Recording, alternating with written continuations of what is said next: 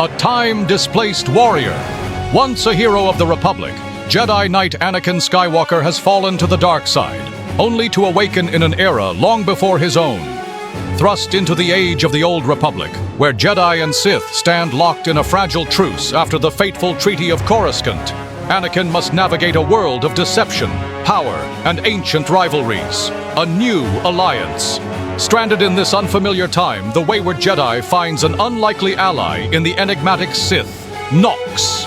Together, they endure the brutal trials of Korriban, facing the treacherous scheming of Overseer Harkonnen, who seeks to break them before they can rise. But against all odds, both apprentices triumph, earning their place under the watchful eyes of their new masters, Lord Zash and Darth Baras. Destiny awaits. Now bound for Dromund Kaas, the heart of the Sith Empire, Anakin and Nox must prepare for what lies ahead. Will they embrace the darkness? Will they shape the fate of this ancient war? Only time will tell. Anakin and Nox, along with their companions, made their way to the transport section of the Imperial fleet. Using their shuttle passes, they boarded a gauge-class transport known as the Black Talon, bound for the Dromund Kaas spaceport. Their destination held great significance. Anakin and Nox were to finalize their documents to officially become Imperial citizens. More importantly, they would have the opportunity to choose their Sith names. Anakin, unsurprisingly, selected Vader when registering in the system. As Anakin and the gang strode toward the welcoming party for the Black Talon, he noticed an officer conversing with a guard.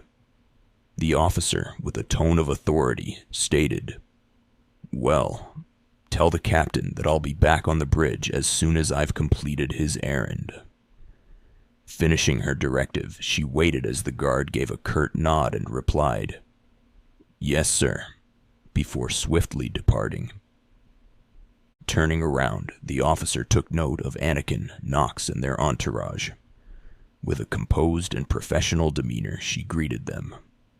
"Good to have you aboard," she began. "I'm Lieutenant Silas, second in command of the Black Talon. We're your transport to Dromund Kaas." Her tone was crisp and formal. Anakin inclined his head slightly in acknowledgement.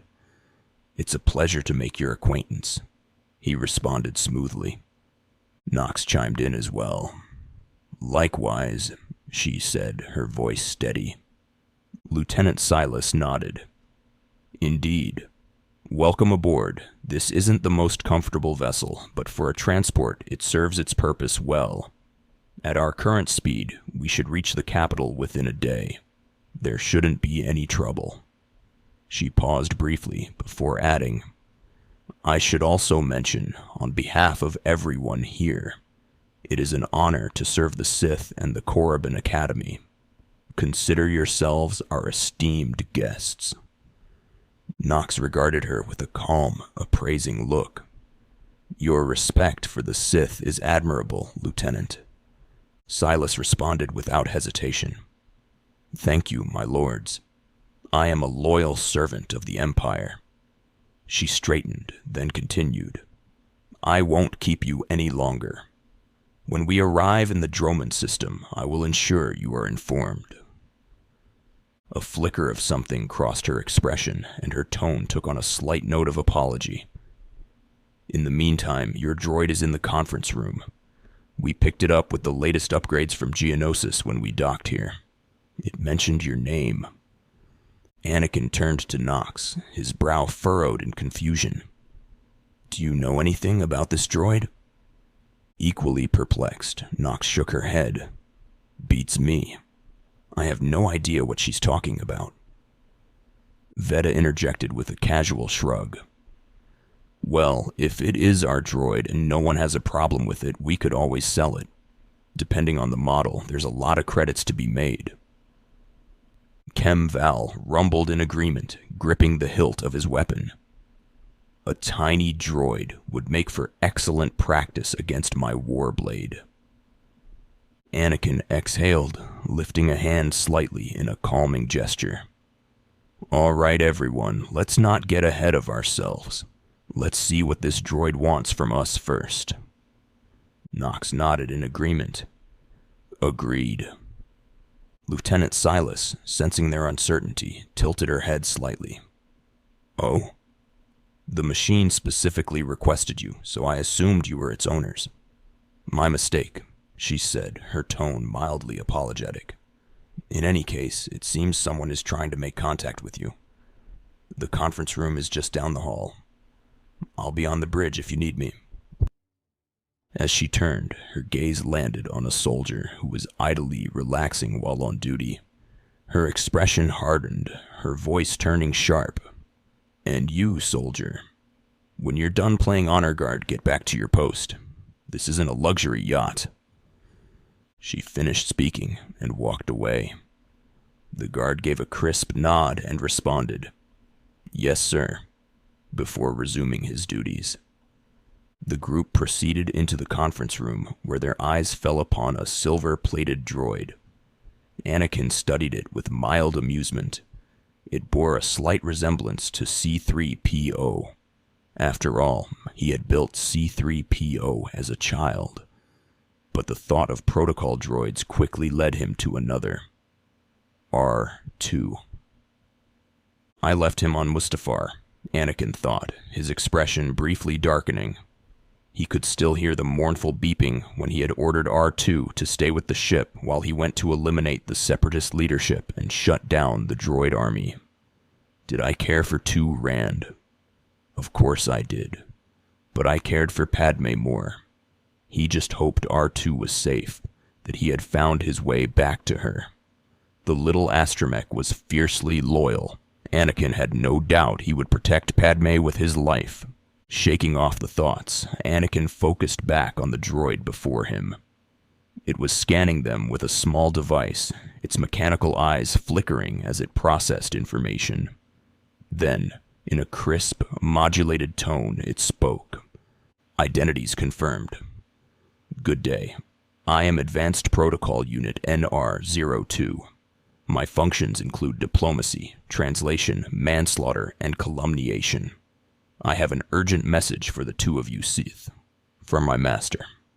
Please stand by for delivery. It finished speaking, standing motionless.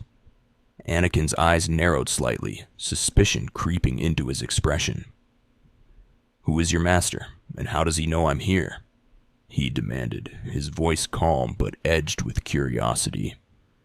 Of course, he had reason to be wary. The droid had been upgraded on Geonosis, a place that did not hold fond memories for him. That cursed planet, he mused. The only redeeming thing about it had been his time with Padme, when they had finally confessed their love for each other. His mind briefly wandered to another enigma. His lost arm. Count Dooku had severed it. Yet here he stood, whole once more. He still didn't fully understand how he had regained it. Whatever brought me here must have restored what I lost, he reasoned. He could feel his connection to the Force was stronger than before, though he had lost some of the raw power that had come with his mechanical arm. Still, he made up for it in skill, the Force, and his natural genetic gifts. Even without drawing on his abilities, he was faster and stronger than any non-Force sensitive human. His thoughts were abruptly interrupted as NR-02 responded. This unit, NR-02, is assigned to Grand Moff Kilran. You are now in contact with the Black Talon. The droid's holoprojector flickered to life, displaying the image of a broad-shouldered human male. He stood with his hands clasped behind his back, his expression cool and calculating. Then with an air of satisfaction, he spoke. Well, so I am. And it seems you've brought me just the person I've been looking for. He continued, introducing himself with deliberate grandeur. My name is Rikus Kilran. I am commander of the 5th Fleet, second to the Minister of War, and my personal favorite, the so-called Butcher of Coruscant. Anakin's mind flashed back to the Sith archives. He had read about the Treaty of Coruscant and Kilrin's role in the war. The man was infamous, one of the Empire's most renowned commanders during the sacking of Coruscant. His unconventional strategies and brutally effective strikes in the final days of the war had earned him his feared reputation. His tactics during the battle had been so devastatingly precise that Republic civilians had given him the moniker, the Butcher of Coruscant. Instead of rejecting the name, Kilrin had embraced it with a characteristic sense of irony. His scars, Anakin recalled, had been earned in a fierce battle against a Jedi boarding party. His ruthless efficiency had secured him the honorary title of Grand Moff, a recognition of his unparalleled service to the Empire. Anakin could respect that. He himself had been a general, and his own battle tactics had often been seen as unorthodox. He mused over all the battles he had fought and led, recognizing a kindred spirit in Kilran's strategic mind. Before he could dwell on it further, Nox's voice cut through his thoughts.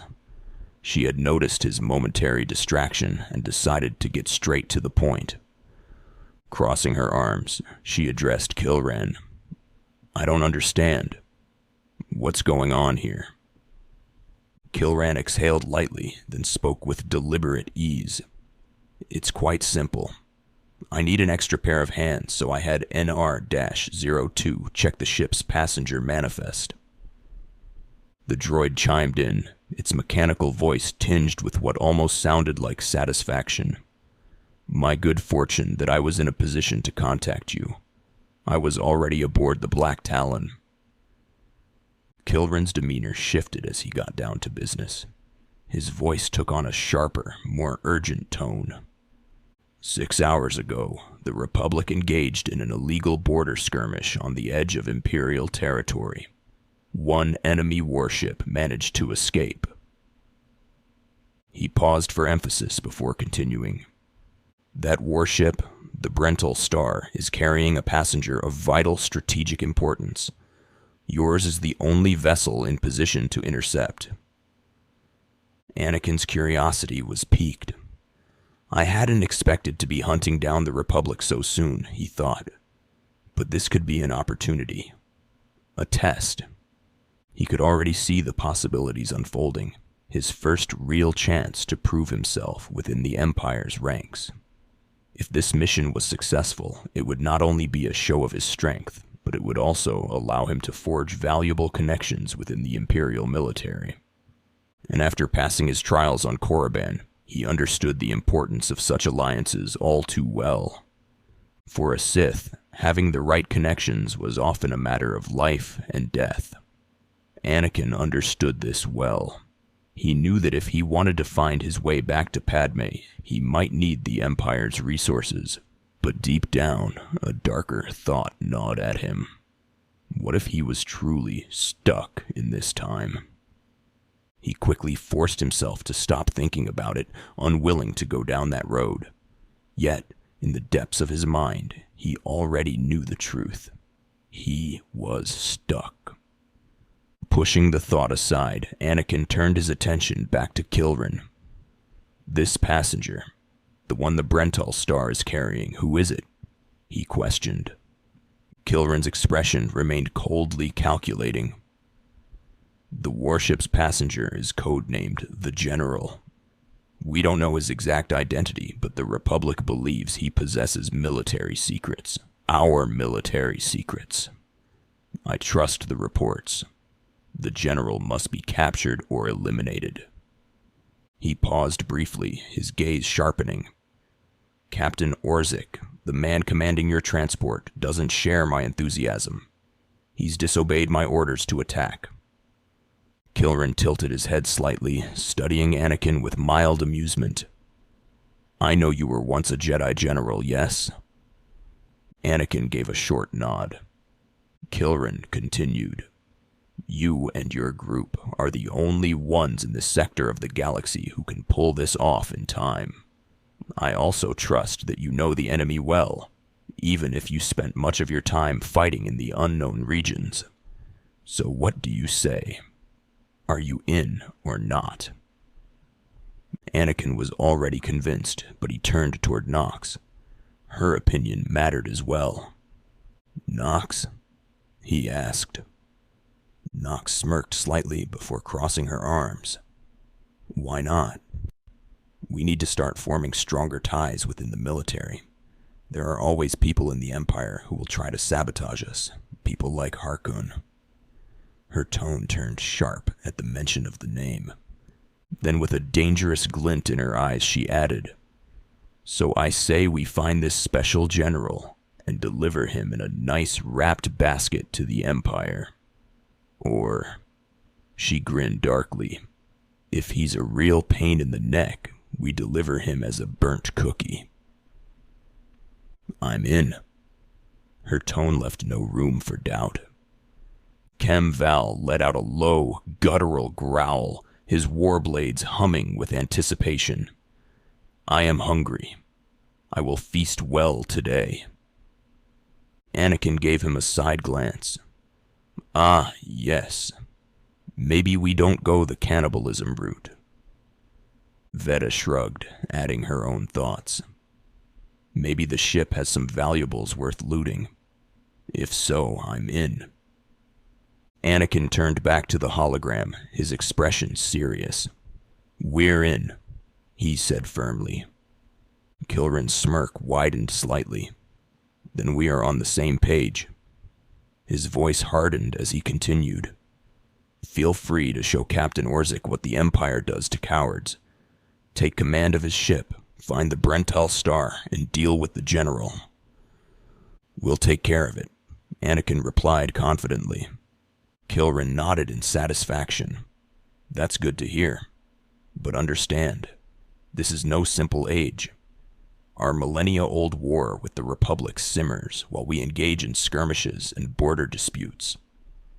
His voice grew heavier, more commanding. Yet we cannot grow complacent. Traitors like your captain and threats like this general must be eliminated. NR02 chimed in, its mechanical voice crisp. I will lead the way to the bridge. Once Captain Orzik is deposed and our hijacking is complete, we may proceed to the Brenal Star. Kilrin gave a final nod. We have a plan. Now let's commence it.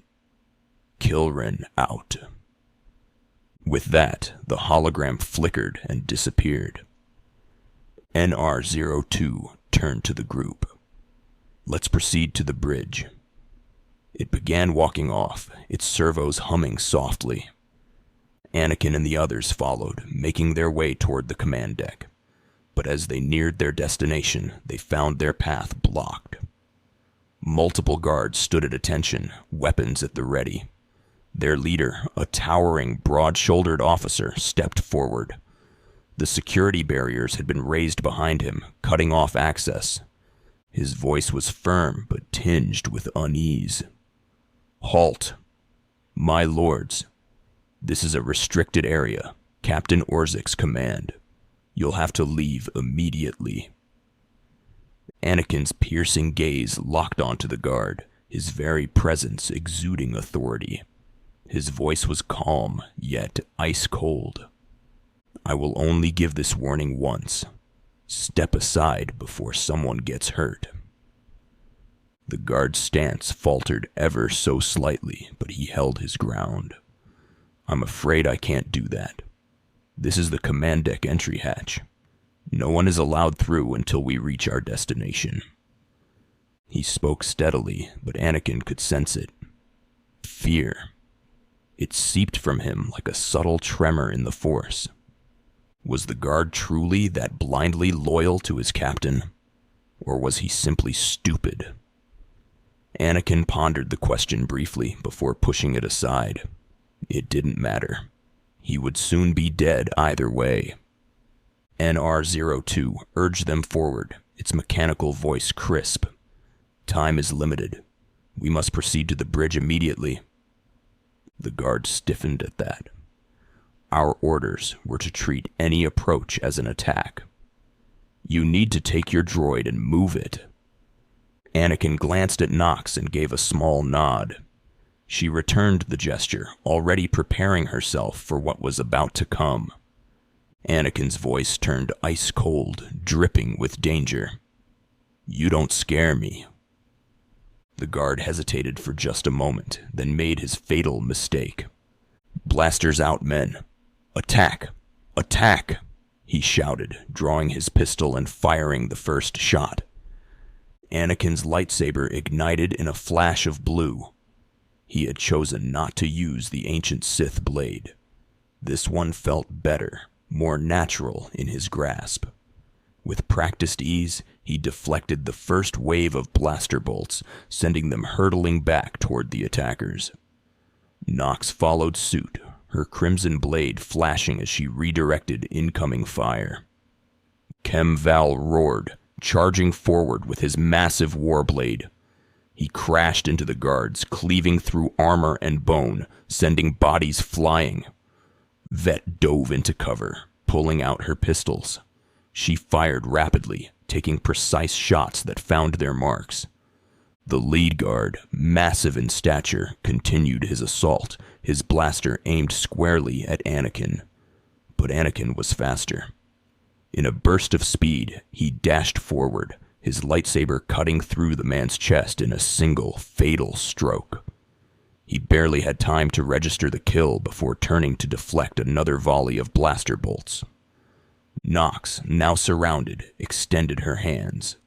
A burst of violet lightning erupted from her fingertips, engulfing a squad of rushing guards. Their screams filled the air as the sheer power of the dark side burned them alive. She spotted a fuel canister among the reinforcements. With a flick of her wrist, she sent it flying into their ranks. Boom! The resulting explosion ignited a small fire in the hallway. More guards screamed, writhing as flames consumed them. Kem, meanwhile, had pounced onto a hapless soldier. With terrifying ease, he lifted the man in one hand before sinking his fangs into the guard's skull. The crunch of bone and muffled screams echoed. When Kem finished his gruesome feast, he hurled the lifeless body at another incoming soldier, sending the unfortunate man sprawling to the ground. Kem wasted no time. He leapt, driving his warblade deep into the man's stomach. Veta continued her cover fire, picking off targets with deadly accuracy. But suddenly, she felt movement behind her. Spinning around, she came face to face with a guard, his blade raised. Thinking fast, she delivered a swift, brutal kick between his legs. The guard doubled over, gasping in agony.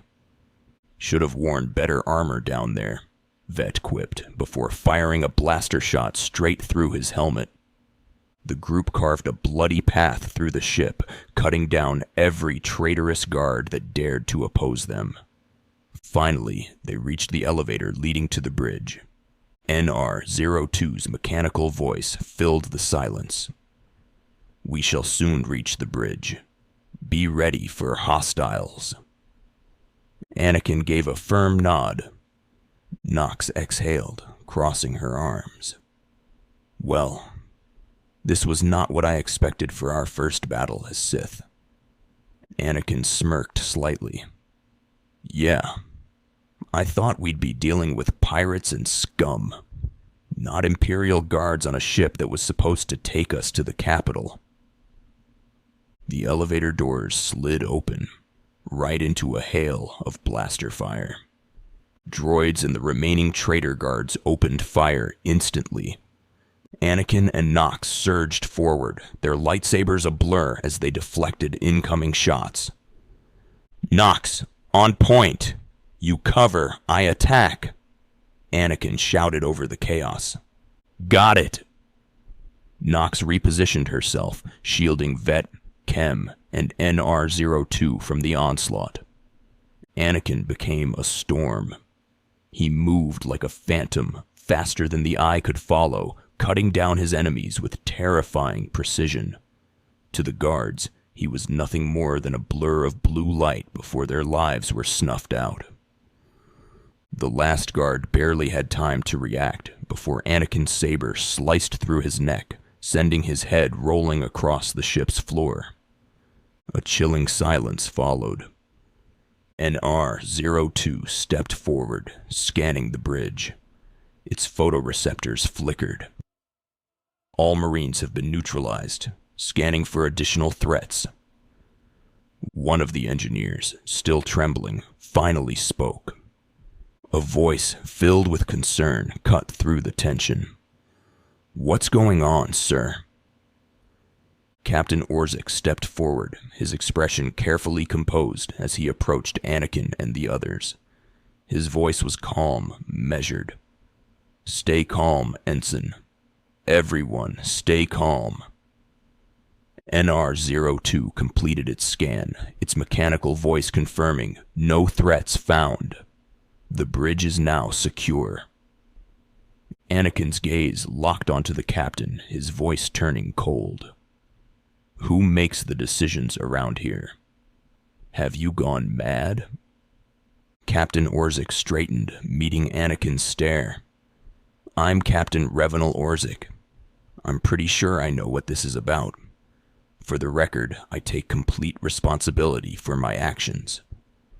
Anakin's posture shifted, his presence commanding as he slipped into general mode. His tone was firm, authoritative. "Captain Orik, I'm told you disobeyed a direct order from Grand Moff Kilrin."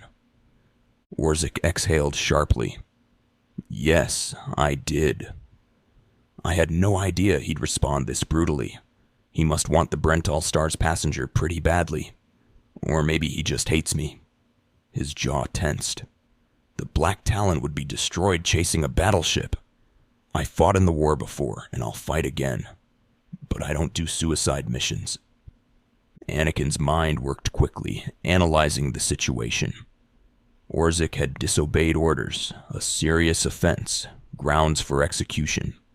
But the logic behind his hesitation was sound. Killing him now would accomplish nothing except chaos. If half the ship's guards and Marines had been willing to die for him, then his execution would crush morale. And morale was everything in war. Anakin knew this better than most. His decision was made. Nox remained silent, a subtle sign of trust. She was letting him make the call. When Anakin gave her a slight nod, she returned it, signaling her support. Anakin turned to Orik, his voice unwavering. "I'm not looking to make a martyr of anyone. We can complete this mission and survive." Orik let out a dry chuckle. "I expect you believe that. I see it differently. Listen to me. You managed to hijack one ship, and that's certainly impressive. But taking on the Brenal Star, that's something else altogether." A holoprojector flickered to life, displaying the Republic warship in detail. "I might be able to get us close, but then you'd have to board it, fight an army of Republic soldiers, and somehow find the general. It's unacceptable." Anakin folded his arms. "Then we move quickly." He gestured toward Nox. "She and I will go after the general. Kemval, Veta, and some of your best Marines will disable the shields and weapon systems. If we hit them hard and move fast, we have a high likelihood of success." His tone remained firm, decisive. "When we attack, the crew of the Brenal Star will underestimate us. That will be our advantage." He locked eyes with Orik. "And we don't have a choice. Those were Moff Kilrin's instructions. If we're going to survive, we need to work together." Vet gave a confident smirk. "Sure, I know my way around things. We can get it done." Kemval bared his fangs. "Ah, a worthy challenge. You will have my blades." Nox added smoothly, "I'm with you. Together, they don't stand a chance." Orik let out a long breath, studying the Sith before him. "I see now. You're just as much a victim of Kilrin as I am, aren't you?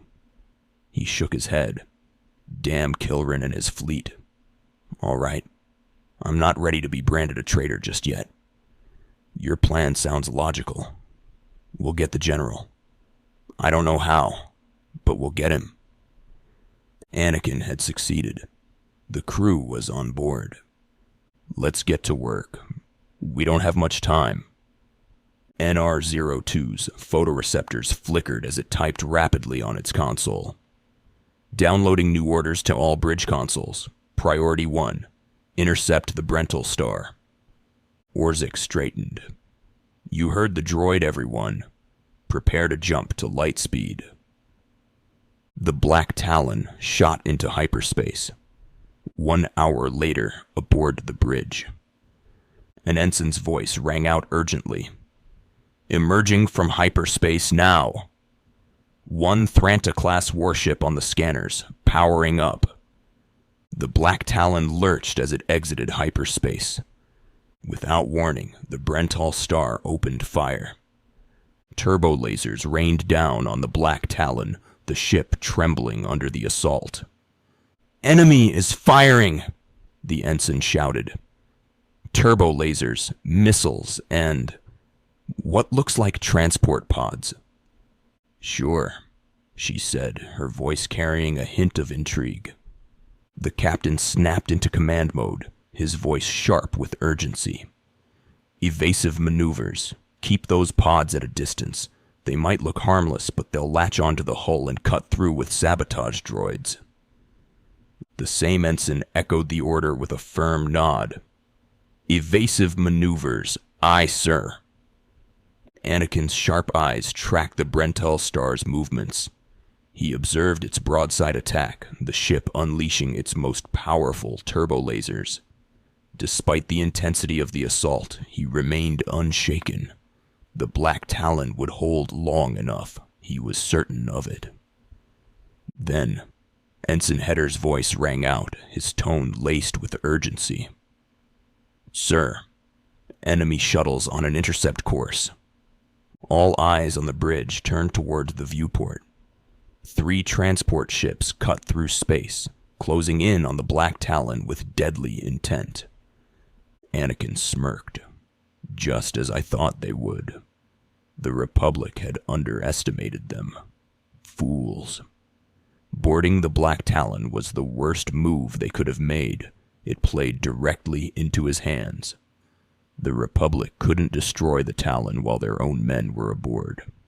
By sending their elite forces here, they had handed him the perfect opportunity. A blunder he fully intended to exploit.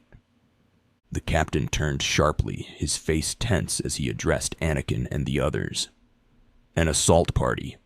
We don't have sufficient defenses to keep them from landing. Anakin stepped forward, his presence commanding. This is the best outcome for us. His voice was calm, assured. They'll send some of their best men here, and they will die. His words were as cold as the void outside. That will make our raid on the Brenal Star much easier with their top soldiers already eliminated. And most importantly, he narrowed his eyes, his tone edged with certainty. It buys the Black Talon time. Time that we need. He crossed his arms. Let them board. Keep the sabotage droids at bay. We'll handle any boarders. NR-02 tilted its head slightly, its glowing photoreceptors flickering as it processed the plan. This course of action is deemed advisable. Without hesitation, Anakin and his crew rushed to intercept the incoming assault party. The elevator doors whooshed open, revealing a squad of Republic troopers storming in, their weapons raised. A Republic soldier barely had time to react before his eyes widened in shock. A Jedi? The moment was his last.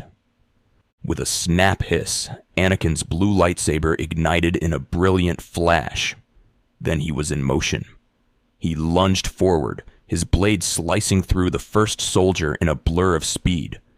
The Republic troopers barely had time to register what was happening before their comrade crumpled, his armor smoking from the lethal cut. Blaster fire erupted. A Republic gunner, a burly soldier wielding a massive minigun, stepped forward, unleashing a hailstorm of crimson bolts. The air crackled with energy as the shots zipped toward them. But before the gunner could do any real damage, Kemval surged forward with terrifying speed. The massive Deshade warrior raised his warblade high, then brought it crashing down, smashing into the trooper's helmet with devastating force. The gunner's skull crumpled under the sheer power of the blow, his lifeless body collapsing to the floor. Nox, her violet eyes gleaming, stepped into the chaos. As blaster bolts screamed toward her, she raised a hand. With fluid grace, she twirled her lightsaber, deflecting the incoming shots with deadly precision, her expression cold and unreadable. As 3 incoming Republic troopers moved to take her down, attempting to surround and overwhelm her defenses, Nox immediately recognized their tactic. It was a well-known maneuver used against Sith opponents, not just by Republic forces, but even by Imperial troopers. However, she was prepared. With a surge of power, she summoned a devastating Force lightning storm, striking the troopers directly. Their bodies convulsed violently as the crackling energy seared through them. Some were burned severely, while others succumbed to their gruesome injuries. Meanwhile, Veta fired her pistol relentlessly, each shot finding its mark as she picked off the soldiers one by one. Amidst the chaos, she spotted a grenade on the body of a fallen Republic trooper. Without hesitation, she grabbed it, pulled the pin, and hurled it toward another incoming wave of enemies. The explosion rocked the battlefield, sending troopers flying. Most were killed instantly, while the rest lay on the ground, either dead or grievously wounded. Vet's sharp eyes caught sight of a downed female trooper. Smirking to herself, she noted that the armor would likely be a perfect fit. "Hey guys, try to preserve the Republic armor, okay? I've got an idea for them," she called out. Nox, who was closest to her, adjusted her stance and responded, "Got it." Kem growled, but relented. "Fine, I will do so." Anakin, on the other hand, had no time to spare for discussion. He was already cutting down troopers in swift, lethal strikes. "You guys secure the area. I'll deal with the retreating ones," he ordered before surging forward. Anakin pursued the fleeing Republic soldiers, slicing through them effortlessly. The troopers hesitated in shock. Was this a Jedi attacking them? But their horror deepened when they realized the truth. No, this was no Jedi. This was a Sith. With a quick thrust, Anakin stabbed one trooper straight through the heart before following up with a powerful force push. The shockwave sent multiple squads crashing to the ground, the impact shattering bones and killing 3 instantly. The last 3 soldiers, now desperate, raised their blasters and opened fire. "Take him down!" one of them shouted.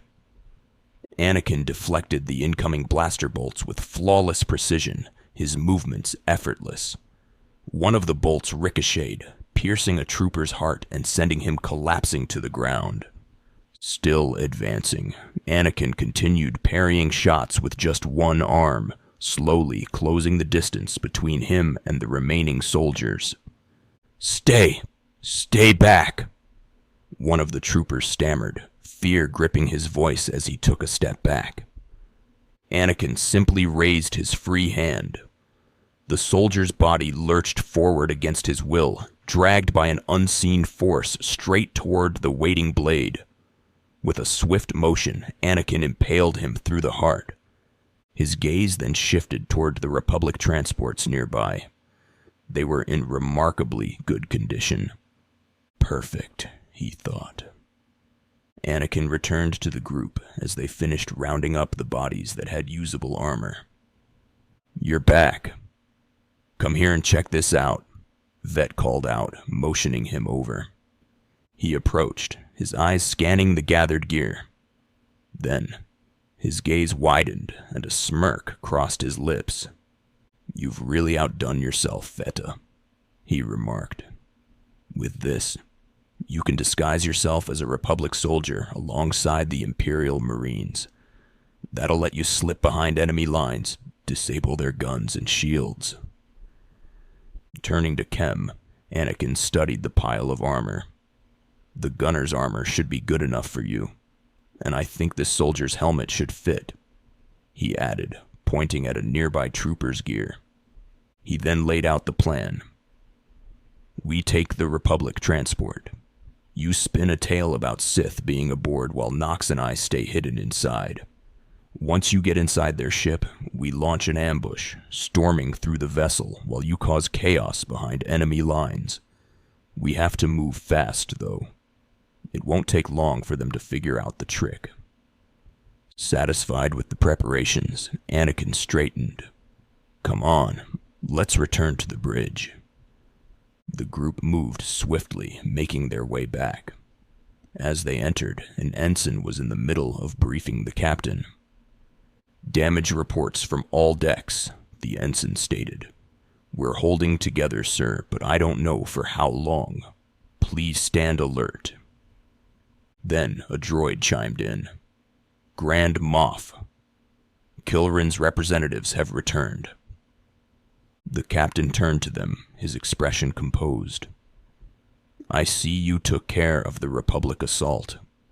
Welcome back to the bridge." Anakin responded calmly, crossing his arms. "Bring me up to speed." The captain nodded. "We've survived the first wave of attacks from the Brenal Star. Things will remain calm until we enter fighter range. Another minute, maybe 2. Just then, another ensign spoke up, her voice tinged with confusion. "Transmission coming in. Long range. It's a message, but it's not from the Brenal Star." Anakin's interest was piqued. "Put it through, Ensign," he instructed. The holoprojector flickered to life, revealing the image of a human female. "This is Jedi Grandmaster Satele Shan, hailing unidentified Imperial vessel. I'm en route to your location with 16 Republic ships. I ask you to retreat before more lives are lost," she declared. Anakin's mind raced with possibilities. So this was the Grand Master of the Jedi Order, the one who had nearly killed Malgus on Alderaan. Yet, Malgus had survived. He already knew reinforcements were coming, but they wouldn't arrive in time to change the plan. He had no personal hatred toward her. His voice was firm and commanding as he responded, "It's a pleasure to make your acquaintance." Satele's expression softened slightly, and there was a hint of relief in her tone. "I'm glad to hear a voice of reason. Let us end this conflict together. The Brenal Star is under my protection. Our convoy was ambushed, and I sent the star ahead. We will reunite soon. I've already crippled 3 Imperial dreadnoughts. I don't wish to destroy you. The peace between the Republic and Empire is fragile enough already." Anakin, however, had no intention of backing down. He wasn't here to start a war, but he would complete his mission. "Tell the Brenal Star to hand over the general," he said flatly. "No one needs to be hurt." Satele's expression hardened. The general has a role to play with the Republic. Incidents like this are happening across the galaxy, but only because we allow them. Leave the Brenal Star to me. If you don't, then may the Force be with you, because the men and women aboard that ship can hold you off until we arrive, and you will be defeated." Anakin's gaze was unwavering. "We'll see about that. End the transmission." "Affirmative. Ending transmission," the ensign confirmed. Another officer immediately spoke up. "Entering fighter range. The Brenal Star is launching its first squadron." Captain Orzik turned to Anakin. "It's time we do the same. I assume you'll lead the boarding party to retrieve the general? Anakin nodded. Whatever's necessary to finish this. With that, he detailed his plan. The disguises, the Republic transport, and the ambush. Time skip. Brenal Star hangar. Vet called out. We've landed in the hangar. I'm going with Kem and the disguised Imperial Marines. Anakin, concealed within one of the ship's vents, gave a firm nod. All right, proceed with the plan. And I hope I don't have to remind you men. Hide your Imperial accents. Any slip-up will bring unwanted scrutiny. His voice was low but commanding. Now go. If they decide to search the ship, we'll be in the vents. Yes, sir. One of the disguised Marines acknowledged as Vet led the infiltration team down the boarding ramp. At the bottom, a Republic soldier was already waiting, his sharp gaze scrutinizing them as they approached. Reporting, sir, Veta said, doing her best to mimic the clipped tone of a Republic trooper. The soldier studied her closely before narrowing his eyes at the group. Report, trooper. Why have you retreated from your assault on the Black Talon without a word? Veta hesitated for only a split second, then quickly scratched the back of her helmet, feigning unease. Ah, well, you see. She stalled before straightening. We faced heavy resistance. They had 2 powerful Sith Lords on board. We had no choice but to retreat. We're all that's left of the assault party. The soldier gave a curt nod. Acknowledged. Report back to your station. You're dismissed. Yes, sir. Boys, with me, Vet ordered, striding forward confidently with the infiltration team in tow. From within the vents, Anakin observed as they disappeared into the hangar's depths. He turned to Nox, a smirk creeping onto his face. Good. They bought it. No search of the ship, he murmured. Then without hesitation, he kicked the vent latch open. Let's do our part now. Silently, they slipped out into the shadows of the hangar. Yes, and soon, the Republic will lose their new favorite cookie. Nox sneered, her arms crackling with anticipation as she channeled Sith lightning. Good, Anakin replied, his grip tightening around his lightsaber. Without hesitation, the assault began. The sharp echoes of blaster fire filled the corridors, punctuated by the grunts and screams of Republic soldiers falling in battle. Suddenly, the ship's intercom crackled to life, a panicked voice announcing on repeat. Attention, all personnel of the Brenal Star. We have been boarded by 2 Sith. They are moving through the ship as we speak. All available troopers not ordered to hold their positions must stop the intruders immediately. Move, move, right side.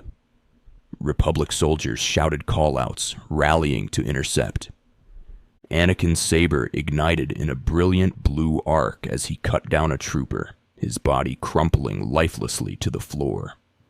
He and Nox pressed forward, entering another hallway. They've been spotted moving toward the command room. A Republic officer barked as a squad of soldiers rushed in, blasters raised. Open fire. Take them down. Nox smirked darkly, extending her hands. The force rippled outward as she crushed, pulled, and sent soldiers flying like ragdolls. Then she unleashed a storm of lightning, arcing between troopers as they convulsed and collapsed in agony. Anakin's movements were a blur, his saber slicing through enemy ranks with lethal precision. The battle raged as troopers fell in droves. Then, the elevator doors hissed open. A Republic war droid, flanked by a squad of heavily armed soldiers, stomped forward. Nox barely glanced back before summoning another violent storm of lightning, striking the soldiers dead before they could even raise their weapons. Anakin leapt into the air, his lightsaber twirling as he deflected the incoming cannon fire from the war droid. With a burst of speed, he dashed forward, his blade cutting through the droid's metal frame in a single, decisive strike. Sparks flew as the machine collapsed in two. Command room sometime later. The smell of scorched circuits and blood lingered in the air. Anakin stood over the lifeless body of the ship's communications officer who had foolishly attempted to shoot him and Nox with a blaster pistol. Ignoring the mess, Anakin quickly patched through to NR-02. Protocol Unit NR-02. I hope you're receiving this message clearly and that your flight was free of incident. The droid's smooth, mechanical voice responded. Please hold for Security Coordinator Ensign Brukara. A moment later, a new voice came through. Tense. Urgent. Your team has reported back. They've successfully disabled the enemy's weapon systems and shields and are en route to your location. They'll follow any commands you issue if needed. She hesitated. Try not to take too long. We're not a military ship. If Republic reinforcements arrive, we won't last a minute out here. What you have is all you're getting. Anakin nodded, his voice unwavering. Consider me warned. Relay the order to my team. Cut off any escape routes for the General. NR-02's hologram flickered as it switched back on. I've been scanning the Brenal Star's communications, the droid reported. Security forces appear to be regrouping around the escape pods. It is extremely likely that the crew is attempting to evacuate the General. You must retrieve or eliminate him before he escapes. Nox smirked, her crimson gaze gleaming. We'll have the General before the crew even knows what's happening. Excellent news, NR-02 responded. I'll be in contact if the situation changes. Proceed to assault all defense points between you and the target. Anakin exchanged a knowing glance with Nox. It's time, he said. Without another word, they moved toward their next objective, near the escape pods. After heavy fighting, Anakin and Nox stood before the blast doors, their lightsabers still humming from the intense battle they had fought to get here. Anakin pressed the control panel, but the doors refused to budge, held shut by someone on the other side. A muffled voice echoed from beyond the barrier. The escape pods aren't far now. You can make it on your own, General. A Twi'lek Jedi stood guard, her tone urgent yet resolute. The General, clutching his stomach in pain, hesitated. What about you? The Jedi exhaled, determination in her stance. I'm here to face my destiny. Without another word, the wounded General limped away. Anakin narrowed his eyes. The Force surged around him as he raised his hand, summoning an immense Force push. The blast doors groaned before being violently ripped apart, the heavy durasteel sent flying. Smoke and debris filled the air as he and Nox stepped through. As the dust settled, a lone figure emerged from the haze. A Jedi. She stood firm, her green lightsaber igniting in defiance. Halt where you are! Her voice rang out, unwavering. I am Yadira Bun, Padawan of the Jedi Order. I was sent to protect the General, and you will not pass. Anakin's blue lightsaber snapped into position, his stance sharp and offensive. Beside him, Nox's crimson blade extended, a stark contrast against the dim lighting. Anakin studied her carefully. She carried herself with the confidence of a seasoned warrior. She was at least knight level. That fact intrigued him. Were the Jedi of this time stronger than those of his own? And yes, I boosted the Jedi in this story. His gaze flickered to Nox. She wasn't ready for this fight. Not yet. She had talent, immense potential, but she was still early in her Sith training. A duelist of this caliber was a terrible matchup for her right now. One day, she would stand among the most powerful Sith in the galaxy, but today was not that day. Nox, go after the General. I'll deal with the Jedi. I've done it once before. I'll do it again. She hesitated for only a moment before nodding.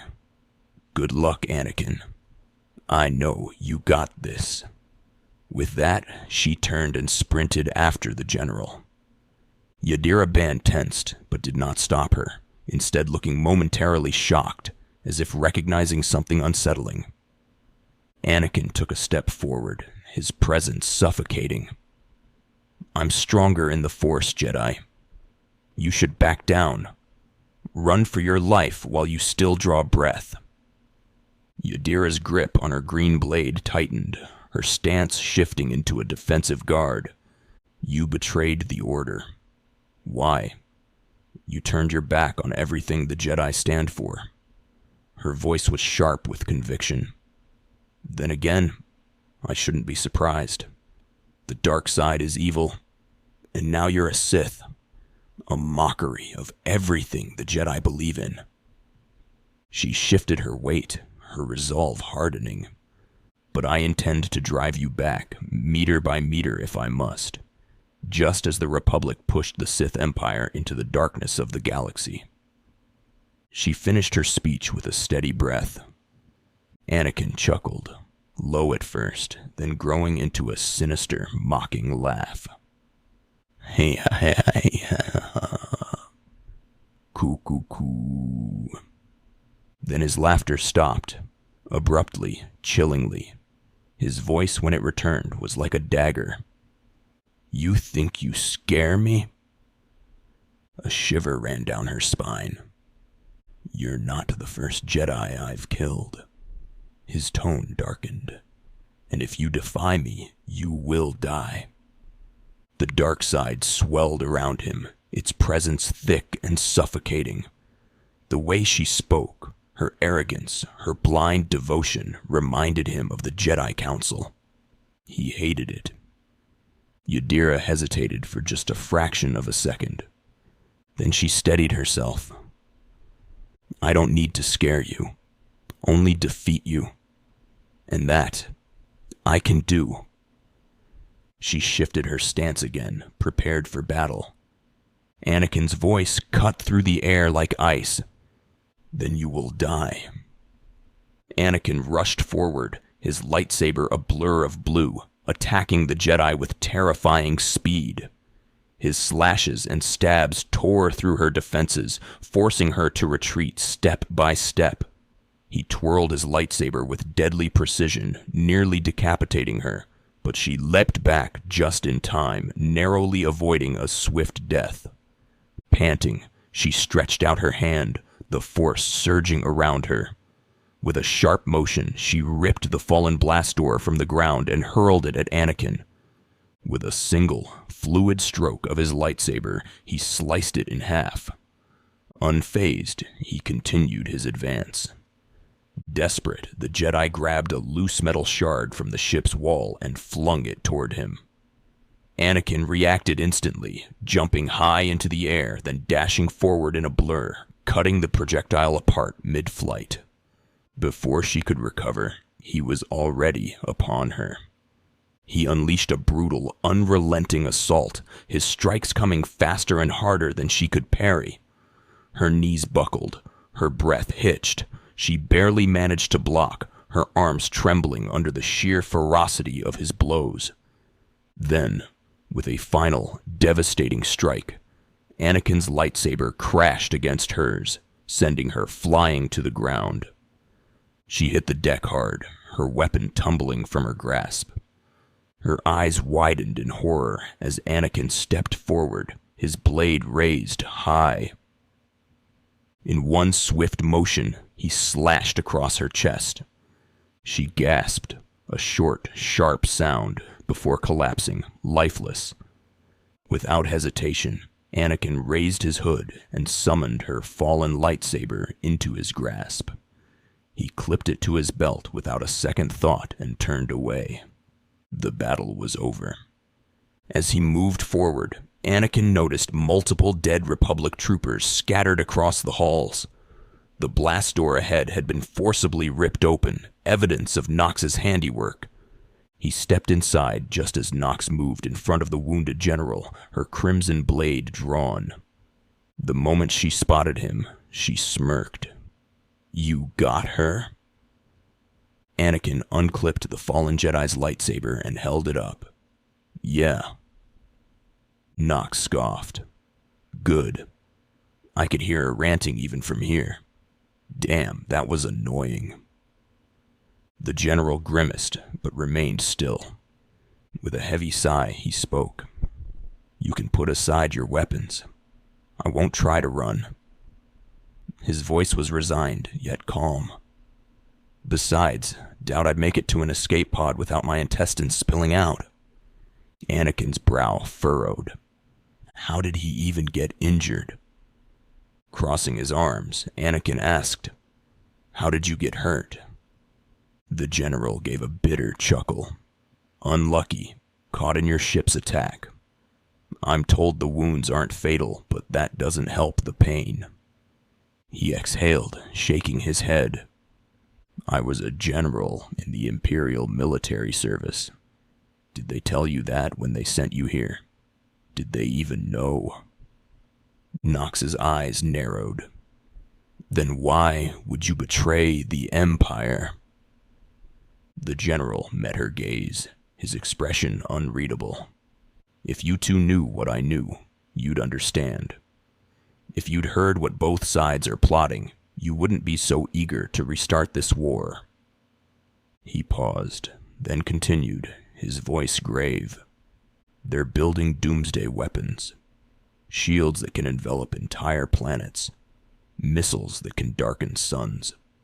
The Republic and the Empire are planning to raise worlds, annihilate civilizations. It'll be unlike anything the galaxy has seen since the Great Hyperspace War." He shook his head, his face lined with exhaustion. "And it's too late to stop it.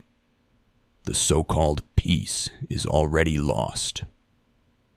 Anakin processed his words, his mind turning over the implications.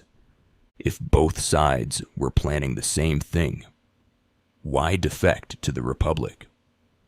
After what happened today, the general wasn't completely lying. But was he exaggerating?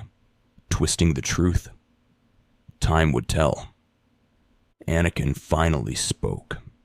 If that's true, why defect to the Republic? The general sighed as if the weight of his choices had long since crushed him. "There's no place for me in the Empire anymore. I thought my last act might be to even the odds, to create a stalemate." His lips curled into a grim smirk. "But it doesn't seem to matter anymore." He lifted his blood-stained hands, looking at them almost absently. "You have me then. Me. My stomach full of blood, and my implant full of cybernetic secrets and stolen plans." He met their eyes, his expression calm. "What will you do?" Anakin considered his words carefully. Creating a stalemate would only cause more death. It wouldn't end the war. It would only prolong it. Perhaps the general just wanted the Republic to win. Didn't matter. He wasn't Anakin's problem anymore. Anakin turned to Nox. A small smirk tugged at the corner of his lips. "It seems he won't be delivered in as a burnt cookie then," he quipped. "But delivered in a nice basket." Nox chuckled, playing along. "Yes, and the Imperial interrogators will get all kinds of secrets from this cookie." The general just tuned out their nonsense, staring blankly ahead as he awaited his fate. Veta and Kem arrived with the Imperial Marines, still disguised in their Republic armor. Their deception remained intact, though Veta had removed her helmet, ensuring she wasn't mistaken for a Republic soldier. She smirked. We set up a surprise. We can leave at a moment's notice." Anakin nodded approvingly. "Good work, team."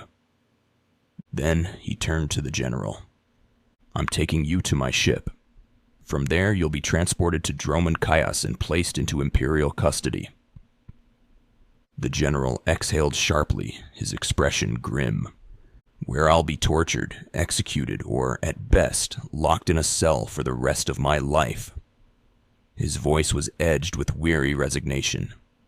"Still, there's nowhere in the galaxy I could truly hide. His fate was sealed. I will follow you." The Imperial Marines moved in, securing him and escorting him back to the shuttle. As they walked, Anakin retrieved his holocommunicator and activated it. The flickering blue hologram of Captain Orzik appeared. "Captain Orzik here. I understand you're on your way back. I assume congratulations are in order." His voice carried a hint of relief. "Our Marines have been recalled to the Black Talon. As soon as you're aboard, we'll jump to light speed. Republic reinforcements could arrive any minute." Anakin responded swiftly. "Got it. Prepare a holding cell. I'm bringing a prisoner." Orzik's hologram tilted his head slightly. "The general? I'm sure the droid and Grand Moff Kilrin will be pleased to have him alive." A smirk. "I'll see you on the bridge. Congratulations again. Orzik out." The hollow image faded, and without another word, Anakin and his team ran back to the transport ship. As soon as they were aboard, Anakin took the pilot's seat, gripping the controls as the ship roared to life. The hangar blurred past them as they accelerated, soaring out of the Republic cruiser and into the cold void of space. A fair distance away, Vet leaned forward, mischief in her voice. "Are you ready for the surprise we're leaving the Republic?" Nox crossed her arms, smirking. "This will be true good." Kem let out a guttural growl. "Destroy the enemy mechanism." Anakin nodded once. Vet held up a detonator, a gleam of excitement in her eyes. "Do the honors." Anakin pressed the trigger. A chain reaction ignited within the Brenal Star, a violent explosion that ripped through its core. Flames erupted outward, consuming the ship in a blinding firestorm. The once proud Republic cruiser was reduced to a storm of debris, its wreckage scattering into the abyss. Any survivors left aboard perished in the inferno. The mission was complete. Time. Skip. Black Talon. He group ran onto the bridge just as the Black Talon prepared for hyperspace. Captain Orzik acknowledged their presence with a firm nod, but before anyone could speak, alarms blared. Anakin turned sharply, his eyes widening as he saw it, a massive Republic fleet exiting hyperspace. "Incoming fire!" a lieutenant shouted as the Republic ships opened up with a relentless barrage. Turbo lasers rained down, the energy blasts scorching the void as they closed in on the Black Talon. For a moment, Anakin could almost picture the Jedi Grand Master's expressions, the sheer fury at watching their quarry slip through their fingers. Then with a final surge, the Black Talon punched into hyperspace, escaping just before the Republic's fire could land a fatal blow. The bridge erupted into celebration. "We did it! I can't believe we actually pulled it off." Cheers and relieved laughter filled the room, a stark contrast to the tense moments before. Captain Orzik smirked, his posture finally relaxing. "Well, our heroes return." A nearby ensign, his voice filled with newfound hope, added, "Welcome back, my lords. My men will take the general to the brig. Congratulations, I never expected the mission to go this smoothly. Your plan worked flawlessly." Anakin gave a slight, amused nod. "I'm touched by your enthusiasm. But what's there to be pleased about? He cast a glance toward the captured general. You're still breathing, and the Empire just eliminated a key enemy. NR-02, ever efficient, chimed in. Grand Moff Kilrin is eagerly awaiting your report. Shall I put him through? Anakin nodded once. Put him through. NR-02's mechanical fingers moved swiftly, activating the transmission.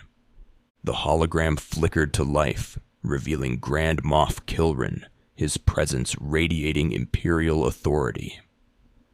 Ah, how fortunate I could reach my friends aboard the Black Talon. His tone was pleased, but calculating. The droid has kept me apprised of your progress, but I wanted to hear it from you personally. How did the attack go? Anakin stepped forward, his voice measured and cold. The Brenal Star has been destroyed, its crew eliminated. The general has been captured and will soon be in Imperial hands. Kilrin's smile widened. Excellent. I'll let Korriban and Imperial intelligence fight over him. You should be proud. You've executed our master plan flawlessly, maximizing the Republic's loss. And this is only the beginning. The war is reigniting, and thanks to your efforts, we've struck a devastating first blow. His tone turned almost gleeful. The general was one of the Republic's greatest weapons, a defector, and your team snatched him from their grasp. I will remember this, and I will ensure that you and your people are well rewarded. Anakin, without thinking, draped his arm around Nox's back, pulling her closer. She suddenly stiffened, her heart pounding furiously. She hadn't expected that. Her face grew redder by the second, and she was grateful the Grand Moff wasn't in the room to witness it. Anakin, however, seemed completely unaware. His gaze remained locked on Kilrin. Spread the word of our success. Kilrin gave a short laugh. Oh, I will. Your heroism will be well noted when I report to the other Moffs. But my words will mean little soon. You will be joining us on the homeworld shortly, and there, you will see what you've been fighting for. It should be inspiring. His hologram flickered.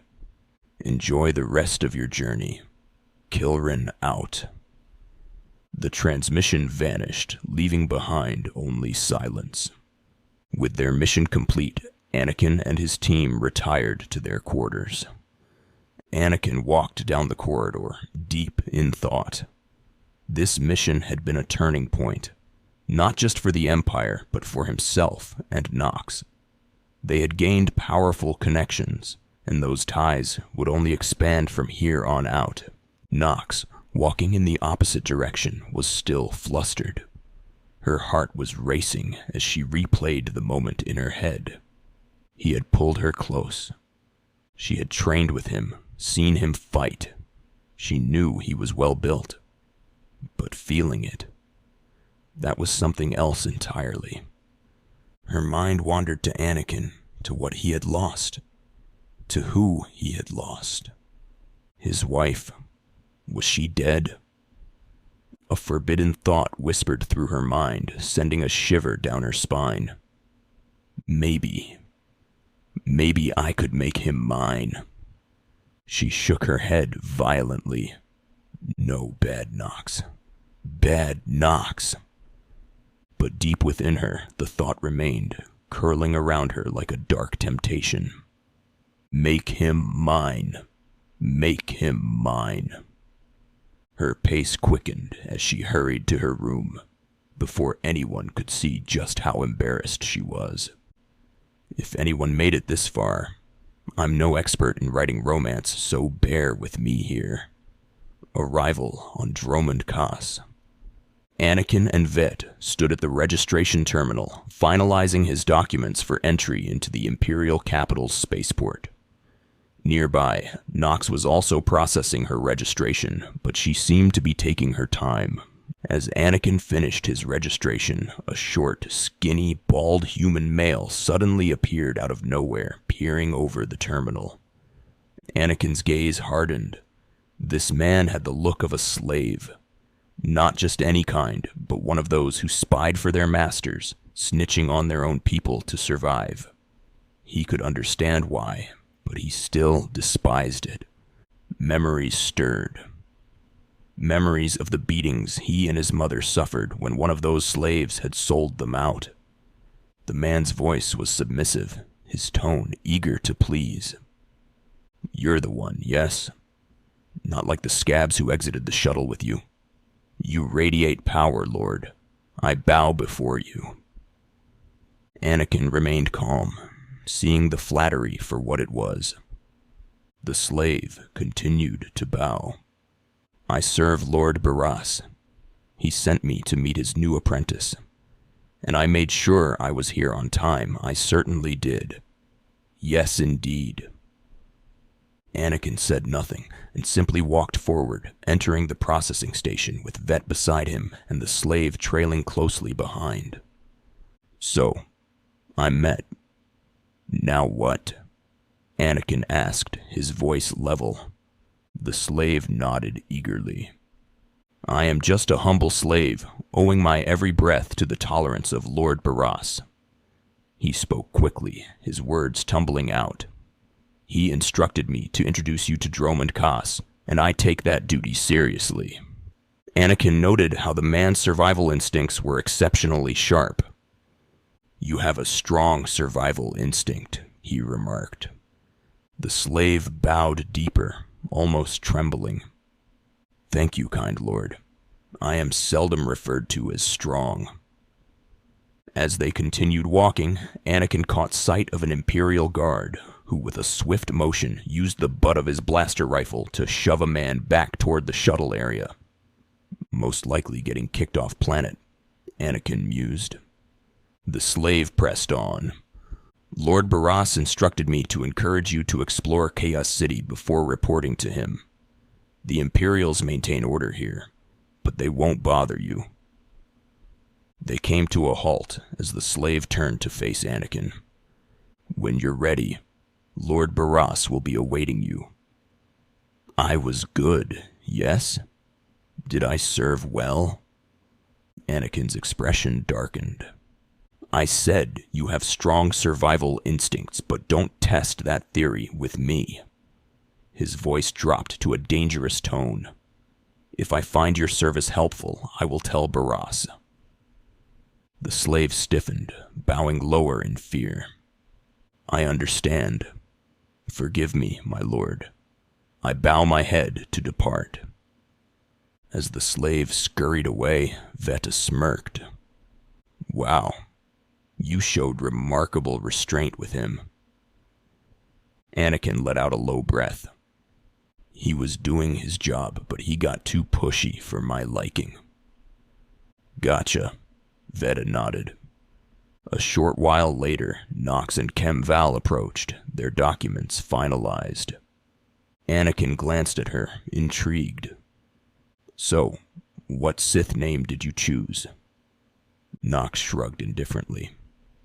"Didn't really care much, so I just went with Nox." She stepped closer, her gaze keen. "What about you?" Anakin smirked. "I chose Vader." Nox arched a brow, then with a playful grin gave a mock bow.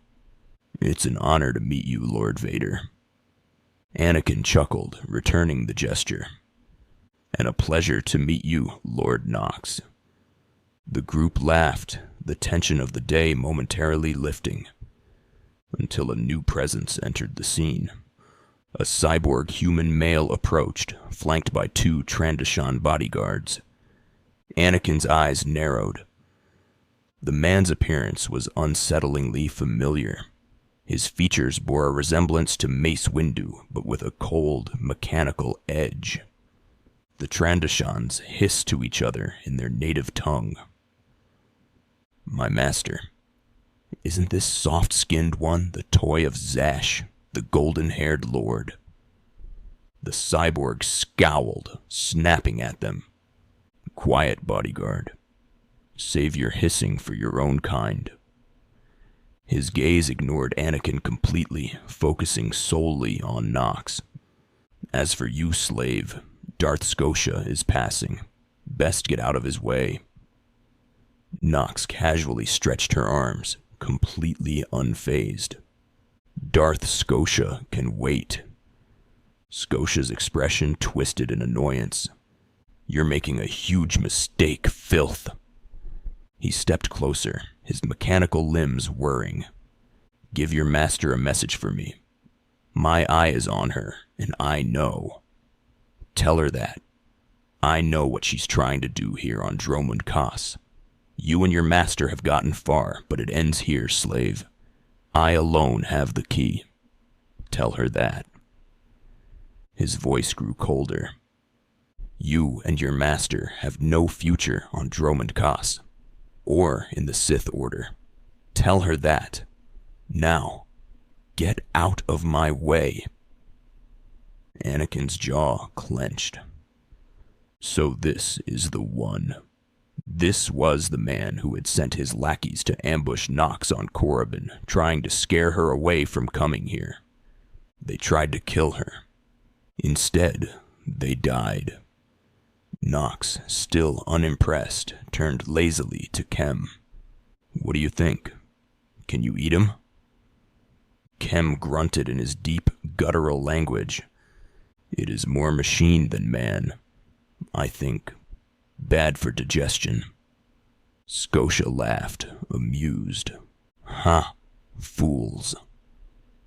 Then, for the first time, he turned to Anakin. His cybernetic eyes flickered with scrutiny. "I suggest you find better company." With that, he turned sharply, striding away, his Trandoshan guards hissing as they followed. Anakin watched them go, his fists tightening at his sides. He remembered Felucia. During the Clone Wars, he and Ahsoka, alongside the 5-0 First Legion, had been deep in battle with separatist forces. Then, Ahsoka had gone missing. At the time, he hadn't known what happened to her. Later, she told him. She had been kidnapped by Trandoshan hunters. They had forced her into a blood sport, hunting her for sport, for entertainment. She had survived, but it had changed her. And now, standing here, facing the same species that had once hunted his Padawan. His hands curled into fists. Veda, noticing his shift in demeanor, leaned in. "So, what's his deal?" Anakin exhaled slowly, forcing his temper back under control. "A dead man walking." "Problem." Anakin turned to face Nox. "No idea he has something against my master, and now he has something against me. But don't worry, I can handle him," she responded. "So, this is where we split up for now," Anakin said. Nox nodded. "Yeah, I have to meet up with Zash and do something for her. But you have my number. Give me a call anytime." "Will do. Bye for now." With that, the group parted ways. Anakin and Vede left the spaceport, stepping into the heart of the Sith Empire's capital. The city was like a jungle. Skyscrapers rose like monolithic trees, while the eternal twilight sky loomed dark blue above, shrouding the planet in perpetual night. But it wasn't just the sky that made Dromund Kaas feel oppressive. The planet itself felt dark, as if its very core had been twisted, experimented upon by the dark side for centuries. Taking the taxi service, Anakin and Veda soared above the city, the speeders weaving between the towering structures. When he landed, Anakin stepped out, his gaze sweeping across the Imperial Citadel. It stood tall and foreboding, the seat of the Imperial government and the heart of Imperial intelligence. For a while, he simply walked the streets, observing the city, the people, the military presence, the way the Empire functioned at its core. Then, a plump human male, his face red with frustration, caught Anakin's attention. The man was ranting loudly, his words filled with outrage. Curious, Anakin approached. As Anakin drew closer, the man's words became clearer. 7 brutal, bloody murders. 7. And the killer is allowed to walk free? He gestured wildly, his voice rising. Decent, law-abiding citizens, loyal servants of the Emperor are being slaughtered. And what do our security forces do? Nothing. His gaze landed on Anakin, and without hesitation, he turned his anger toward him. Anakin frowned. Why are you yelling at me? The man's expression shifted, as if realizing who he was speaking to. I apologize for raising my voice, my lord. But these murders cannot go unpunished. Not when the killer is so obvious. Anakin studied him. Go on, he said. The man nodded eagerly. Several days ago, I saw a bounty hunter following people, seemingly at random, but he was pointing a strange device at them. And now, the murder victims' descriptions exactly matched the people he was tracking. His fists clenched. He's behind these brutal killings. I know it.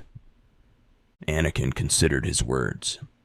If someone was going around slaughtering people and the authorities refused to act, then he would. His voice was measured. He cannot be allowed to continue. The man sighed in relief, as if finally being heard.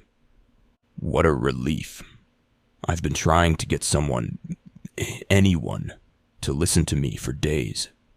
I followed the killer this morning, saw the filthy alien skulking into the Mandalorian enclave. Someone called him by name, Renegade. His tone darkened. This bounty hunter must learn that the Empire doesn't tolerate alien scum like him murdering its citizens. He needs to be punished. Anakin stiffened at the blatant prejudice. This Empire, it's strong, but this hatred for aliens only weakens it. Even in the Republic, he had seen biases and corruption, but not to this degree. And if the Empire refused to change, then he would change it. By force, if necessary.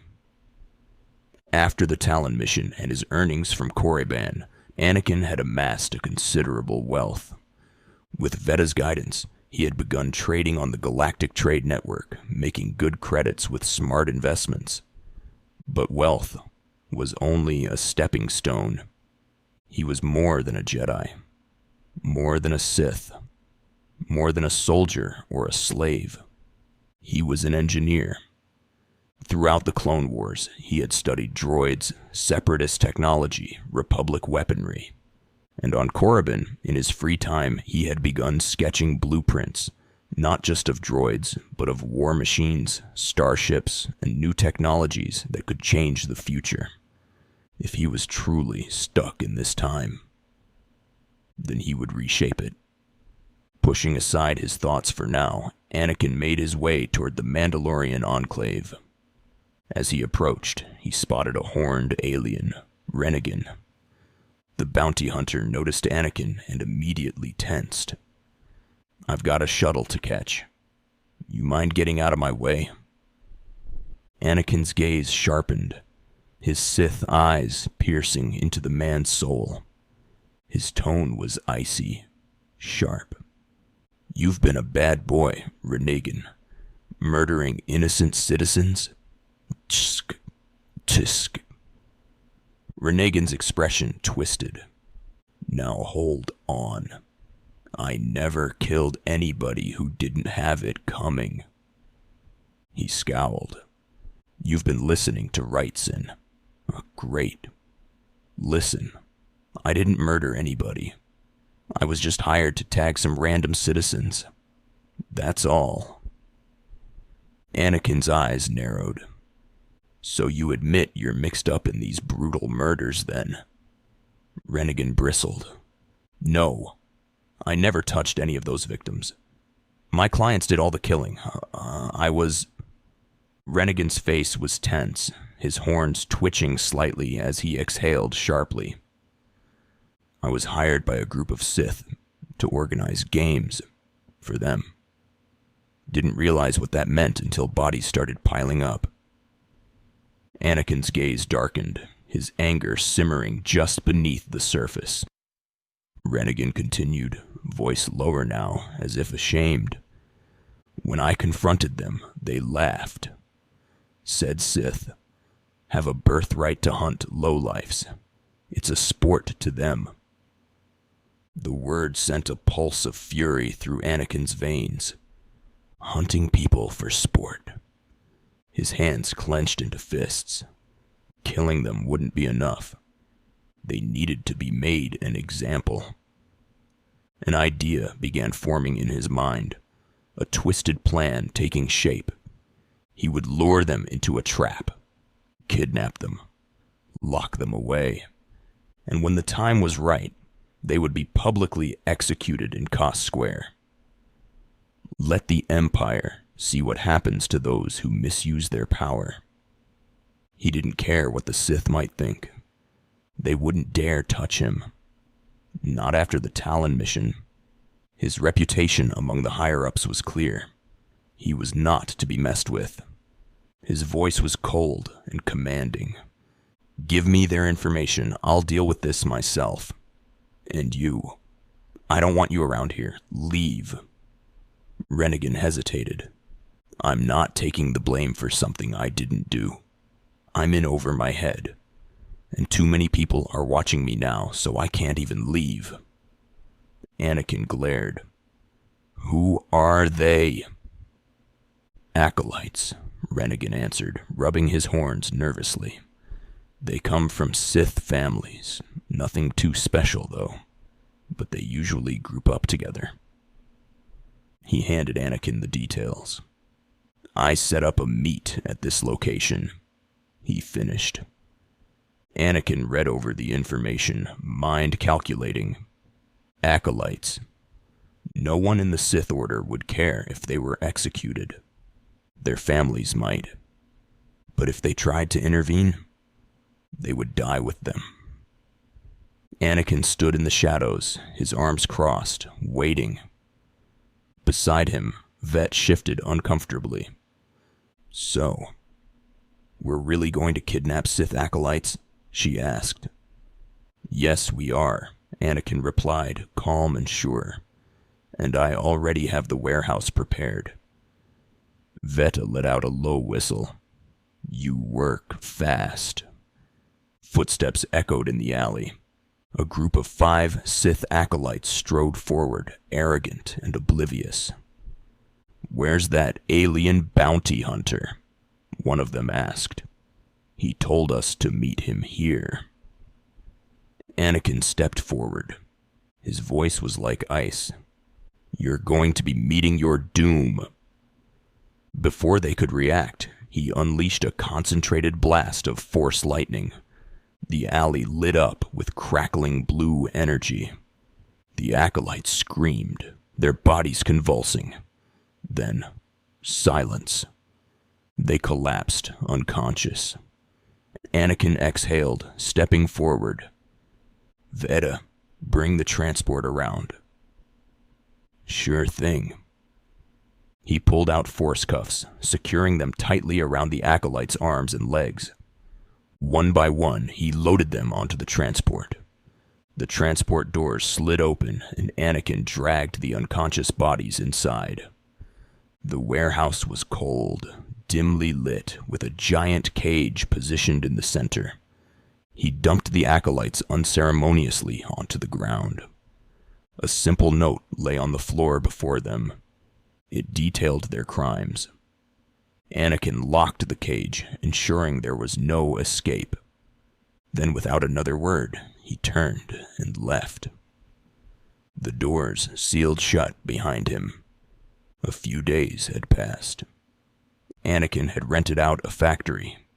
His personal droid army was now in production. The factory was fully operational, with machines assembling more droids by the hour. But even among his many projects, there was one he focused on personally. At his workbench, Anakin leaned over the nearly completed form of a super tactical droid. Its dark metal chassis gleamed under the dim factory lights. It was based on the ST series military strategic analysis droids used by the Separatists. Anakin had fought one during the Clone Wars, and it had actually landed a good hit on him. His jaw still remembered the impact. He massaged it absent-mindedly. Those droids were one of the only Separatist creations built with quality in mind, and Anakin would always choose quality over quantity, especially now. His power base needed to be separate from the Empire, because the Empire served him, not the other way around. Anakin stood before his creation, his eyes gleaming with satisfaction. The super tactical droid was finally complete. A machine of war, of intelligence, of absolute efficiency. He had decided to name it General Kalani, after one of the most feared droids in the Separatist army. An echo of the past, reshaped for the future. Kalani would be the enforcer of his new order, and during the execution, the galaxy would witness the rise of Skywalker Corporation. Anakin reached forward and flipped the power switch. A low hum filled the room as the droid's optics flashed to life. System checks. System checks complete.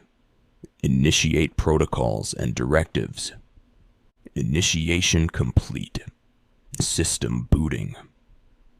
A pause. Then, the droid stood at attention. System booting complete. Its red photoreceptors locked onto Anakin.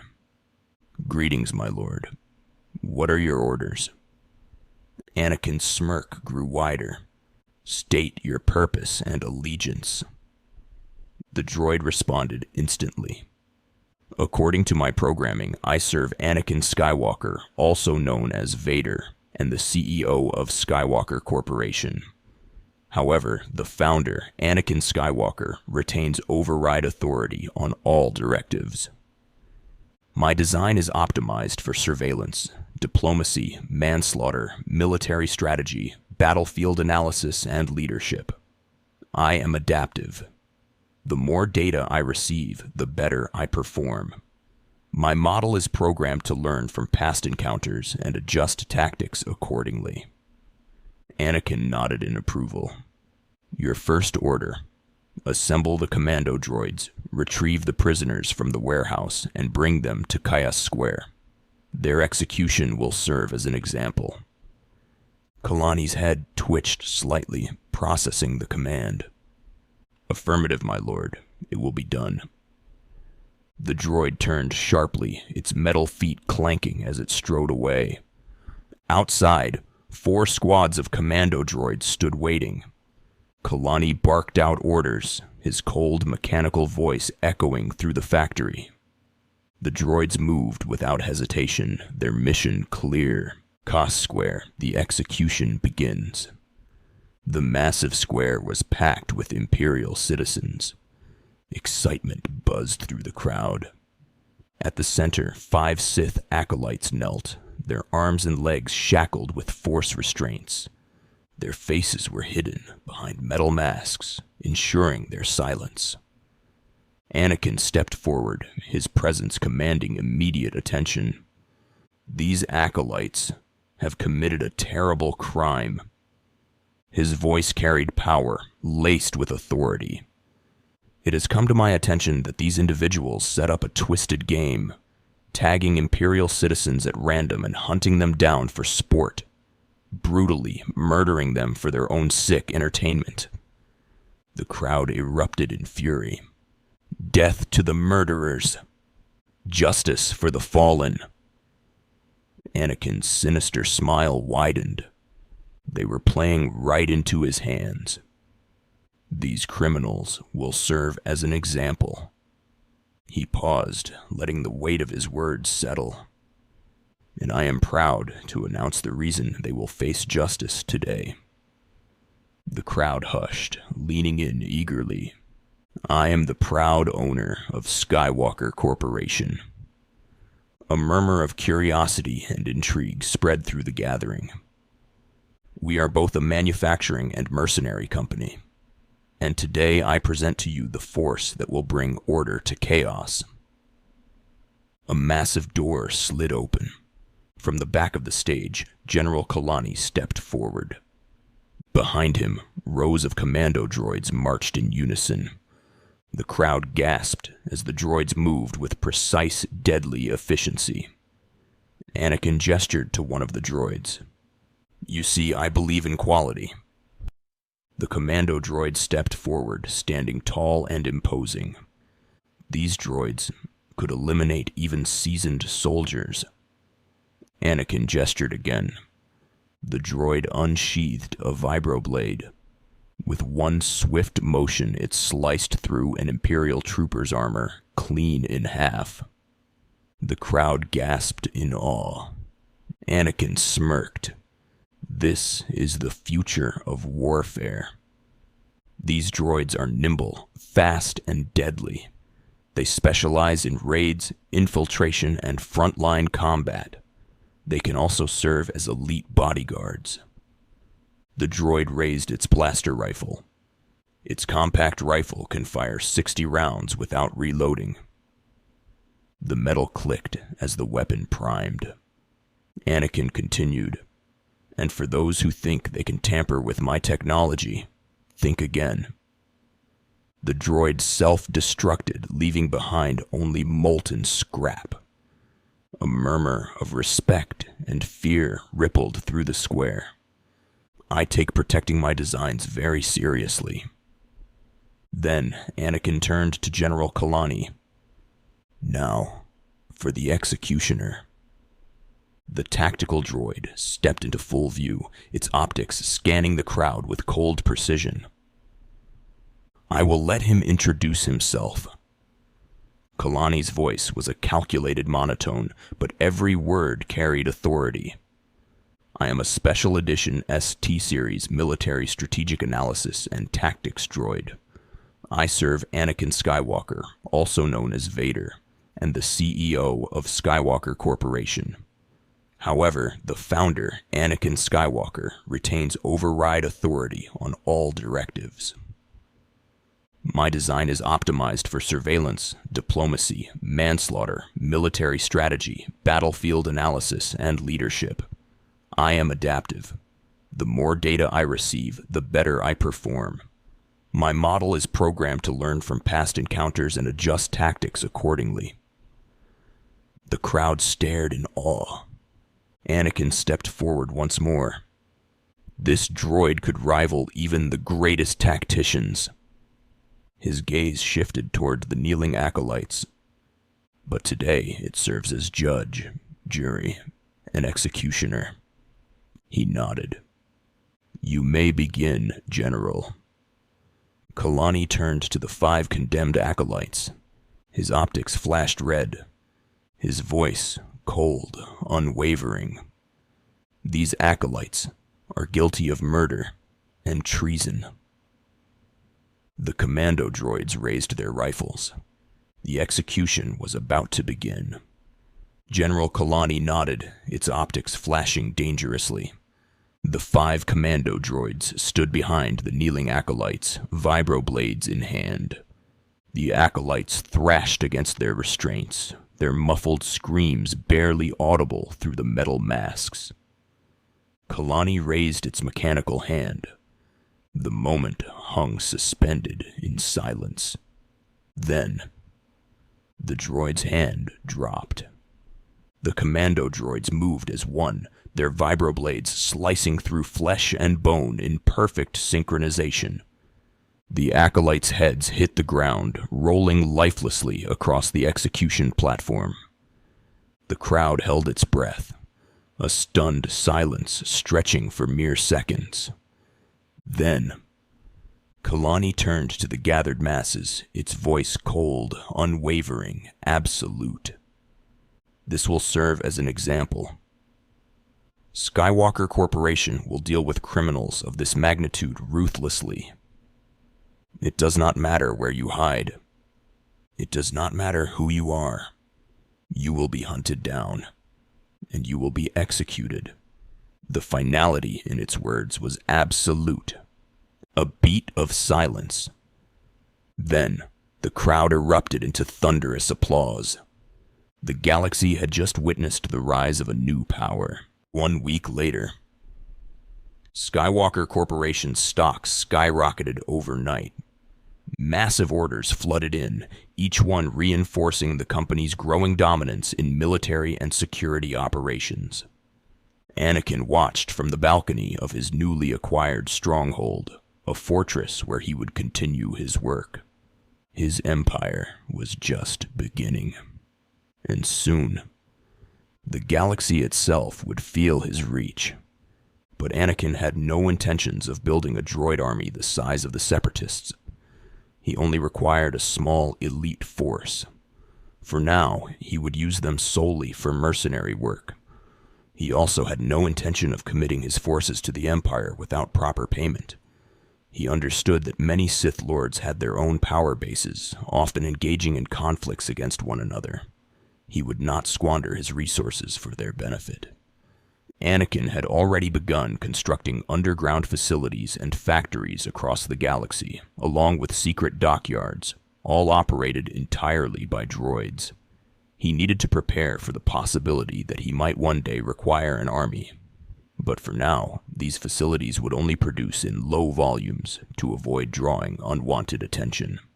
Walking through the Citadel, Anakin made his way to Baras's office. As he entered, Baras remained at his desk, his back turned, yet he sensed Anakin's arrival with Vet. Without looking, Baras spoke. "Not a minute too soon. Your timing is impeccable," he remarked. Vet shivered slightly. "Did it just get considerably colder?" she muttered. Baras finally moved in front of Anakin, his gaze settling on Vede. "I see you decided to keep the slave. I hope she amuses you," he commented before shifting his attention back to Anakin. "I heard about what you did on the Black Talon. Victories like this may one day be the key to defeating the Republic. Also, this Skywalker Corporation. That's your venture, but you will focus on the tasks I give you," he finished. Anakin nodded in acknowledgement. Baras continued, his voice measured. "I trust you've been acquainting yourself with your new environs. Did my minion point you in the right direction?" Anakin decided to be truthful, and in the process, tossed the slave a bone. In a neutral tone, he responded, "He's a dutiful servant who lives to serve you." Baras smirked. "A properly beaten down slave is the only trustworthy creature in the galaxy." Anakin nearly scoffed at the statement. He believed the complete opposite. But he remained silent as Baras pressed on. "Your responsibilities will require interaction with my various minions. Fulfill my directives, and you may do as you will with anyone you encounter, adversary or ally." Anakin hadn't expected that level of freedom. He inclined his head slightly and replied, "You can trust that I'll use good judgment, my master." "Good." Baras turned away as he continued. "I have painstakingly built a vast network of spies and operatives embedded throughout the Sith, Republic, and even the Jedi Order.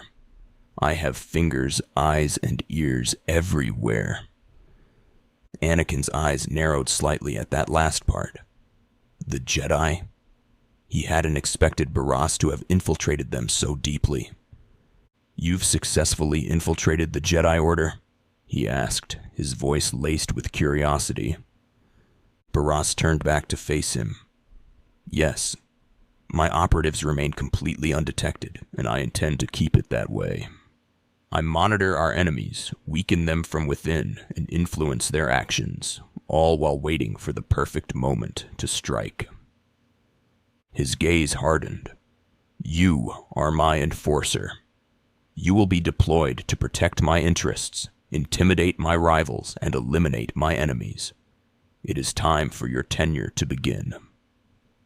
Baras paused before delivering his first assignment. A military starship is touching down at Kaas City cargo port, delivering a vitally important prisoner to me. You will meet Commander Lanklin there and ensure that he and his men successfully offload this prisoner. Anakin resisted the urge to sigh. A mere escort mission? Really? This is beneath my talents, he stated, his tone edged with disappointment. Commander Lanklin can't handle it himself. Baras replied instantly, his tone unwavering. Lanklin is competent, but that is moot. We must always assume that we are being plotted against, especially when the stakes are high. He continued, his voice carrying a weight of authority. The importance of this prisoner cannot be overstated. Go to the cargo port now and stay sharp. You are dismissed. Anakin gave a brief nod. It will be done, he responded before turning on his heel and heading towards the cargo port. Upon entering the hangar, his keen eyes immediately caught sight of 2 Imperial soldiers and an officer, most likely Lanklin, given the way he was barking orders at the men. All right, men. Let's hurry up and get this hunk of carbonite to its owner, Lanklin commanded. The soldiers rushed to the transport, carefully unloading the frozen prisoner. Anakin and Veda moved in behind Lanklin, who remained oblivious to their presence until Veda seized the opportunity. Hey, Captain Oblivious. Boo! She called out with playful mischief. Lanklin whirled around, startled. Anakin barely suppressed his amusement. Lanklin looked like he was about to soil himself. Oh, I didn't see you enter, Lanklin stammered, regaining composure. Lord Baras didn't need to send a welcoming party, he finished, clearly flustered. Anakin's tone turned serious, cutting through the air like a blade. Obviously, Lord Baras feels otherwise. Now things were making more sense. His master had sent him here to oversee the delivery, and it was becoming clear why. If Lanklin was this easily caught off guard, his competence was questionable at best. Lanklin's voice took on a dismissive edge. My men and I have performed much more dangerous duties for Lord Baras. The prisoner is frozen in carbonite, so he's no flight risk. And this is friendly territory. Surely we're safe here. Anakin's response carried a warning laced with certainty. There is no such thing as friendly territory, especially not here where Sith power struggles are constant. Lanklin exhaled sharply. Forgive me, my lord, if I don't share your thoughts on this matter. Let's just get this oversized block of ice to your master. Anakin, however, felt something was off. Baras had been right to send him. As they began moving out with the frozen prisoner, a sudden sensation of danger crawled up Anakin's spine. Instinctively, he ignited the ancient lightsaber. Its crimson glow bathed the hangar in eerie light as he turned, his sharp gaze locking onto an approaching group. Weapons drawn. His eyes flickered to the far left. Perched atop a stack of crates was a sniper, waiting for the perfect moment to strike. The leader of the group stepped forward, a human male of average height, long hair framing a face that carried a confident sneer. He held a pistol at the ready. Not so fast, the man said coolly. My master ordered that block of ice. So step away from the carbonite man, and no one ends up in a grave. His smirk widened. The name's Sleestack, by the way. I suggest you take my offer." Anakin remained unfazed, his stance unshaken. "Your master is going to be disappointed," he answered coldly. Sully Stack's eyes narrowed. "Perhaps I didn't make myself plain enough. I'm here to relieve you of your burden. Whether that includes your lives as well is up to you." Before anyone could react, another group arrived, led by a hulking alien whose sheer presence demanded attention. Loud and brutish, he wasted no time making his intentions clear. Looky, if it ain't Sleestack. Your master be wanting the frozen man too, huh? Too bad for you. It mine." Anakin exhaled sharply. "Great. Now we have a real showdown. And even more crazies," he thought deadpan. He turned his attention back to Sleestack, curiosity slipping into his voice. "You two know each other?" Sleestack sighed. "To know Tumar is to hate Tumar," he muttered. Tumar grinned, unfazed. "That go true for you too, Sleestack. If you don't flee, this be like killing 2 stone with 1 bird." Anakin's sweat dropped. Did he seriously mess up that saying that badly? He might be dumber than Tino, he thought. Lanklin, visibly shaken, stepped forward, his voice trembling. "I'm such a fool. I'll never doubt you or Lord Baras again. What do we do?" Anakin's response was calm and simple. "Don't panic." Sleestack scoffed. "On their own, Tumar and his lackeys wouldn't be much of a fight," he mocked. Tumar's voice boomed with anger. "You mouth always get you in trouble, Sleestack. It about to chew off more than it can bite." Anakin, more amused than annoyed, decided to let these fools fight amongst themselves. His voice took on a challenging edge. "I'd like to see you prove it, Tumar." Tumar, surprisingly, seemed to agree. "Yeah, I prove it. Sith boys, first we beat Sleestack, then do job." Sleestack smirked. "There it is then. A fight for the right to raid the landing party. Won't take but a moment, instigator." Without hesitation, Tumar pulled a grenade and hurled it. Sleestack and one of his thugs barely managed to dive out of the way, but the explosion's shockwave killed the thug instantly and sent Sleestack sprawling. The sniper took the opportunity to fire. His blaster bolt struck one of Tumar's men dead. Tumar retaliated with precise blaster shots, one hitting the sniper in the chest. The sniper tumbled from the crates, landing with a sickening thud. Blaster fire erupted from all directions. The hangar became a war zone. Amidst the chaos, Anakin turned to Lanklin. Vet checked on the frozen prisoner. "Well done," Lanklin breathed. "While they fight, my men and I will deliver the prisoner to Lord Baras. Thank you for buying us time, my lord." As the Imperials hurried to complete the mission, Tumar and his last remaining thug managed to take down Sleestack's final ally. But they had made a fatal mistake. Sleestack, seeing them distracted, took his shot. Blaster bolts pierced Tumar's chest. He and his thug crumpled to the ground, dead. Sleestack turned swiftly, pistol aimed at Lanklin. A blaster bolt struck him in the head before he could fire. Veta lowered her weapon, blowing imaginary smoke from the barrel. "Good shot, Veta," Anakin praised. "Always happy to be of assistance," she replied with a grin. The hangar fell silent, filled with nothing but the dead.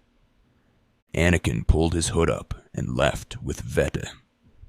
Back in the Citadel, Baras stood near an inclined interrogation chair, his imposing presence unmoving.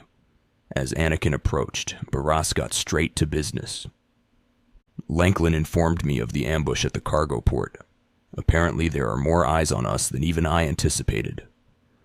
A rare moment of unease flickered through Baras as he clutched the top of his helmet. I have felt a disturbance in the Force. It leaves doom imprinted on my dreams. A grave and mysterious threat that could bring down my entire power base. Turning to the frozen prisoner, he continued, "This man is a top Republic agent, captured while investigating my most deeply embedded spy on Nar Shaddaa, one of my invisibles." He exhaled sharply. The Force grants me a vision of doom, and immediately my untraceable spy, who has left no footprints, no trail, is almost exposed. It makes me furious. Anakin, though no expert in the espionage game, had some understanding of how it worked. "Maybe your spy wasn't so invisible after all," he said calmly. Baras shot him a sharp glare. "Do not presume to tell me my business. There's no profit in it." With that, he began thawing the prisoner, preparing to extract every morsel of information. From him, Baras continued, his voice cold with purpose. "But in the meantime, I have some concerns that require your special talents." He finished, his piercing gaze locking onto Anakin. Anakin replied without hesitation, "Okay, let's get on with it then." Vet sighed, stretching her arms. "No rest for the wicked, I guess," she muttered, her tone carrying a trace of exhaustion. Baras didn't acknowledge her comment, his focus unwavering. "Go to the Imperial post in the jungle outside the city. Commander Pritch is stationed there. He has a seek and destroy task for you." Anakin gave a curt nod. "I will take my leave now," he said, already turning to go. Baras watched him for a moment before speaking once more. "I must tend to the torturing of this miserable Republic agent," he stated with cruel finality. "Take your time, but not for too long. I have more for you to do once this is complete. You are dismissed." Without another word, Anakin strode out, his footsteps echoing through the corridors of the Citadel as he made his way to his next mission. Anakin walked with purpose, exiting the towering Citadel building and heading towards the taxi service. However, he was abruptly stopped by a chiss. Anakin's eyes widened in shock as recognition struck him. Standing before him was someone he never expected to see here. "Is that you, General Skywalker?" The words were less of a question and more of a statement, carrying an air of certainty. Of all the people that could have been sent here, it had to be him. Veta, watching the interaction unfold, furrowed her brow in confusion. She eyed the blue-skinned alien and then turned to Anakin. "Anakin, you know this guy?" she asked, her curiosity evident. Anakin quickly composed himself, his mind racing. He had no idea how much this chiss had revealed, to anyone, let alone the Empire, about his past or future. In truth, Anakin was still struggling to understand how he had even ended up here. But for now, he decided to answer Veta's question. "This is Mithral Nuruodo," he said, before adding, "or just call him Thrawn." He gestured toward the chiss. Veta stared blankly for a moment, as if trying to process the name. "Okay, yeah, I'll just stick with Thrawn then." Thrawn merely chuckled. "That's quite right. Not many outside my species can pronounce my name properly. But you, Skywalker, you did it surprisingly well." "Oh, right then," Veta said, shrugging. "My name's Veta." She introduced herself casually before shifting her focus. "So, Thrawn, what are you doing here?" Anakin echoed her curiosity.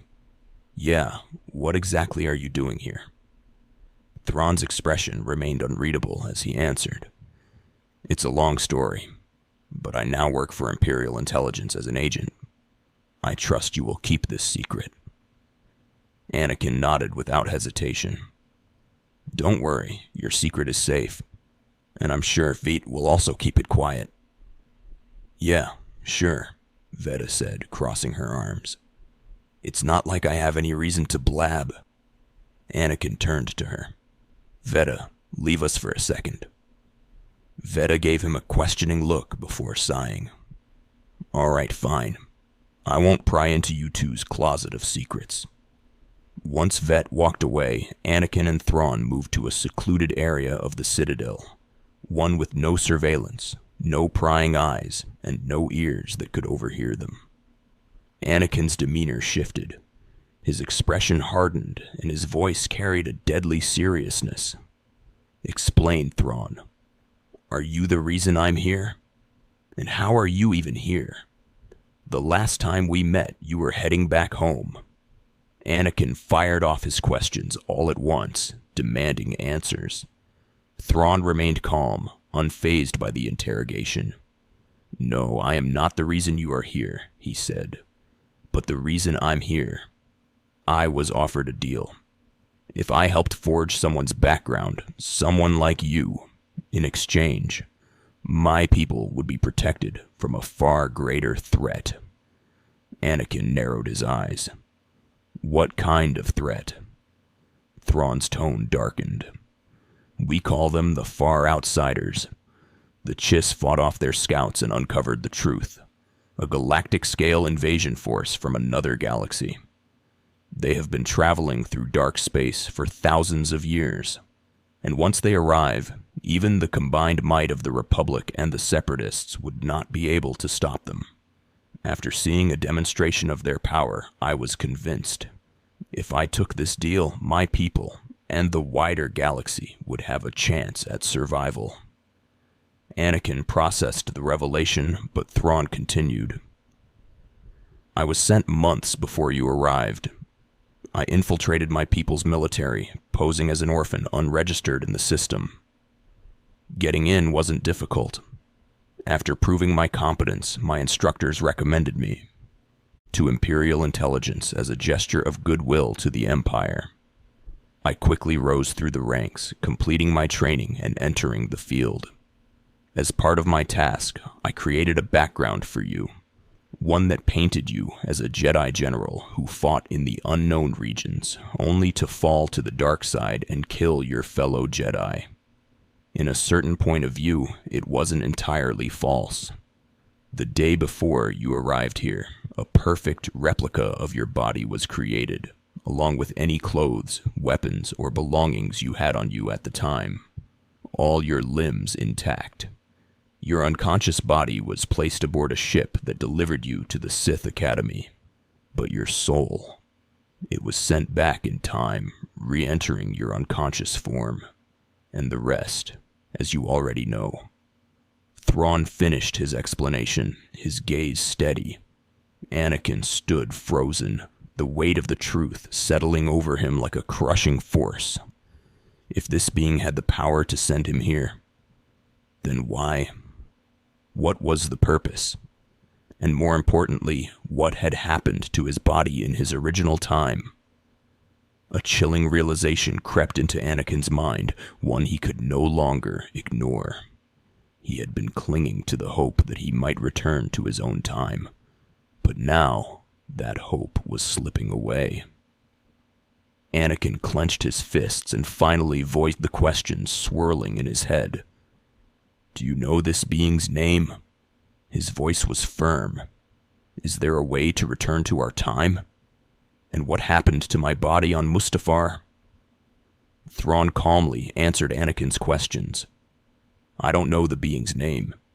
It never gave one when I asked, he said, his tone even and measured. As for your body on Mustafar, I'm not entirely sure. Most likely it was erased, or left empty. Anakin's stomach twisted, his mind raced. And our return, he pressed. Thrawn's gaze remained steady. The being stated that we were needed in this time, and that there was no possible way to return the way we came. Anakin felt his world shatter. Everything he had fought for, everything he had lost. Padme, his children, Ahsoka, even Obi-Wan. They were all gone. Or rather, they had not yet been born. An overwhelming urge to scream built up inside him. He wanted to lash out, to destroy something, anything to make this nightmare end. His emotions surged in a chaotic storm. Anger, despair, grief. But he forced them down, locking them away behind a cold, unfeeling wall. If he was truly stuck here, then he had no choice but to make the most of it. A part of him felt hollow, almost dead inside. Thrawn, sensing the heavy silence between them, finally spoke. "I have been requested by Darth Jadus to meet him at the Imperial Intelligence Building," he stated, "and I'm here to escort you to him." Anakin said nothing, merely giving a wordless nod. As they moved through the Citadel, Anakin motioned for Vet to join them, and together they made their way toward the imposing structure of Imperial intelligence. The moment they entered, Anakin's sharp eyes took in the room. Operators sat hunched over consoles, focused on their work, while a lone Sith stood apart from them. The figure was clad in dark, form-fitting armor, an imposing black robe and armor set that was both sleek and functional. There was no excessive ornamentation, only a refined elegance, almost aristocratic in nature. But what drew Anakin's attention the most was the Sith's mask. It was featureless, smooth, black, and devoid of any visible mouth, nose, or even eye slits. It was as if the man behind it wasn't human at all, but a shadow-given form. The mask's simplicity only made his presence more unnerving, stripping him of any trace of humanity. His build was tall and slender, unlike many Sith Lords who preferred a more physically imposing stature. Yet there was something spectral about him. His long, flowing cloak billowing around him as if he were a living shadow. And then, there was his presence. Anakin had stood before powerful Sith before, but this was different. The air itself felt heavier, colder, as if the room were suffocating under an unseen force. This man radiated dread, and Anakin definitely felt it. Darth Jadus was speaking to a middle-aged human officer, his voice devoid of emotion, his mask betraying nothing. "This is not your domain, Keeper. It is mine. It has always been mine," Jadus stated with eerie calm. The officer, known as the Keeper, responded with controlled professionalism. "Of course, my lord." Jadus continued, his tone never shifting. "All you have built here, all you hope to control, it falls apart as easily as a human life. An hour ago, the Minister of Intelligence dropped to his knees and wept before me. You would do so too, if not for your fear of humiliation." The Keeper remained composed, though his voice held a measured tension. "Your dissatisfaction is clear, my lord. It will be remedied. Now I am asking you humbly to leave. These people are suffering in your presence." Jadus did not react. His voice remained as void of emotion as before. "I will leave my domain at the moment of my choosing, Keeper." Then, his masked gaze shifted, locking onto Anakin. "Wait a moment. Vader, I must deal with this first. You may witness if you wish." Anakin's thoughts raced. This Sith's presence in the Force was suffocating. He was unlike any Sith Anakin had encountered before. Even Darth Baras, for all his influence, was weak in comparison. Jadus was in an entirely different league. Yet what disturbed Anakin the most was not the Sith's power, but the utter emptiness within him. No emotion, no rage, just the dark side. It made Anakin's skin crawl. Jadus turned his attention back to Thrawn. "You, Agent, you were the one sent to Huta. Is that correct?" Thrawn stepped forward. "That's correct, my lord," he responded smoothly. Jadus inclined his head slightly. "You already know me, but I will introduce myself again for my guests. I am Darth Jadus. You served me well in your dealings with Nemro. You will serve me well again. Thrawn remained composed. I serve Imperial intelligence, not the Sith, he stated calmly. Jadus did not move, nor did his tone change. All the Empire serves the Sith, even your kind. Handler had learned this. Jadus turned to the Keeper. You will use this one. He will complete the assignment as I have instructed. Keeper interjected, his tone careful.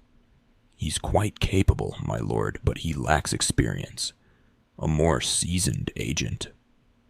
Jadus's voice remained firm, his emotionless mask making his words feel absolute. I have made my decision. I wish the situation resolved before I leave Dromund Kaas. See to it that my will is done. The Keeper responded with a resigned nod. Very well. I'll make arrangements. He turned to Anakin. Come with me and leave your companion here, Vader. Time skip. Jadus's office. Anakin stood before Darth Jadus, the weight of the Sith Lord's gaze pressing down on him like an unseen force. Tell me, Vader. Jadus finally spoke, his voice carrying no discernible emotion. What do you think of this empire? And do tell the truth. Anakin hesitated for a moment. He could already tell. Lying to this man would be a mistake. Jadus was no fool. I think the constant Sith infighting and the Empire's hatred of aliens weakens and undermines its very existence, Anakin stated, his voice steady. Jadus tilted his head slightly. Is that so? You do realize who you are speaking to. Are you not afraid that I could cut you down here and now for these words? Anakin knew he couldn't be certain of victory if it came to a fight. But he also knew the Sith was deliberate, methodical. If Jadus wanted him dead, he would have already acted. You're no fool, Anakin replied. You would know if I was lying, and I gain nothing from deceit. If you wanted me dead, you would have made your move already. Jadus nodded, seemingly satisfied. Yes, if I wished for your death, it would be done. But no, I agree with you. At its current trajectory, the Empire's downfall is inevitable. The infighting, the xenophobia, and an emperor who is both distracted and disinterested in his own empire. A change is necessary. Anakin listened, uncertain of where this was leading. He wasn't sure what to believe about the Emperor. Jadus continued, his voice never wavering. Many on the Dark Council believe themselves above the mundane affairs of the Empire. I believe this is a mistake. The ways of the Sith must be spread to the Empire as a whole, to plant terror and hatred in every heart. I believe in the democratization of fear. Anakin remained silent as Jadus stepped closer. I can sense your power. I can sense your fear. I can sense your hatred. You are capable of becoming the perfect Sith, Jadus said. When the time is right, I hope you will aid in guiding the Empire to its proper course. And if you prove yourself worthy, I will even name you my successor. Think on this. For now, you may attend to whatever insignificant task Baras has given you. Time skip. Slave construction site. Anakin stepped into the front lines of the slave rebellion. Vet at his side, but Thrawn had already gone off to handle his own tasks. If Anakin had not been in his current position, he might have supported this rebellion. But he knew that the best way to make any real change would be from within. He approached Commander Pritch, who immediately straightened at his arrival. Commander Pritch, at your service, my lord, he said. Lord Baras informed me you'd be paying us a visit. I'm prepared to offer full assistance. Vet crossed her arms. Aren't you a little too good of a soldier? Pritch barely reacted. Lord Baras has always found me so, my lord. Then he continued, his tone shifting into a professional report. There has been much unrest in these parts recently, my lord. capped off by a violent slave revolt. The surrounding jungles are overrun with armed slaves. Anakin blinked. A full-scale slave rebellion? If he weren't standing here as a Sith, he might have supported them. You can't handle a bunch of upstart slaves? Anakin questioned. Pritch's expression remained neutral. The slaves have been giving the forces sent to deal with them significant trouble. I'm not directly assigned to that duty, my lord. Then, he leaned in slightly, lowering his voice.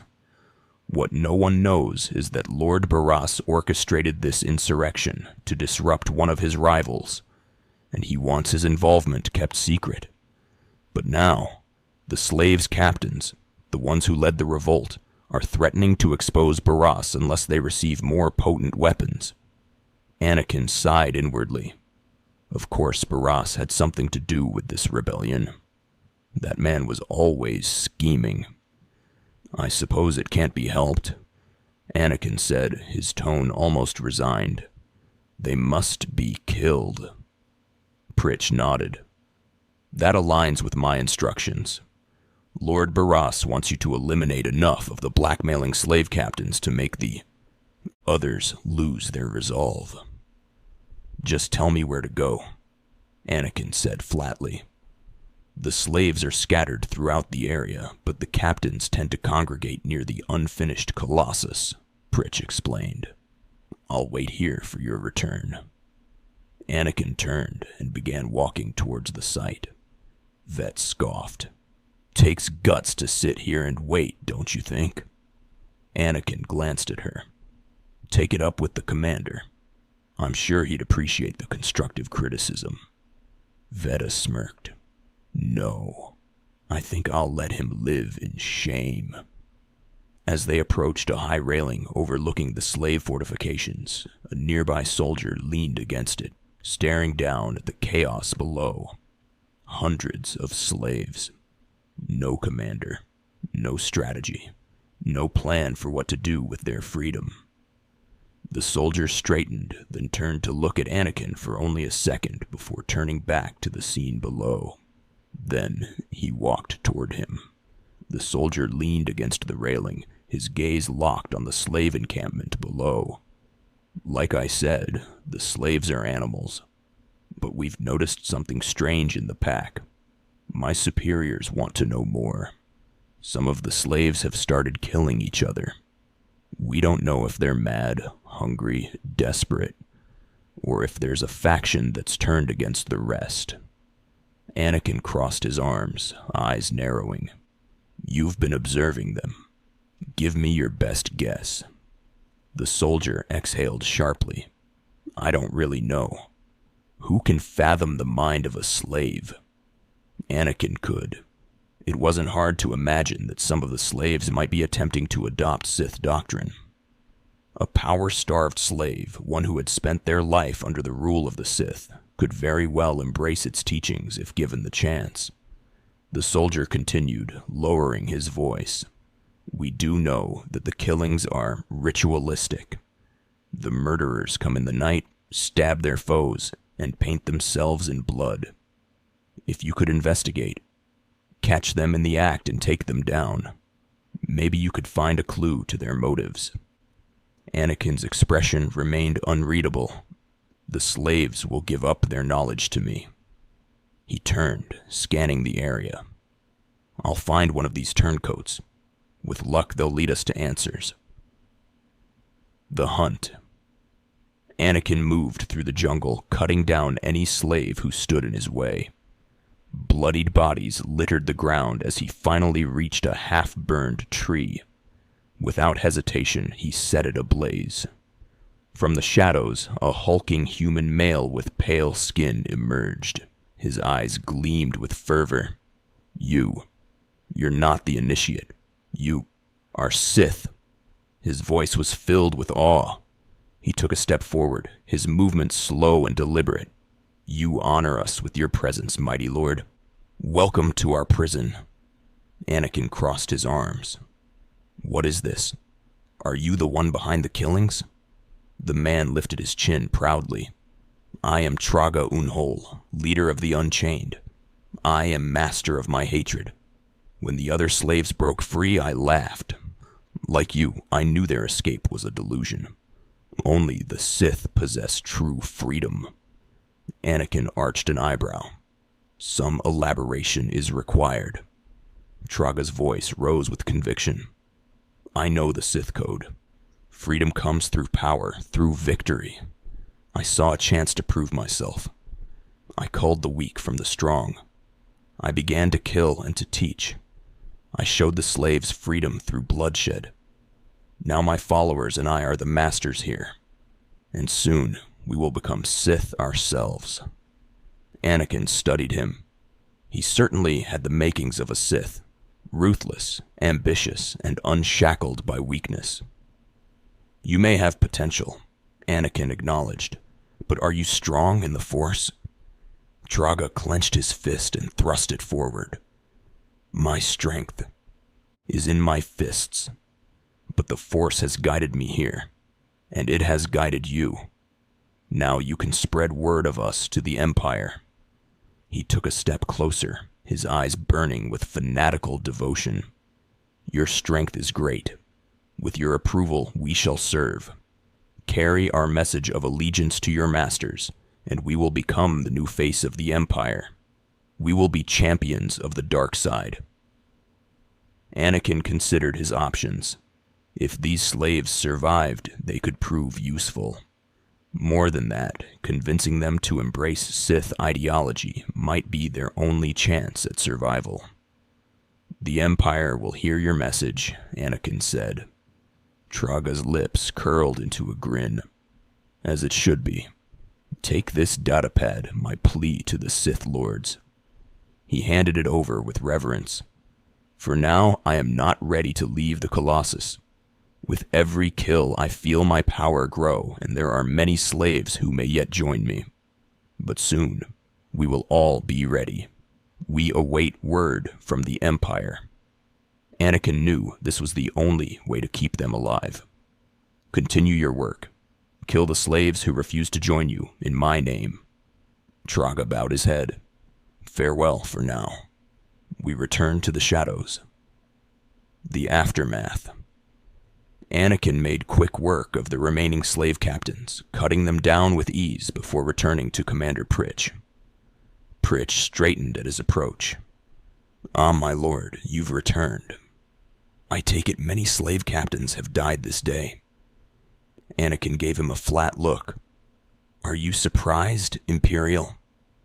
Oh, I didn't mean to doubt you, Pritch stammered, his face paling. Please take no offense. I must say, my lord, it's been inspiring to watch you work. Anakin rolled his eyes. Prostrate yourself elsewhere, Imperial. Pritch swallowed hard. I'm sorry if I've angered you. I'll inform Lord Baras that the situation has been handled. Anakin turned away, leaving the commander behind. He approached the soldier he had spoken with earlier. It's good to see you back, the soldier said, nodding. I knew those slaves couldn't hold their own against you. I take it you managed to track down one of the murderers. He folded his arms. What's their story? Can we use them? Anakin handed him the datapad. Here, your answer is on this. The soldier glanced at the screen. His expression darkened as he read. This is madness. They're serious? Slaves who think they can become Sith? Anakin's voice was cool. Those killers are closer to Sith than you'll ever be. The soldier hesitated, then nodded. Yes, as you say. I'll inform command. I'm not actually authorized to speak with the Sith Lords on the blockade, but I'll make sure they know too. He straightened, his tone turning more formal. It's been an honor working with you. I hope we meet again. Anakin gave no response as he turned and walked away, already thinking of what was to come. Anakin was heading back to Baras now, but his thoughts lingered on Jadus. He recalled from the Sith archives that Jadus possessed a rare and formidable ability. force teleportation. As the name implied, it allowed him to bend space and time itself, transporting him instantly to another location. However, Anakin suspected the technique had a limited range. Still, its application in combat made Jadus all the more unpredictable. It was a shame that this was one of the Sith techniques known only to the Emperor and Jadus himself. But there was something deeply unsettling about Jadus. His presence, his beliefs, his abilities, everything about him exuded an eerie, controlled menace. In some ways, he reminded Anakin of Sidious, but whereas Sidious was dark, sadistic, manipulative, and prideful, his emotions laid bare. To those who could sense them, Jadus was different. He was calm, calculated, and utterly devoid of any readable emotion. When Anakin became Vader, he could feel Sidious's malice, his hunger for control. He had known all along and simply chosen to ignore it for Padme's sake. He had always planned to kill him anyway. But Jadus, he sensed nothing. Just a void, an overwhelming, suffocating hatred so perfectly contained that it felt like a nexus of the dark side itself. Even during their conversation, Anakin had felt something sinister. Dark tendrils probing his mental shields, testing for weaknesses, pressing against his mind with an almost casual expertise. And if he didn't know any better, Jadus spoke as though he was going against the Emperor. That, more than anything, made him pause. He didn't know if he would involve himself in whatever game was unfolding, but for now, his priority was Baras. With Ved at his side, Anakin entered Baras's office in the Citadel. "I don't care what you do. Break my bones, burn my flesh, I'll tell you nothing." The Republic agent's voice was hoarse and strained with agony. He was strapped to an inclined chair, his body marked by bruises, scars, and the raw, charred flesh of past torment. Baras's voice was low, but his anger was palpable, filling the room with its weight. "I will not be denied," he snarled, unleashing a torrent of Sith lightning. The room crackled with energy as the lightning arced over the agent's body, sending him into violent convulsions. His screams echoed off the walls. "Ah! Ah! You monster!" Vet looked like she was about to be sick. Her voice wavered, eyes wide with horror. "I didn't know bodies could bend like that. I think I'm gonna hurl." Anakin cast her a glance. "You may avert your eyes if it's too much." She swallowed hard and shook her head. "Nah, I'm good. Too late, I've already seen it." Baras turned to face Anakin, his expression unreadable beneath the shadows of his mask. "Ah, apprentice, you've returned." His voice was smoother now, composed, but still laced with intensity. "Commander Pritch confirmed that the slaves have been silenced. Good. I'm still trying to extract the information I crave from this Republic agent. He's much more resilient than anticipated." Anakin studied the tortured man for a moment before speaking up. "I might have a few ideas on how to make him talk. I'm interested in helping." Baras waved a dismissive hand. "All I require is time. Just leave me to my work." His tone left no room for argument before he swiftly moved on. "I have another important task for you. It involves a renegade Sith Lord named Graythan, a particularly bothersome thorn in my side. Meet with my apprentice, Drikil Baal. He's my covert." "Baal claims to have made a key discovery," Baras continued. Anakin frowned. Another apprentice? He hadn't expected that. "I thought I might be your only apprentice," he said, voice edged with suspicion. "That makes Baal my rival." Baras dismissed the concern with a wave of his hand. "Try to tolerate him long enough to get the details and conclude your business there. Graythan's presence is useful to me, so I don't want him killed, just crippled. Find out what Baal has discovered and do exactly as he instructs." Anakin's expression darkened. "Today, I cripple a Sith Lord," he said coldly. Baras let out a low chuckle. "Enjoy it. One day it won't seem so special." With that, he turned back to the broken Republic agent, his voice returning to its previous cruel amusement. "Now then, Republic wretch, where were we? Yes." Raising one hand, Baras unleashed a searing wave of force lightning. The agent whimpered, his body twitching violently under the assault. Then, Baras raised his other hand, doubling the torment, the air crackling with raw energy. "Tell, Mr. What? First wish, to know," he snarled. Anakin didn't wait to see the rest. He turned and left, making his way to the taxi service bound for the Imperial garrison near Grothan's compound. When he landed, the dense jungle loomed around him, its shadows twisting in the dim Imperial lighting. From beneath the shade of a massive tree, a dark-skinned human male emerged, his piercing gaze locked onto Anakin. His voice was smooth, yet laden with meaning. "Already, you move through the Citadel as if it were yours. Perhaps, one day it will be." Anakin studied him warily as the man continued. "I am the apprentice and voice of Darth Jadus. I speak in his name, and I would bargain for your services." Anakin narrowed his eyes. Who was this Darth Jadus? What did he want? His tone was flat, unreadable. "I've never heard of any Darth Jadus." The man's lips curled into something between a smirk and a sneer. "My master prefers to remain in the shadows, but do not doubt his power, nor his ability to reward success. I speak for him.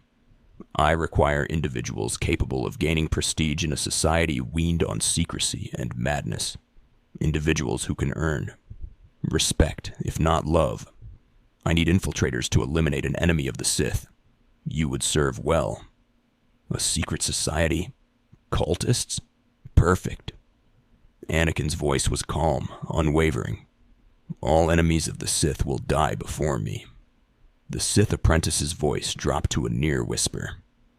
"Our enemy is the Order of Revan, a cult of fools hidden at every stratum of Imperial society. For years, the Revanite heretics have secretly recruited military officers, powerful Sith, wealthy mercenaries, anyone who can add to their power." Anakin's thoughts spun. The Order of Revan? In the Empire, he was already widely known as the second coming of Revan himself, and the more he thought about it, the more unsettling the similarities became. He and Revan had both been Jedi once. Both had led Republic forces in war. Both had turned to the dark side, becoming Sith Lords. And both had fallen in love while still Jedi. It was almost eerie, like history repeating itself. He wondered, had Revan too been called the Chosen One? Or at the very least, had he been seen in a similar light? Anakin spoke, his voice measured. "What makes them heretics?" Instead of following the Emperor and his Dark Council, the Revanites swear allegiance to a long-dead Sith Lord, one tainted by Jedi ways. The man's tone was laced with disdain. "If you can uncover the identity of their leader, my master will present him to the Dark Council. His destruction would be assured." His gaze narrowed slightly. "Someone like you, given your background, is perfect for the task. I trust you know where your loyalties lie." Anakin's expression remained unreadable. "All you have to do is join the cult.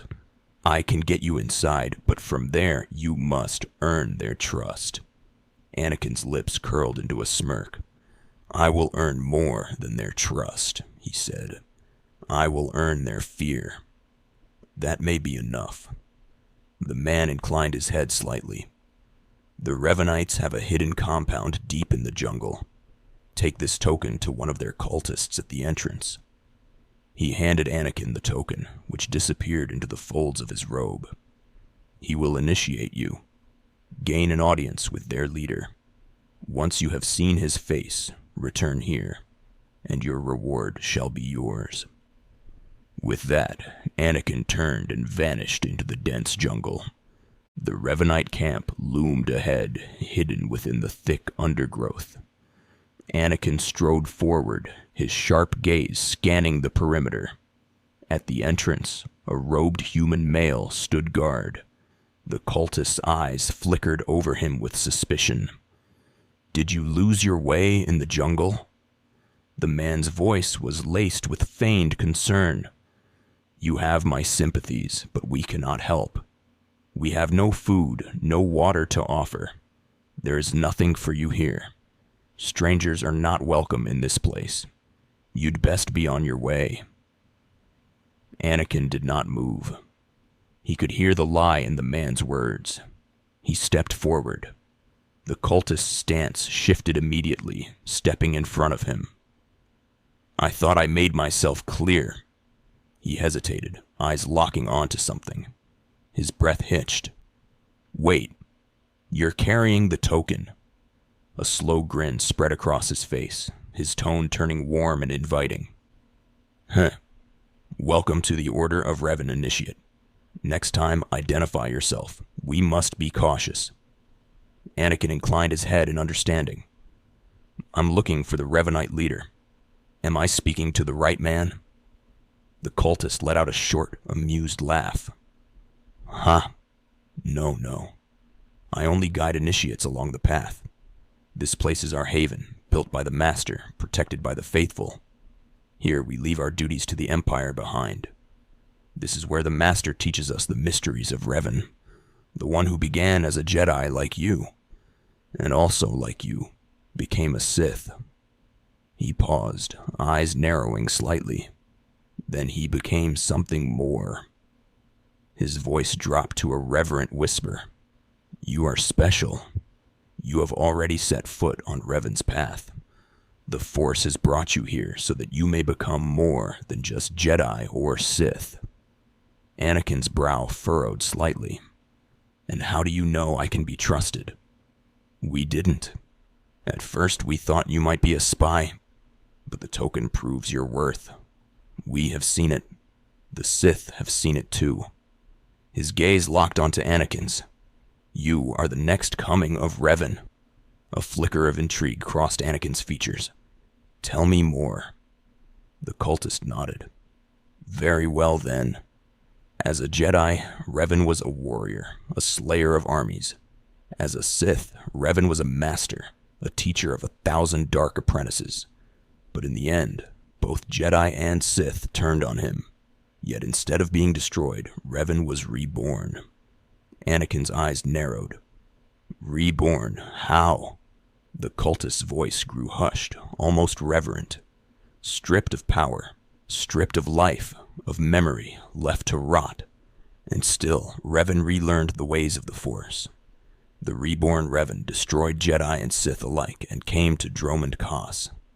Although his life ended here, the Master preserved it, so that we may learn from it." A knowing smile touched the man's lips. "And now, so shall you." Anakin replied smoothly. "If Revan was a destroyer, then I will learn your teachings." The man nodded approvingly. "Revan mastered both the light side and the dark, war and peace. We seek to walk the same path. Take part in our rituals. Learn Revan's path to greatness. Succeed, and you will earn the right to join us." Anakin gave a slight smirk. "Then I look forward to learning." The cultist gestured around the camp. "Here, you will find your new teachers, Revanites who have spent their lives recovering. The lost knowledge of Darth Revan. Speak to them. Complete the tasks you are given. When you are ready, return to me, and the Master will grant you your final lessons." Anakin turned, his sharp gaze taking in the Revanite camp. At first glance, it seemed ordinary, nothing unusual or out of place. But beneath the surface, he could feel something deeper. Moving through the camp, He approached an older man with black hair and a grizzled beard. The man's piercing eyes locked onto him. "Come here. Closer." His voice was rough, commanding. "You are among the initiates who wish to join our order, and that is good. But tell me something. Are you ready to die for us?" Anakin let out a dry laugh. "You're insane, old man. Are you looking for a fight?" The man remained unfazed. "Number, I'm only asking a question. Consider it carefully, for every revanite must face a trial of death, just as Revan himself died at the hands of both Jedi and Sith. Death freed him. It severed all bonds, all oaths, all promises. It paved the road to his rebirth. Tell me, will death free you from your past?" Anakin's expression darkened. His past haunted him like a shadow, clinging to him no matter how far he ran. He remained silent. The man gestured toward a path leading into the jungle. "Before you lies the path, a cave dedicated to Darth Revan. Initiates enter, but many do not return. The weak are torn apart by what lurks within.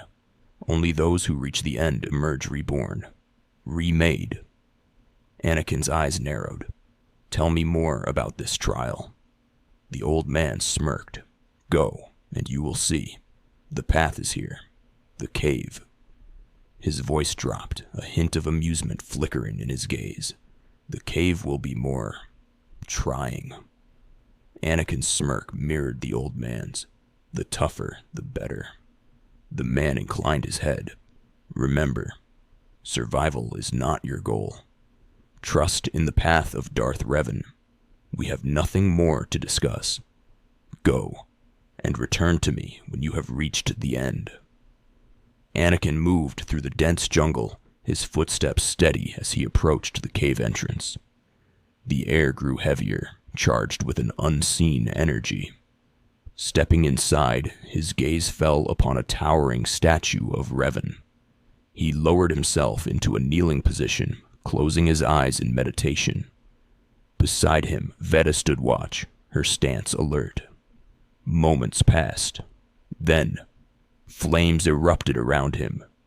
Anakin's eyes snapped open as he leapt to his feet, his body tensed.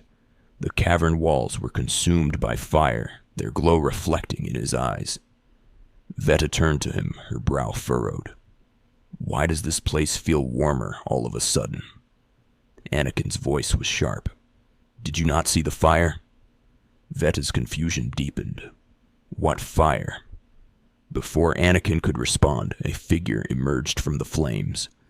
Clad in dark robes and a Mandalorian mask, it moved with an eerie grace, ascending the stone steps as if untouched by the inferno. Revan. Anakin's mind raced. He's dead. This was impossible. The flames shifted, swirling into a deep purple mist. It coiled around the statue, connecting to the metal rods at its base. A sudden crack of lightning erupted from them, striking Anakin with raw energy. His body convulsed, pain searing through him as everything went black. When his eyes opened, he was no longer in the cave. He was on Mustafar. The heat was unbearable, the air thick with ash and smoke. But he couldn't move, couldn't speak. His body, his mind, was trapped. He watched as if reliving a memory, forced to witness what had already come to pass. There he was, standing on the lava river's edge. His lightsaber was ignited, trembling in his grasp. Across from him, Obi-Wan stood with his blade raised, his face lined with sorrow. "Chancellor Palpatine is evil." Obi-Wan's voice rang out, desperate. Anakin felt his own lips move, his voice dripping with hatred. "From my point of view, the Jedi are evil." Obi-Wan's expression hardened. "Then you are lost." The duel raged, sabers clashing in a storm of sparks and fury. They moved with precision, each strike echoing across the molten abyss. Then they reached the lava bank's end. Obi-Wan leapt onto the high ground, his blade held firm. "It's over, Anakin! I have the high ground!" Anakin, consumed by darkness, arrogance burning in his eyes, growled. "You underestimate my power." Obi-Wan's voice was firm, pleading. "Don't try it." Anakin wanted to scream, to stop himself. He knew what was about to happen. He knew. And yet, he could do nothing but watch. His past self launched forward, attempting to vault over Obi-Wan and strike him down. A single, precise slash. White-hot pain exploded through his body as his legs and remaining organic arm were severed. His body hit the scorched ground, sliding down toward the lava. Agony ripped through him, more consuming than anything he had ever felt. He clawed at the earth, his body broken, his hatred burning. Obi-Wan's voice wavered with emotion. "You were the chosen one. It was said you would destroy the Sith, not join them." Anakin's vision blurred. He could barely hear Obi-Wan's words through the agony. "Bring balance to the Force, not leave it in darkness." He watched as Obi-Wan picked up his lightsaber, his face a mask of grief. The Jedi Master turned, his back to him, walking up the hill. Anakin's body trembled, the pain unbearable. His fingers clawed at the ground, desperation fueling his every movement. Then, Obi-Wan stopped. He turned back, and Anakin groaned in agony. Anakin screamed out, his voice raw with fury and pain. "I hate you!" Obi-Wan stood there, his expression torn between sorrow and duty. "You were my brother, Anakin. I loved you," he responded, his voice heavy with grief. Anakin could feel an unbearable heat scorching his legs, the flames creeping hungrily across his body. The pain was beyond comprehension, searing through every nerve, but the agony in his heart was worse. It wasn't just his limbs that had been lost, it was everything. Obi-Wan had done this to him, and now there was no one left to save Padme. He ruined my life. He ruined my children's lives. He ruined Padme's life. He ruined everything. Anakin was burning alive. The fire devoured his flesh, and his screams of torment and hatred echoed across the valley, piercing through the thick air. The pain was absolute, and yet, amidst the agony, his rage still burned hotter. With what little strength remained, he reached out his charred mechanical hand, instinct driving him to call for aid. His lips parted, but only a whisper escaped. His vocal cords were too damaged to scream anymore.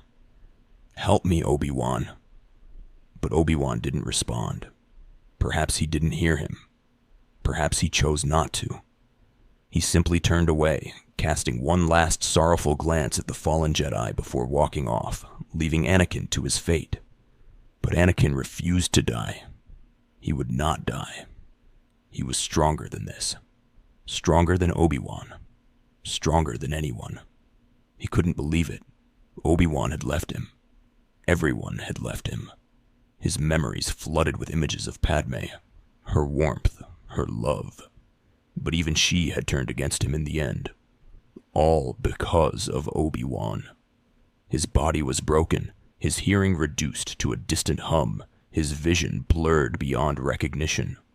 Only hatred remained. Hatred for Obi-Wan. Hatred for everything that had been stolen from him.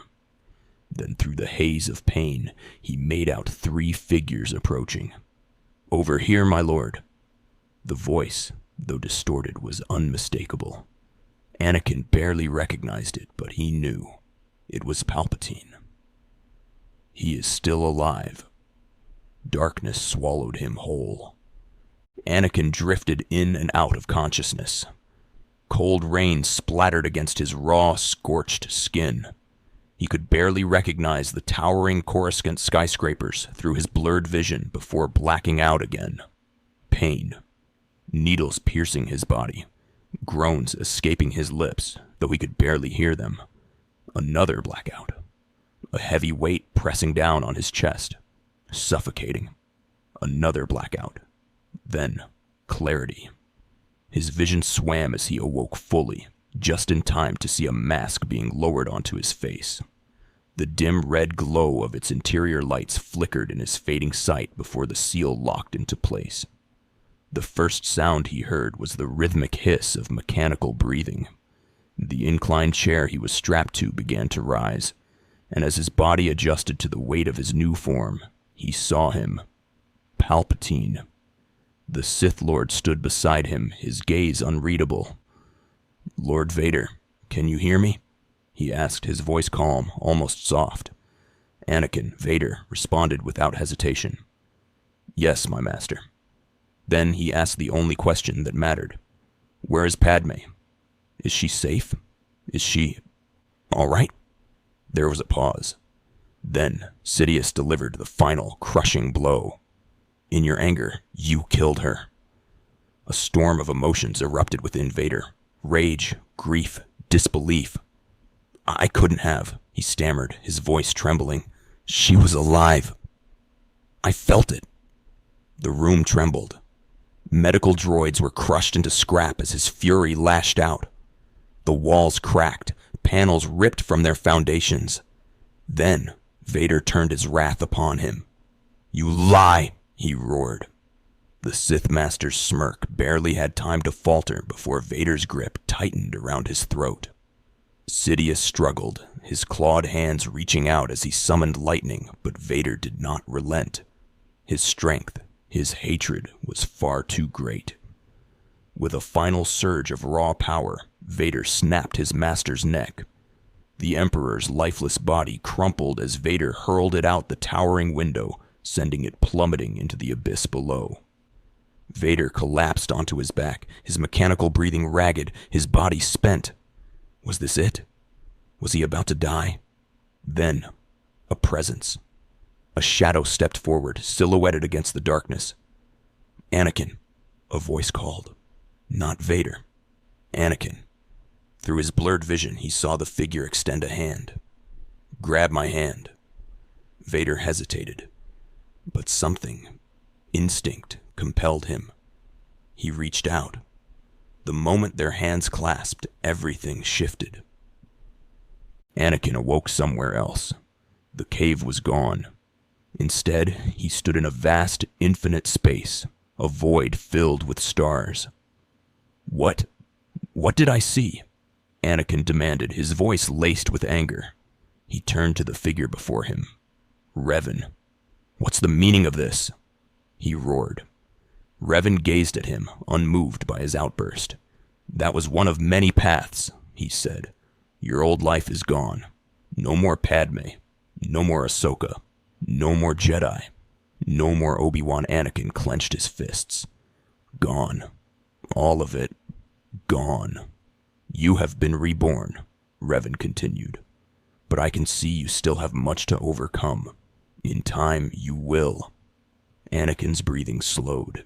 He searched within himself, trying to find something, anything to hold on to. "What do you feel?" Revan asked. Anakin hesitated. Then he spoke. "I feel..." His voice was quieter now, searching. He dug deep into his emotions, expecting rage, hatred, but instead, hollow. Something new. Something he didn't yet understand. "I feel reborn, but not complete." Revan nodded. "It's a start." Then his expression darkened. "But now we must discuss a far greater threat." Anakin frowned. "What threat?" Revan's voice was grave. "The Emperor." Anakin's confusion deepened. Revan shook his head. "Number the Emperor. The one who has been pulling the strings for longer than you can imagine." Anakin felt a chill despite himself. "Who?" Revan's eyes burned with purpose. "The Sith Emperor. He is behind everything. I tried to stop him once, but I was betrayed.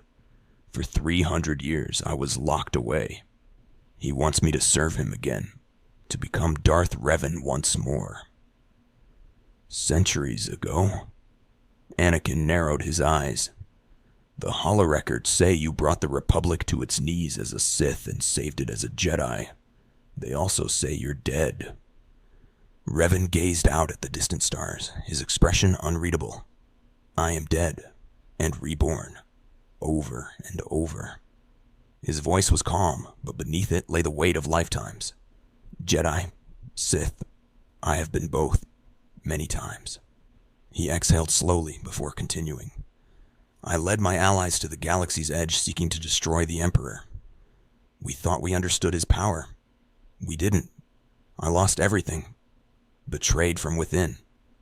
The Emperor imprisoned me, kept me alive through Sith alchemy, twisted my existence into something unnatural. He used me. Anakin listened, intrigued but wary. This was unlike any Sith or Jedi story he had ever heard. Revan went on. I have walked both paths, light and dark. To him, I was a conduit. He used me as his link to the Jedi Order, to the light side of the Force. Through me, he saw visions, glimpses beyond his own reach. But that same link also gave me power over him. I tempered his hatred, convinced him that peace was in his best interest. There was a pause, and then Revan's tone darkened. But that peace is gone. The Emperor prepares for his final war, and if he is not stopped, there will be nothing left of this galaxy. You must stop him. Anakin frowned. Wait. If you're imprisoned, how are you speaking to me? Revan looked at him, his gaze sharp yet distant. In a manner of speaking, you are not talking to me. Not entirely. What you see before you is the part of me that died long ago. The part that was separate from the Revan still locked away. Anakin felt an eerie chill at those words. And the one who's imprisoned? Revan's expression darkened. That Revan is not who I once was. He has gone mad, consumed by obsession. His desire to destroy the Emperor will only serve to strengthen him. He is but a shell of his former self. Revan stood up, stepping closer to Anakin. You will understand soon enough. For now, continue your journey. Anakin let out a dry chuckle. So, what? I'll never see you again? Revan smirked. Never say never. And then, darkness. Anakin's eyes stirred open. He was lying on a mattress inside a tent, the dim light of a lantern casting flickering shadows across the fabric walls. His mind was foggy, his body stiff. A voice broke through the haze. You finally awake, huh? He turned his head to see Fett standing over him, arms crossed, a smirk tugging at her lips. You had me worried, you know. I dragged you all the way back here, and then you just started talking in your sleep before passing out cold. Like what the was that about? Anakin groaned, clutching his head. Long story, but let's just say it's a Sithy thing. You can leave it at that. Vita rolled her eyes. Right, because that totally clears things up. Anakin pushed himself up, his muscles aching. How long was I out? 2 weeks, Vita replied. Anakin blinked. 2 weeks? He muttered a curse under his breath before checking his gear. Everything seemed to be in place. With a sigh, he pulled himself together and stepped outside. Anakin strode across the camp, eventually coming face to face with the old man who had first spoken to him before his trial. The elder regarded him with piercing eyes. You return, he said. Dripping with the blood of the womb, you're reborn. Your old life, everything you were, is dead, buried inside that cave. Anakin's jaw tightened. So what exactly happened in there? He demanded. The old man's expression did not waver. In the cave, you died, and now you stand before me, made anew. Tell me, how does it feel? Anakin hesitated, trying to put his emotions into words. I feel different, new, better, but not complete. His gaze darkened. Reborn, yes, but not whole. The old man nodded knowingly. There's no shame in that. When Revan was reborn, it took many months for his transformation to be complete. It will be no different for you. He stepped forward, placing something in Anakin's hands. "You have done well. I am proud that you have begun your new life as a revanite, choosing allegiance to us above all else. Take this gift. It will guide you in your journey, a reminder of what you have become." Anakin clenched his fist around the object. The weight of it felt symbolic, though he wasn't sure if he cared for what it represented. "Leave now," the old man said, his voice almost reverent, "and may the Force make you strong." As Anakin wandered the camp, a voice called out to him. So good to finally meet the rumored second coming of Revan. He turned to see a pureblood Sith woman standing before him. Her gaze was sharp, her smile unsettling. There was something off about her. Her voice was smooth, yet laced with a barely contained madness. "I remember when I was like you," she mused. "I remember my trials, the joy of killing in the Master's name. You're so fortunate." Anakin exhaled sharply. Another lunatic. "Listen, crazy lady," he said flatly. "I don't need some cult leader telling me who to kill and when." The woman's smirk widened. "Crazy? My dear, there's no such thing in the service of the Master." Anakin scoffed. "Right, sure, totally normal. But neither did I," she continued as if he hadn't spoken. "But you'll find that killing as a Revanite is far more fulfilling." She tilted her head slightly. "I am Landra. Once I was the personal assassin of a Sith Lord. Now I serve as the serene protector of the Master and his students. I meditate on Revan's teachings, and I execute intruders and heretics in his name." She paused, as if savoring the words. "But I also guide initiates, determine their trials." Anakin's sweat dropped. "Yep, definitely not well in the head. Tell me," he said, crossing his arms, "how did a disturbed woman like you manage to gain so much power?" Landra chuckled darkly. "Disturbed. I am the product of Darth Revan's teachings and the Master's guidance. My mind is clear, as yours soon will be." She stepped closer, her voice lowering. "Every Revanite undergoes a trial of the past, a rite to bind them to Revan's will. Your trial will be special." Anakin raised an eyebrow. "Oh, lucky me. You will find the mask of Darth Revan, the one he wore after embracing the Sith, a symbol of his greatness, long lost to us." Anakin tensed. "And if I don't want to find it?" Landra smiled. It wasn't friendly. "Then initiate," she purred. "We will see what happens next." Ladra's gaze sharpened. "Don't talk like that," she warned. "The mask represents Revan's supreme essence. It is a relic of his power, his wisdom, his very soul. Besides, if you don't complete your initiation..." Her lips curled into a twisted smirk. "You'll have to die." Anakin sighed. Of course. Always some die or comply nonsense with Sith cults. "The mask," Ladra continued, "is among a collection of antiquities in the possession of my former teacher, Sith Lord Grathan. It must be freed from that heretic, rescued in a reign of blood and death." Anakin gave her a flat look. "You're mad, but sure, why not?" Ladra smirked. "Speak to Torin, our curator. He'll give you the spiritual guidance you need and tell you where the mask is." Her eyes gleamed with feverish excitement. "When your journey is done, bring the mask to me. Good luck, and welcome the peace that comes with serving the Master." Anakin turned away without another word. Anakin approached a man standing beside a droid, his stance casual but observant. As Anakin neared, the man raised an eyebrow and smirked. "Well, what have we got here?" he said. "Didn't expect a visit from any initiates, but you're welcome to stay and talk, in any case." He folded his arms. "I'm Torin, devoted servant of the Master and student of Revan. What can I do for you? Anakin got straight to the point. I need to know where Darth Revan's mask is, and be quick about it. Torin chuckled. Ah, so Ladra sent you. Let me guess.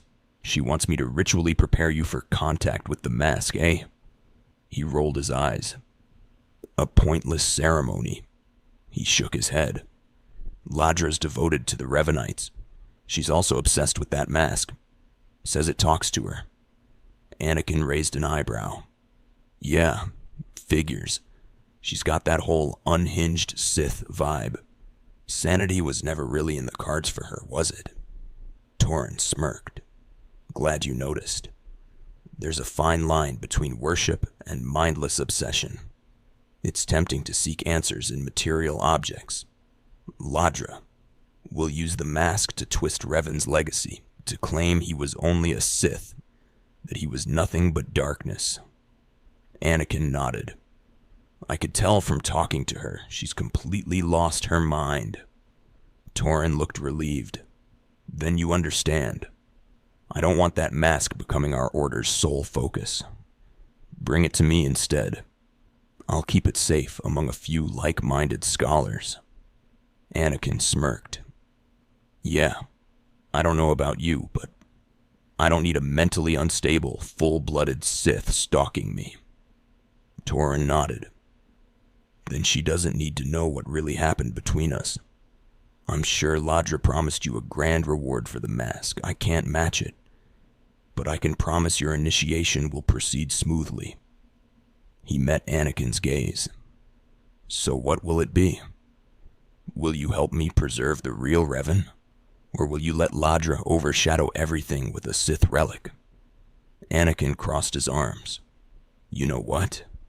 I'll bet that mask would look good on me. Torin chuckled. I suppose you could wear it. The next coming of Revan, huh? Honestly, that'd be better than letting Ladra have it. At that moment, the droid beside him beeped and whirred to life. T9-N9 reliquary database equals activated. Mask of Revan equals contained in secure vault in estate of Lord Grathan. Torin looked at Anakin. I don't have to tell you to be careful, but may the Force be with you. May it keep you strong and guide your return.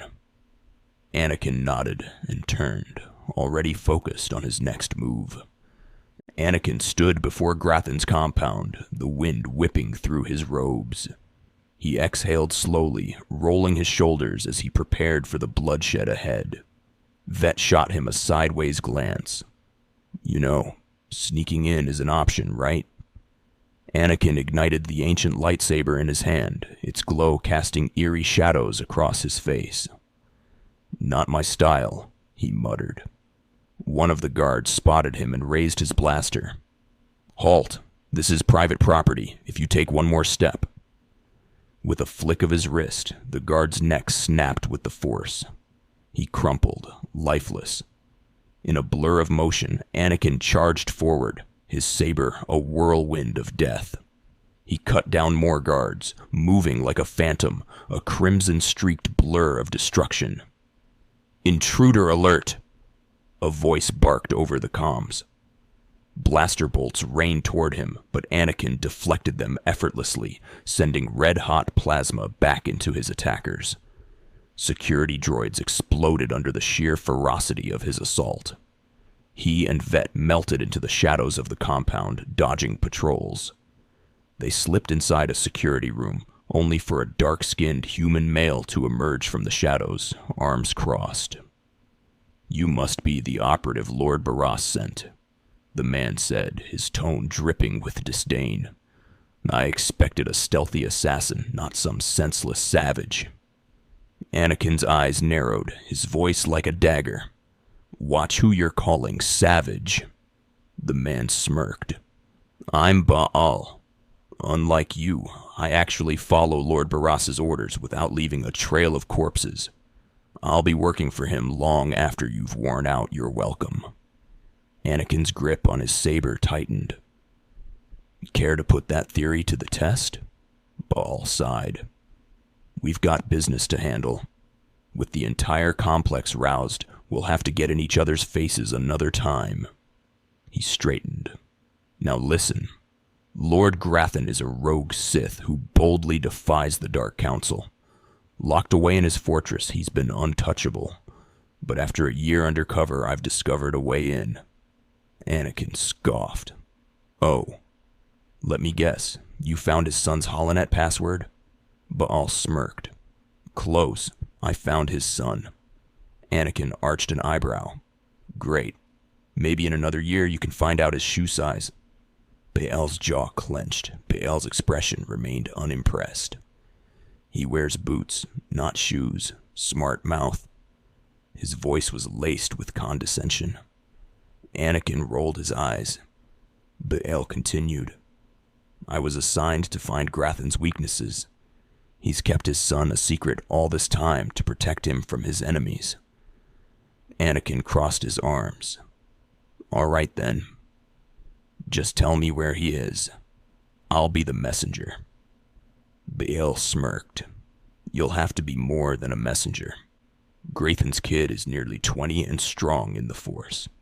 He's been trained in the ways of the Sith since birth. You'll have your hands full. Anakin locked eyes with Baal, his voice dark and menacing. I'll fill my hands with his entrails, and if you test me, you'll face the same fate. Baal chuckled, unfazed. My, how graphic. You're a true Vulgarian. Anakin's grip tightened. Baal moved on. Grathan's away on business.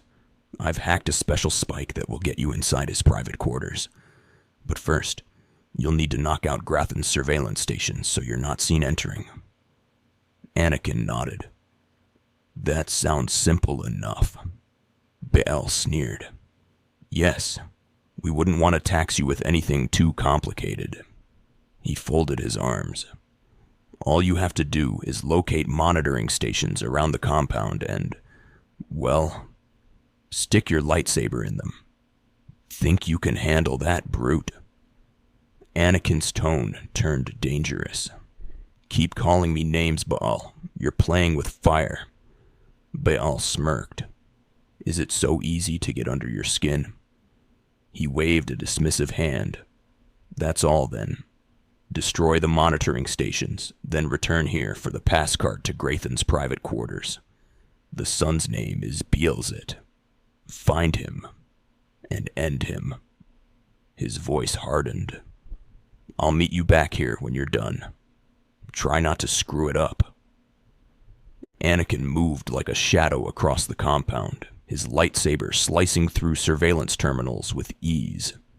Every guard, droid, or unlucky soul that stood in his way met a swift and brutal end. At last, he reached Grathan's son's quarters.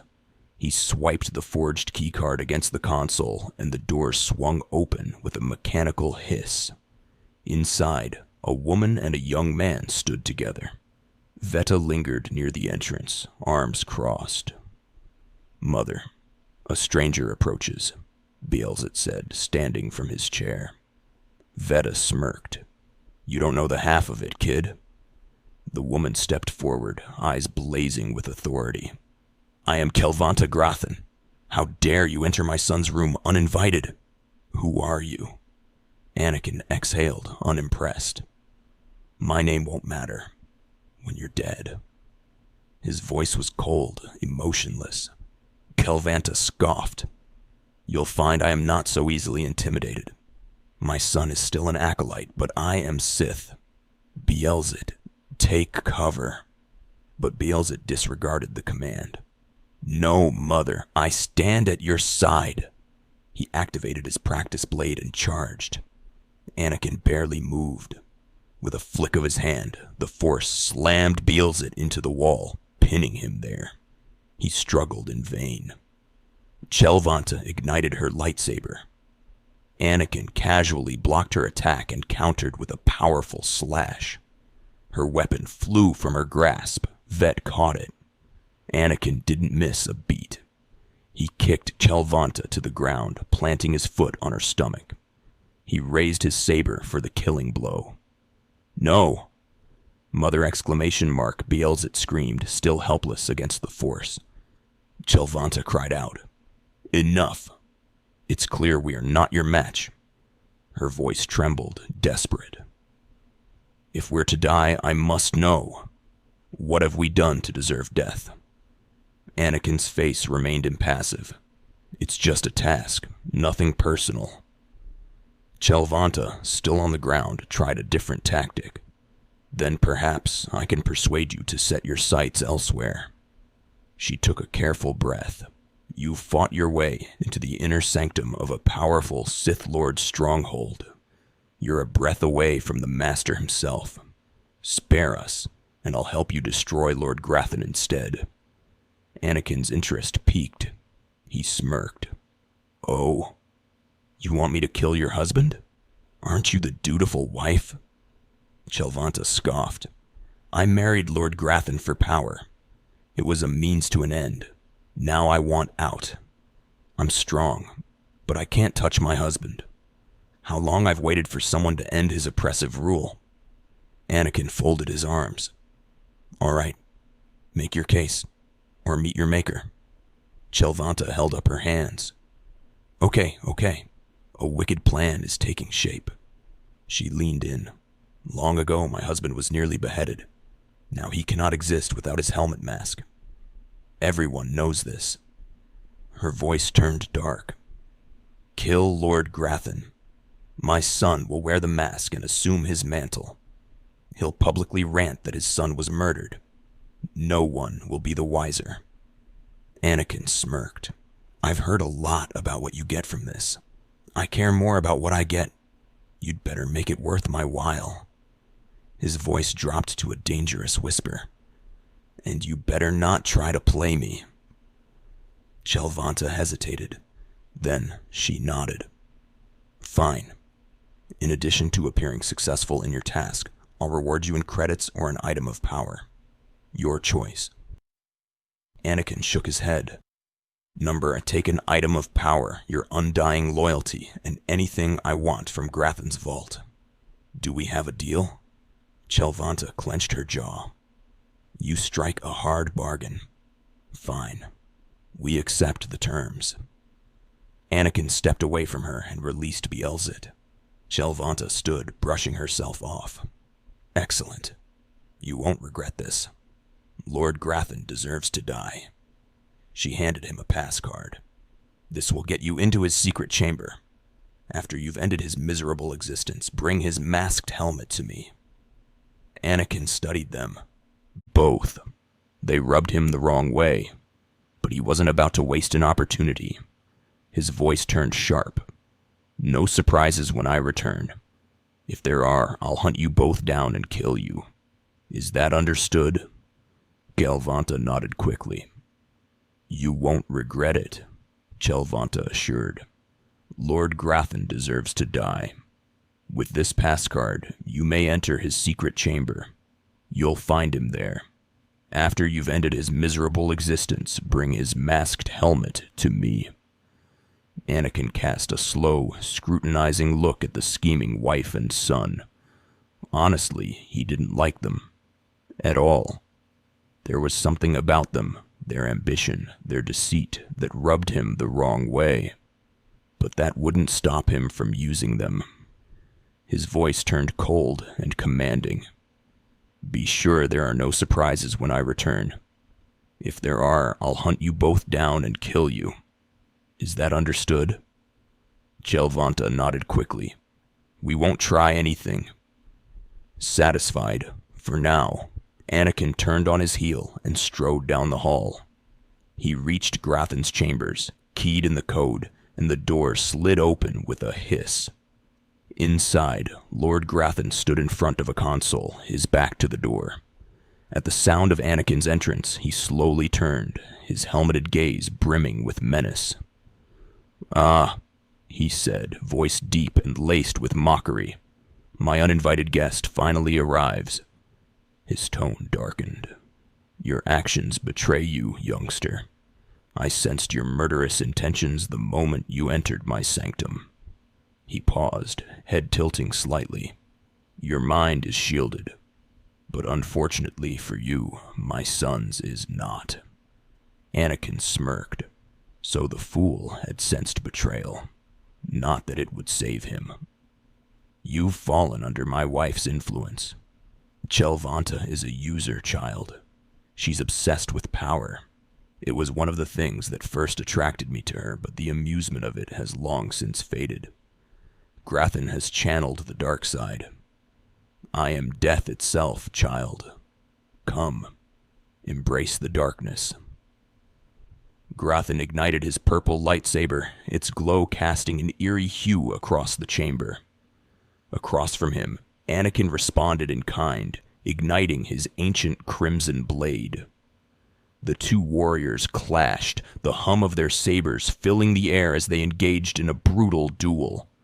Grathan unleashed a relentless flurry of attacks, his strikes precise and punishing.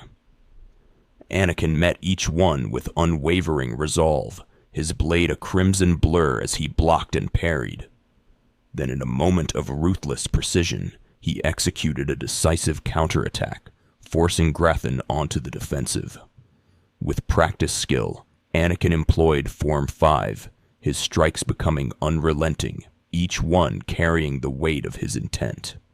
Seeing himself overwhelmed, Grathan leapt back, his hand crackling with dark energy before he unleashed a torrent of Force lightning.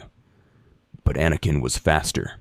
He summoned a powerful Force push, the invisible wave of energy slamming Grathan against the wall with bone-crushing force. Anakin advanced like a predator, his gaze locked onto Grathan's heart with lethal precision. In a single, merciless motion, he drove his lightsaber through the Sith Lord's chest. Grathan gasped, his final words a whisper of defiance.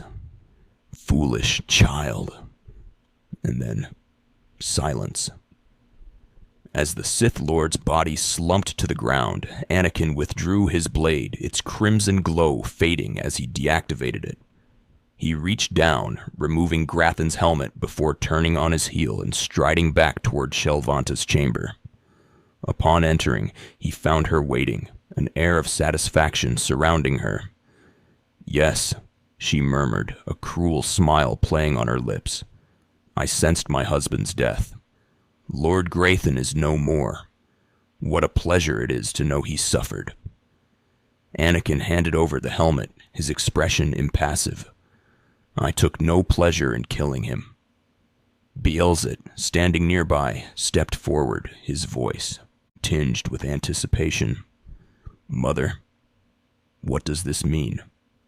Am I truly to become the master of this house? Chelvanta turned to face her son, her tone both commanding and conspiratorial. You will wear his mask and assume his identity.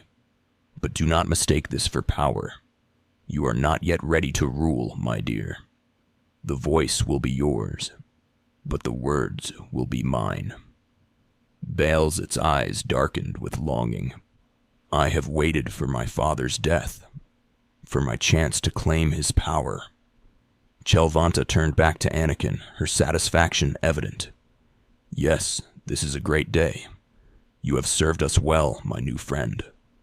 Anakin's expression twisted, his gaze turning cold. I don't serve you. From now on, you are in my debt, and I will be collecting. Is that understood? His eyes flicked to Beelzit, his voice like sharpened durasteel. And you, if you try anything, I will return and make sure the Grathan family is exterminated. Is that understood?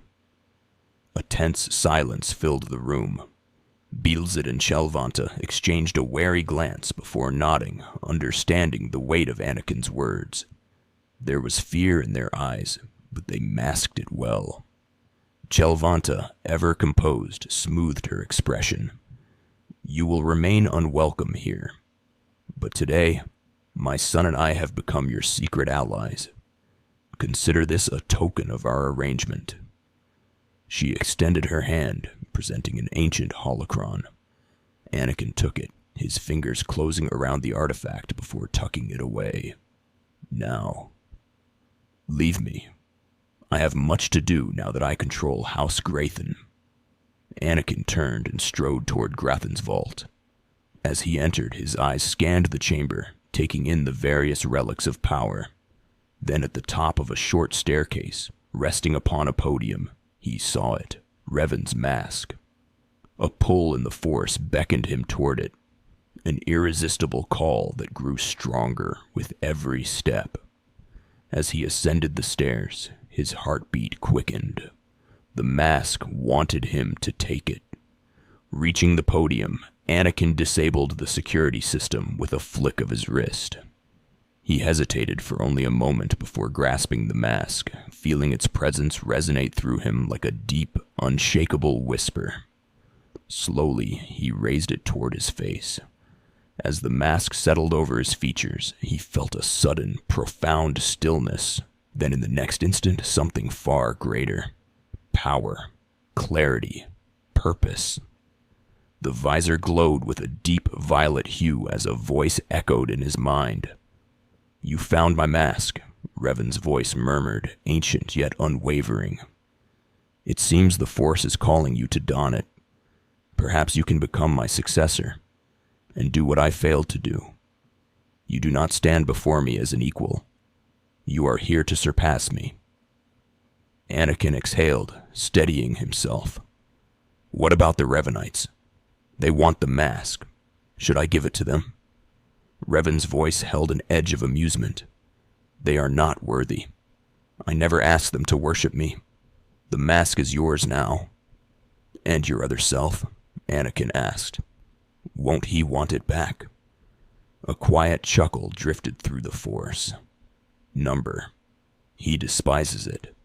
To him, it is nothing more than a reminder of our failures. He fancies himself stronger now, though he is only a shadow of what he once was. If anything, he would likely fashion his own version of this mask rather than reclaim the original." "Will I be able to communicate with you?" "Of course, but only when you wish to hear me. Now I suggest you make your way out of here." Anakin smirked beneath the mask. "Sure thing, Revan." Leaving the vault, Anakin made his way back to Baras' spy to check in before leaving the compound.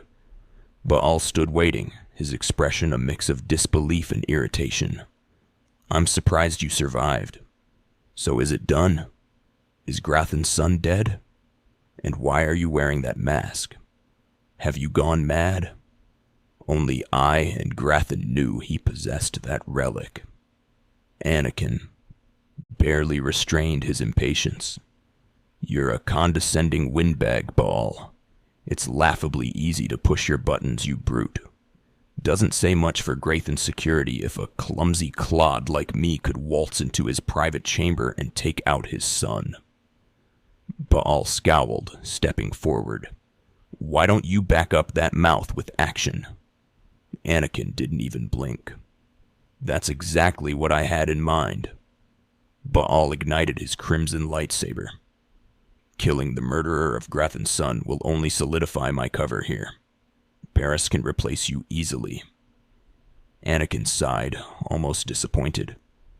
"Oh well, I was hoping for this." His tone dropped, turning ice cold. "Baras will be needing a new spy." Baal's lips curled into a snarl. "I'm going to enjoy killing you." Anakin remained still, unimpressed. "Though I'm more than capable of facing you alone, a smart man uses every advantage. And I am a smart man." Baal sneered and pressed a series of buttons on his arm. The alarms blared as a flood of guards stormed into the chamber. "Intruder!" Baal roared. "The intruder is here. Everyone, to me! Attack!" Anakin merely sighed. Predictable. With a flick of his wrist, the Force surged outward like an invisible tidal wave.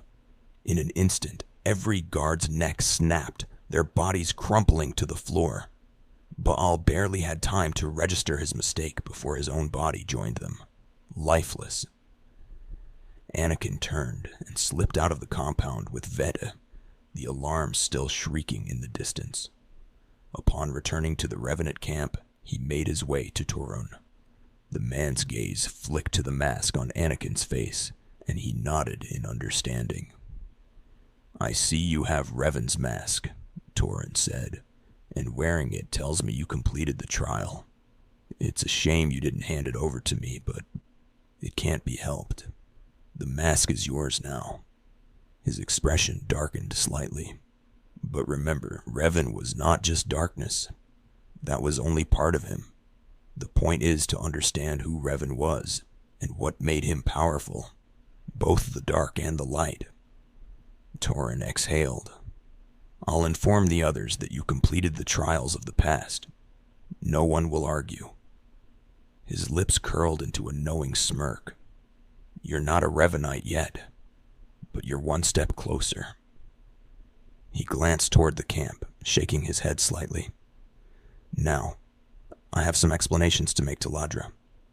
And considering you're wearing the very thing she's obsessed with, this will be difficult. Wish me luck." Anakin smirked beneath the mask. "You'll need it."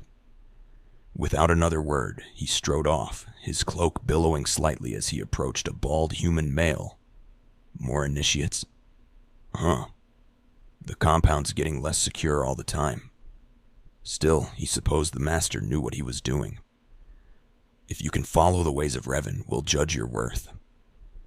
Anakin's voice was edged with curiosity. "What ways are you talking about?" The old man's reply was sharp, unwavering.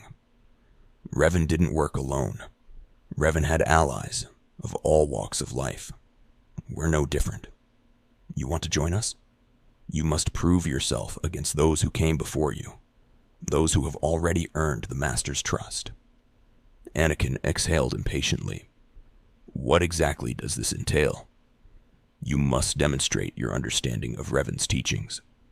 The Master's inner circle will question you. If they are not satisfied with your answers, they will abandon the trials of wisdom and move straight to testing your strength. Revan didn't suffer the weak." Anakin folded his arms. "Just show me where to go." He was already tired of this man's endless rambling. The old man nodded. "Your pilgrimage begins in the jungle. Your first guide awaits there. He will determine whether you are worthy to continue. Be ready for anything, initiate.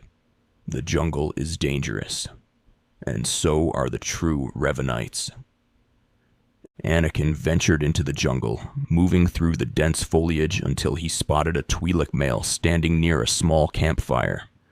The flames cast flickering shadows over the alien's face as he studied Anakin's approach.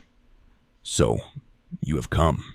You who would walk the path of Revan," the Twi'lek said, his tone heavy with authority. "I am Morin Kaas, Lord of Beasts. I am a Revanite. I am Sith. What do you say to me?" Anakin shrugged. "What do you expect me to say? That I'm very impressed?" Morin's expression remained unmoved. "I do not need your praise, initiate. For decades I have served the Master. He found me when I was but a larva and recognized my strength in the Force. Against the Empire's traditions, he trained me. This is the way of Revan, to teach all species the path to power." Anakin gave a slight nod. "Your meaning is clear." "Good. Now you will answer a question, and you will answer well or face the claws of my pets." The glint in Morin's eyes hinted at the very real threat lurking in the darkness beyond the fire's glow. "Why do you think Revan trained aliens in the ways of the Sith? Why did he offer power to all who sought it?" Anakin resisted the urge to scoff. "This is supposed to be the trial of wisdom?" The answer's obvious. Without hesitation, he answered, "Because he believed everyone should have the chance to aspire to power." Morin studied him for a moment before nodding. "Your answer is not my answer, but it is sufficient. It is worthy of a Revanite." Anakin almost smirked. This guy really doesn't want to give out praise, huh? "You may proceed on your pilgrimage," Morin continued. "Seek another's judgment." "And who would that be?" Anakin asked. A revanite, a great warrior, a favored student of the Master. Seek the mercenary Zeta Far as she trains her soldiers. Then, your trial will continue. Anakin pressed on, making his way deeper into the jungle.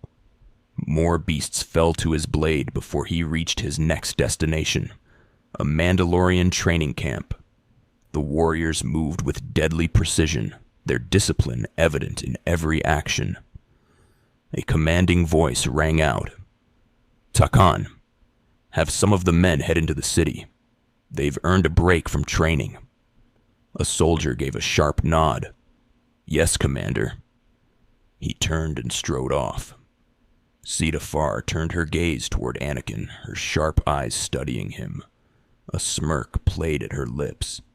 It's good to see you're still alive. Not everyone makes it past Morin. Raymond contacted me from the base. Said you wanted to join our society. Is it true? Who am I even kidding? Of course it's true. You're wearing Revan's mask. You're his second coming, or so I've heard. Well, can you tell me who I'm speaking to right now? Anakin replied calmly. I'm called Zeta Far. I train these mercenaries in the art of combat. My service to the Master is a matter of honor. Centuries ago, my clan clashed with Revan when we joined the rest of the Mandalorians in our invasion of the Republic. It was a privilege to battle Jedi. We lost the war over Malachor V, but that too was a privilege. It is out of respect for Revan that I chose to serve the Master. Anakin was struggling to grasp her reasoning. I don't understand, he admitted. Zeta answered just as calmly. Mandalorians honor their foes. We respect a hard-earned victory. I serve the Order to ensure Revan's name is never forgotten. Revan was a warrior, a leader. He deserves to be remembered. She studied Anakin for a moment. But you are not bound by honor. How do I know you won't disgrace the Dark Lord's memory? What can you offer the Order in Revan's name? Anakin met her gaze and answered steadily. I'll learn all I can about Revan's past. He deduced that the Order had no need for more warriors, so this was the best way to earn her approval. After all, who was she to deny someone the right to study Revan's legacy? That would be a disgrace to her, and an insult to Revan's memory. Zeta considered his words. Fine. The Order has enough warriors. You might be able to serve, but before you return to the compound, there is one more person you need to speak with. Find Major Pathel. He oversees security on the wall. Anakin gave a nod. I'll be there before long. Glory to Mandalore, and glory to our Master. After some time, Anakin arrived at the garrison near the wall and approached an officer. Come on over. There's nothing to worry about here. We can speak freely. The man gestured for him to step closer. I'm Major Pathel, at your service. It's always a pleasure to meet new initiates. The Order of Revan needs all the dedicated young minds it can get. For once, Anakin could appreciate someone's attitude. The pleasure is mine, truly. Pathel continued, his tone light and conversational. I don't know how your other meetings went, but I like to keep these interviews informal. No sense in making your life harder, hey? Quite a few initiates, young officers, acolytes, and the like, think our secret society will help them become Moffs or Dark Lords. You're not like that, I presume. Anakin replied smoothly. The Order of Revan intrigues me, but I don't need it to get what I want. The Major grinned. Ambitious. That's a fine trait. Just don't let it consume you. He leaned in slightly, his voice lowering. Not every initiate realizes that rising through the Revanite ranks doesn't guarantee power in the Empire, nor do they understand how dangerous being a Revanite truly is. The Dark Council seeks to root us out. So tell me, how do we respond? How do we answer the Empire's accusations of heresy? Anakin met the man's gaze and spoke with conviction. We show our enemies the truth wherever we can. That doesn't mean we won't defend ourselves, but we won't betray the Empire either. Pathel nodded approvingly. That's all I need to make my judgment. I'll send word to the compound. Raymond will be waiting for you. Anakin prepared to head back to camp. If everything is settled, I'll be on my way. Journey safely, Pathel said, and be proud to be a part of the Order of Revan. Anakin returned to the Revanite camp and approached the bald human male, Raymond. So you finished the pilgrimage? Raymond asked. Not bad. I don't know what happened out there. That's none of my business, but the inner circle has approved your initiation. Finally, Anakin thought, it's over. In that moment, his mind drifted elsewhere, back to the torment he had endured, the agony of losing his limbs, the searing pain of his flesh burning away. The memory of that suit, how it confined him, suffocated him with its restrictions, made every breath a struggle, and emitted that ceaseless, mechanical rasp, haunted him like a specter. It was just a dream, he told himself. But he knew the truth. That nightmare would have been his reality if he hadn't been sent back in time, and Obi-Wan had left him there, to suffer, to die, to rot on that forsaken planet. The hatred surged within him, raw and unrelenting. They had all abandoned him. His past was gone. He had to move forward. And yet, the pain lingered. His child would not live a good life. Number deep down, he had always felt it would be twins, a gut feeling, or something more. Anakin knew his journey was far from over. He had been reborn, but he was not yet complete. With that thought, he turned his mind back to the task at hand. Anakin quickly replied, his tone firm. Glad to hear it. Raymond, you did well in this trial. Now you'll have to find someone else to guide you through the next stage of your journey. All right then, excellent. My initiation will be over soon. Raymond, good luck. Every step brings you closer to the Master. With that, Anakin turned away and made his way toward the first person he had encountered at this camp. He had learned his name, Zun, after overhearing it in passing while wandering through the camp. Well, Anakin said, eyeing the man, you really made it, didn't you? I've been hearing about your progress, your trials. Your initiation hasn't been an easy one, but you rose to the challenge and proved you can walk Revan's path. Now you may undergo the final rite. Anakin was growing tired of all this talk about the so-called Master, especially when he had yet to even speak with him. His patience wearing thin, he asked bluntly, Is this where I finally speak to the Master? Zun nodded. Yes, you've earned your audience. The Master will complete your lesson, and you will be welcomed as a full member of the Order of Revan. This is a great privilege. The Master reveals himself to no one outside the Order. Anakin, however, didn't care about any of that.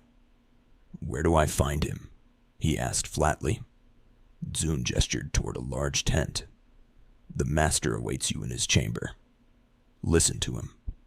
Obey him. Through the Master, you will come to know the path of Revan. In his mind, Anakin scoffed. This so-called Master has really brainwashed this entire cult into blind loyalty. I shouldn't even be surprised. This is definitely a cult. Approaching the massive tent, he left Vet outside to keep watch. When he stepped inside, he was met with an empty chamber. No figure, no presence, just a hollow projector at the center of the room. Then, the projector activated, and a flickering hologram of Revan materialized before him. Anakin's thoughts immediately went flat. What the hell is this? He could tell immediately that the hologram had a filter over it. Seriously?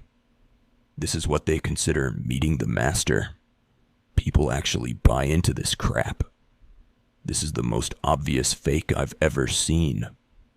His expression remained unreadable beneath the Revan mask he wore, but inside, he was rolling his eyes. The voice from the hologram boomed. You, who have died and been reborn, stand before me now. Anakin nearly facepalmed. They couldn't even get the voice right. Are they serious? The hologram continued. You, who have reclaimed the ancient past, stand before me now.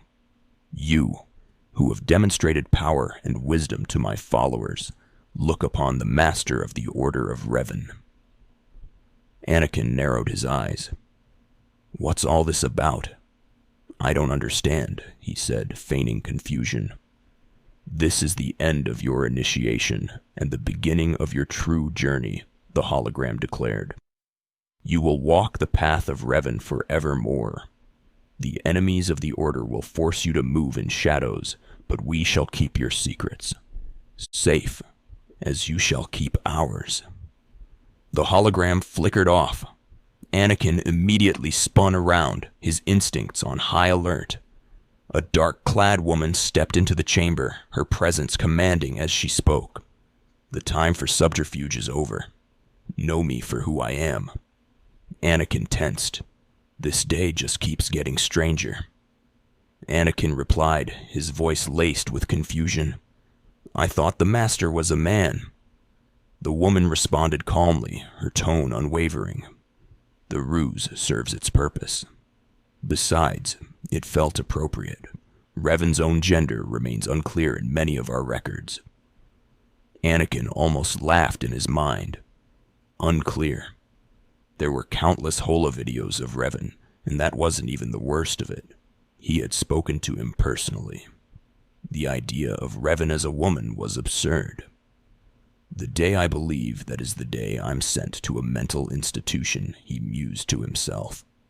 He was tempted to ask Revan directly just for the heck of it, but even he knew that was a stupid question. Shaking his head, he pushed the thought aside. The master continued, her voice steady. I apologize for the deception and for not meeting you sooner, but you must understand how badly the Dark Council wants me dead. The Order of Revan threatens everything they hold dear. Anakin struggled to comprehend how this cult could be such a significant threat when he was certain there were far more dangerous ones out there. He spoke up. What makes the Order such a threat? The master answered smoothly, her conviction unshaken. Revan came to Dromund Kaas after being reborn. Some believe he died at the hands of our Emperor. I believe otherwise. Anakin tensed. Shit. If they found out the truth that the unstable Revan was alive, it would unleash chaos across the galaxy. Did she know? No. But the fact that she even suspected it was bad. The master pressed on. I believe Revan overthrew the Emperor and has secretly sat on the throne for centuries. Aside from our order, only the Dark Council knows the truth. Anakin let out a silent sigh of relief. She thinks Revan is the secret Emperor. She was way off, but even that theory was dangerous. If she was convinced he was still alive, she might not stop until she found proof. He had to throw her off the trail. His voice dripped with disbelief. You're completely mad, aren't you? The master responded, slightly defensive but still composed.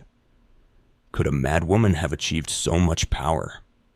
Believe in me. Believe in the path of Revan. She leaned in slightly, lowering her voice. I have heard whispers in the Citadel. For decades, the Emperor has been in seclusion. The Dark Council no longer speaks with him. There is only one explanation. The Dark Council betrayed their leader, locked Emperor Revan away, and seized power for themselves. They seek to silence us because we know. This cult is dangerous, Anakin thought. but I can use them. He had to find Revan before anyone else did. If he failed, the galaxy would spiral into chaos. He had heard enough. Turning the Master in would only raise suspicions around himself, and there was no way he could be monitored 24/7. For now, he would play along. Anakin spoke up, his tone edged with frustration. I think I've heard enough conspiracy theories. The Master responded, his voice calm yet insistent.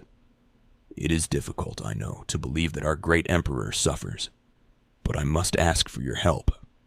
My agents inform me that you recently encountered a Sith named Sandor, a man who seeks to destroy the Revanites. You must end his threat. Go to Sandor and tell him you met the Revanite leader. Tell him that his own master, Darth Jadus, is the true leader of the Revanites. A sinking feeling settled in Anakin's gut. This isn't good. They knew I was a spy from the very beginning. This is really, really not good. He had no choice now.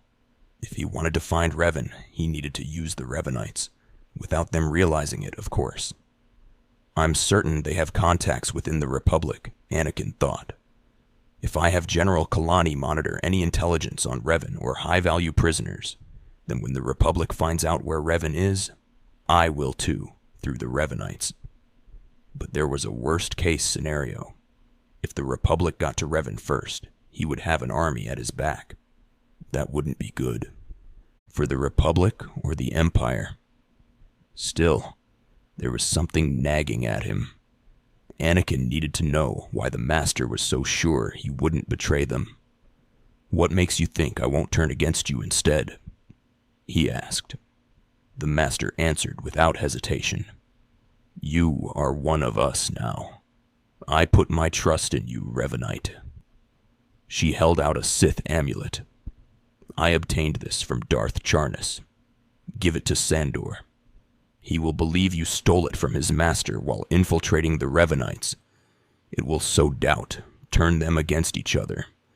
But once this is done, once you have spoken to Sandor, you cannot return here. Anakin frowned.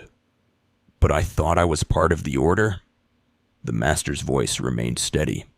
Sandor must never suspect your true allegiance.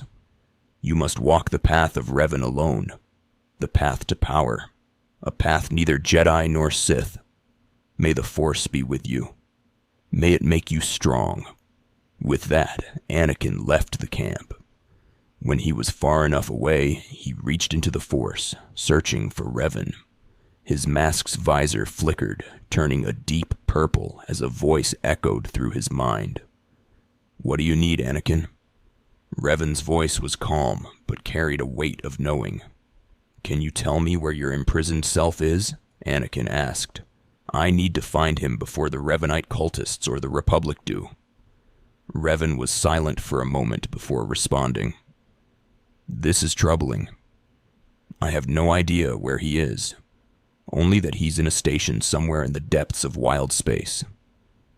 I can't sense more than that. He has severed his connection to me. A pause. But if what you're saying is true, you need to find him first. Be warned. He will not be trusting, nor in a talkative mood, especially with a Sith. Even if he learns of your past as a Jedi, it won't change anything. Prepare yourself for anything. He may be broken, but he is still dangerous. Anakin nodded, even though Revan could not see. That's all I need to know. Thank you. His visor returned to its normal state as he pulled out his holocommunicator. Within moments, General Kalani's metallic face appeared, his voice sharp and efficient. Awaiting orders, my lord, the droid intoned. Anakin wasted no time. I need you to launch a covert investigation into Revan's whereabouts. He is alive and in captivity. I want every possible lead followed, no stone left unturned. Use any resources necessary, and inform me the moment you find something. All we know is that he's in a space station prison somewhere in wild space. Understood. It will be done, Kalani affirmed. Anakin hesitated briefly before adding, "One more thing. Monitor any and all revanite activity. They are linked to him. I've sent the details. Track anything that could be useful." "Affirmative, my lord. I have what I need to begin our work." Anakin ended the transmission and turned off his communicator. The jungle of Dromund Kaas stretched ahead of him, damp and shadowed, but he moved with purpose. He had a mission to complete. He approached Sandor. The cunning Sith turned spy. "You return, your ears filled with the lies of the Revanites. I do not envy you that experience. Tell me now, did you find what you needed? Did you see the face of their leader?" Anakin put on his best act, masking his true emotions beneath his helmet. "It was a man," he said carefully. "I couldn't learn his name, but he wore this amulet." He handed it over to Sandor, who examined it closely. "Oh, perhaps this will be enough," Sandor murmured, turning the artifact in his hands. "A symbol of rank, affiliation, or—" His voice caught. His expression hardened. I know this amulet. Where did you get it?" Anakin shrugged, his tone nonchalant. "I can be quite persuasive."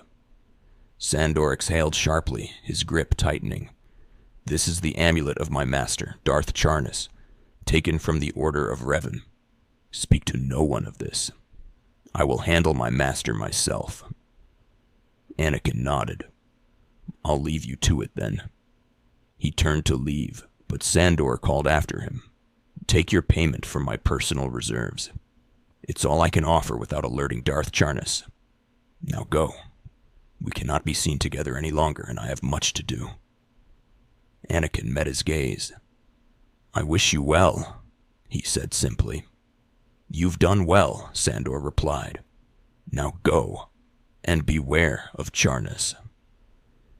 Anakin entered the Citadel, moving purposefully through its halls. As he passed an office, raised voices caught his attention. "It's me. What don't you understand?" He recognized the voice immediately, Nox. Curious, he approached. "What's going on here?" he asked. Nox turned with a smirk. "Well, you see, Anakin, I kinda killed Darth Scotia." She gestured vaguely toward the agitated investigators surrounding her. "And these clowns don't believe me. They think Zash did it, even though she was off drinking and mingling with other Sith and Imperial officials." Anakin folded his arms. "And how exactly did you manage to kill a Darth?" Nox grinned wickedly and produced a small device. With this, it neutralized Scotia's implants and cybernetics. Killing him was as easy as stealing candy from a baby. One of the investigators scoffed. "Clearly, she's not talking." Another Kernan waved him off. "Let it rest." "Fine then." "Fine." Kernan relented. "But I'm warning you, Calaverous. Lord Zash is becoming too powerful, too quickly. Since when has a Sith ever committed such a brazen murder and still managed to be somewhere else the entire time? It's enough to wake the Emperor himself." As the investigators walked off, Anakin turned back to Nox. "Can you tell me what that was all about?" Nox chuckled, eyes glinting mischievously. "Number I think I'll keep you guessing.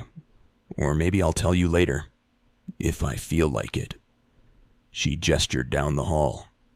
"And judging by the way your master is yelling, I'd say you have somewhere else to be. I need to meet Zash again. Bye." With that, she darted off. Veda, watching her go, shook her head. What was that about? "Beats me," Anakin replied. They entered Baras's office just as a furious roar echoed through the Citadel. I cannot break him!" Baras thundered, his voice shaking the walls. In front of him, a Republic agent was strapped to an inclined chair, his body broken from relentless torture. Anakin strolled forward, unimpressed. Nice lungs you've got there. Baras whirled, his fury barely restrained. Mind your tongue, or I will cut it out. Vet leaned closer to Anakin. Okay, I'm officially scared now, she whispered. Baras exhaled sharply, turning back toward his prisoner. This is impossible. Some unknown power must be shielding this man, which only confirms my suspicions. This Republic agent is the key to unlocking the threat we face. He clenched his fists, trying to control his seething rage. I must harness my frustration. It will lead me to an answer. Anakin stood calmly, amusement flickering beneath his helmet. He enjoyed playing mind games with Baras, his own form of revenge for Korriban. Trust your feelings, Master, he said, feigning sincerity. Baras scoffed. Ha! The minion advising the Master. Very good. You demonstrate progress. He studied Anakin for a moment before continuing. Word has spread. Lord Grathan is incensed over the slaying of his secret son. I take it that was your handiwork. Anakin smirked. You see it correctly. Baras gave a short, satisfied nod. My confidence in you is growing. However, I haven't heard from Drakil Baal, my agent within Grathan's camp. He's missed a scheduled communication. Let me guess, he gave you trouble, didn't he? Anakin had no way of knowing whether Baras had meant for him to survive that encounter, so he played it safe. He left me no choice, Master. I had to kill him. Baras waved a dismissive hand. No matter. He fulfilled his primary purpose. Every Sith must attempt to orchestrate his own promotion. Turning back to the prisoner, he exhaled. Now, back to my problem. There is one last possibility to break him. I thought it impossible, but perhaps you could pull it off. Baras turned and strode toward his desk. Anakin and Vet followed. Over a millennium ago, the Emperor claimed Dromund Kaas and made the Dark Temple the epicenter of dark side energy, Baras explained, pressing a button on his desk. A hidden panel slid open, revealing an ancient holomap. In the bowels of the temple, he conducted horrifying experiments, draining the knowledge and life essence from the greatest Sith lords of the time. Anakin's curiosity piqued. He was beginning to get a clearer picture of the Emperor. He smirked. Sounds like my kind of guy. Baras arched a brow. I'm sure he would be relieved to hear you approve. His expression darkened as he continued. The Emperor created a device, the Ravager. It devours its victims' minds and delivers to him their deepest secrets. No one could resist the Ravager's intrusion, not even the most formidable Sith lords of the Empire. In the end, they all broke, confessing whatever the Emperor desired. Anakin understood what had to be done. Let me guess, he said, his voice laced with dry skepticism. You want me to retrieve the Ravager? Darth Baras gestured toward the Republic agent strapped to the inclined chair, restrained yet defiant for now. It may be my only chance to crack this Republic worm. The Emperor keeps the Ravager hidden in the Dark Temple, which in his absence has become a death trap. The horrors within may be too severe for even you to withstand. But, Baras' voice darkened with finality, it's worth your life to me. Legend spoke of a secret chamber buried deep within the temple, where the Ravager had been encased for ages. You'll know the device by its inscriptions, Baras continued. Be swift, apprentice. Anakin took a speeder to the Dark Temple, its ancient structure looming against the sky like a monument to suffering. As he ventured inside, a chorus of whispers slithered into his mind, many voices speaking at once, an unrelenting tide of madness. Shadows twisted in the corridors, and he encountered wretched figures, possessed slaves, deranged Sith soldiers, all consumed by insanity. They charged at him with murderous intent. He cut them down without hesitation. Vet had remained behind. She lacked the strength to endure the temple's relentless assault on the mind. She wasn't force-sensitive, nor trained to withstand its oppressive darkness. Anakin pressed on alone. A group of madmen blocked his path, their eyes glowing with unnatural fervor. One, a gaunt figure with a cruel sneer, stepped forward. "It was foolish of you to return here," the man rasped. "Those pieces you took from my minions belong to me. They will enable me to exact my revenge on Lord Farshal. I am Lord Vacuous, conqueror of Begarin, slayer of Garatak the Singed. Return what you have stolen, or burn." Anakin scoffed, unimpressed. "Listen, old man. You don't look much like a Sith to me. You should get some fresh air. Perhaps your vision will improve in death." He was done wasting time. With a flick of his wrist, he seized them all in an unyielding grip, watching with cold detachment as their struggling forms writhed in the air. Then, with a simple application of force, he snapped their necks, ending their miserable existence. Anakin advanced deeper into the chamber, his eyes locked onto an ornate chest. Opening it, he carefully assembled the Ravager's scattered pieces, securing them onto the ancient crown. Pocketing the device, he turned to leave, only to catch sight of a familiar figure. Nox. She was moving through the temple with Kemval, the Deshade warrior, looming behind her like a silent specter. Curious, Anakin followed, staying just out of sight, observing. He trailed them into an ancient chamber where an armored, blue-tinged specter loomed. Nox approached an ornate casket, but as she did, the ghost materialized behind her. Sensing the disturbance, she spun around, only for the entity to strike first. The spirit's power was undeniable. It slammed her into the ground with invisible force, then hurled her across the chamber before brutally smashing her down again. She recovered swiftly, lightning crackling to life in her hands as she hurled it toward the specter. The attack passed through the apparition without effect. The ghost raised a spectral hand, and Nox choked, clutching at her throat as she was lifted off the ground. Anakin had seen enough. He ignited his lightsaber and lunged at the entity, but his blade passed through uselessly. Realizing physical attacks were pointless, he gathered his strength and unleashed the most powerful force push he could muster. The ghost vanished, only to reappear a moment later. Nox collapsed to the floor, gasping for breath. She pushed herself up, eyes narrowing as she turned to face Anakin. "Why are you here?" she demanded, still regaining her composure. Then, almost begrudgingly, she added, "And thanks, I guess. But why?" "No time to explain," Anakin answered, his grip tightening on his weapon. The Dark Temple was far from finished with them. The ghost approached, and Anakin braced himself. Yes, I have been waiting for you," the spirit declared. "But your companion, I know nothing of your husband." "What? He's not my husband," Nox blurted out, far too quickly. Her face turned crimson, betraying her flustered state. Anakin stood there, dumbfounded. How had the ghost come to such a conclusion? "Is that so?" The spirit sighed, almost pitying. "A shame. He is strong, I can tell."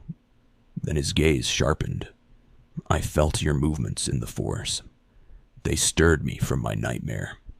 I am still too weak to leave, but I knew if I made myself enough of a nuisance, you would eventually come. The Sith throw flesh endlessly at what they cannot control. And here you are, blood of my blood. Here you are." Anakin frowned, confused.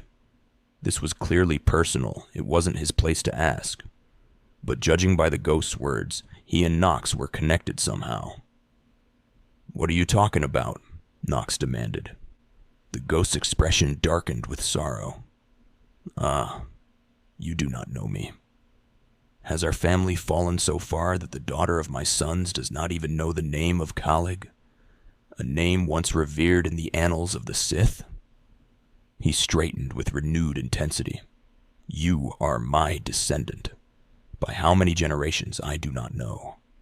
But know this, your strength in the Force has awakened me from my stupor. Anakin stole a glance at Nox, his mind racing. A noble Sith bloodline? How had she ever been a slave? The revelation made no sense. Nox hesitated, then spoke. What do you mean I awakened you? Kalig's gaze burned into her. When the weaklings of this planet trespassed into my tomb, I rose, resuming my former life. This temple became my kingdom, and I was once more a lord of the Sith. His voice grew distant, remembering. But when you first grasped the hilt of your lightsaber, Nox wordlessly ignited her crimson blade, twirled it with a deft flick of her wrist, then deactivated it and clipped it back onto her belt. Kalig nodded.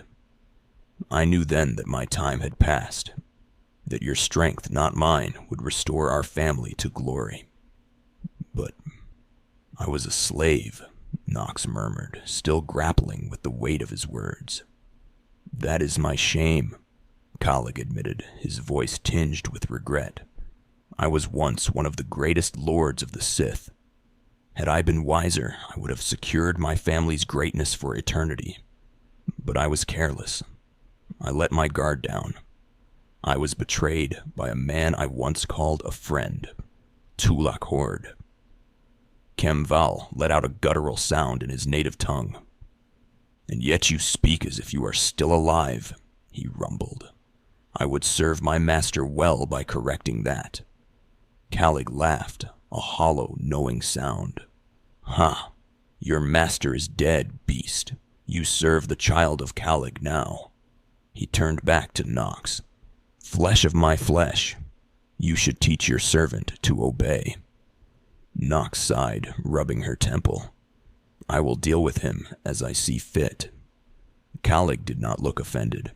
If anything, he seemed amused. Fair enough. I only caution you, never take obedience for granted. If you are to restore our bloodline's glory, you must not make the same mistakes I did. Treachery is the Sith's endless game. You must win it. I understand, Nox replied.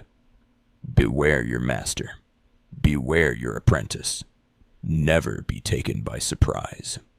Do these things, and you will be unstoppable. Nox absorbed his words, then exhaled. But you know why I'm here.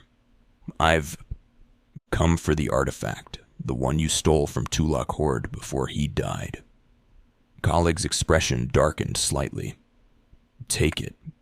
But be cautious. I do not know what it does, only that betrayal follows it wherever it goes. Nox smirked. Then it wouldn't be worth taking otherwise. Kalig's form flickered, his voice lowering. Just keep your eyes open. I hunger for the day when our power will be restored. We will meet again. His gaze shifted to Anakin. And you. I sense your strength, your power, your connection to the Force. I trust you can keep flesh of my flesh in order. Anakin met his gaze with a steady nod. I can handle her. You don't need to worry. Kalig chuckled. Good. Then his form faded into mist, his presence dissipating like a dying ember. Anakin crossed his arms. I'm guessing your master wants you hunting Tulak Hord's artifacts. Am I right? You're sharp, Nox admitted. Yeah, she wants me tracking them down. Probably for some ritual or something. Anyway, let's get going. She retrieved the artifact, and together they left the tomb, making their way back to the Citadel. When they landed, they saw. Thrawn rushed toward the Imperial Intelligence Building with urgency. Anakin, sensing the tension, called out, What's going on? The Dominator has been destroyed in orbit, Thrawn replied, barely slowing his pace. Jadus was on board. It was a terrorist attack. Without another word, he disappeared into the building. Anakin frowned. He wasn't sure what to make of it. Perhaps the Revanites were responsible, but there were more immediate concerns at hand. Nox, walking beside him, glanced over. "You know that blue guy?" "Yeah," Anakin replied simply. They exchanged brief nods before parting ways. Anakin pressed forward, entering the chamber where Darth Baras was waiting for him. The Sith Lord wasted no time.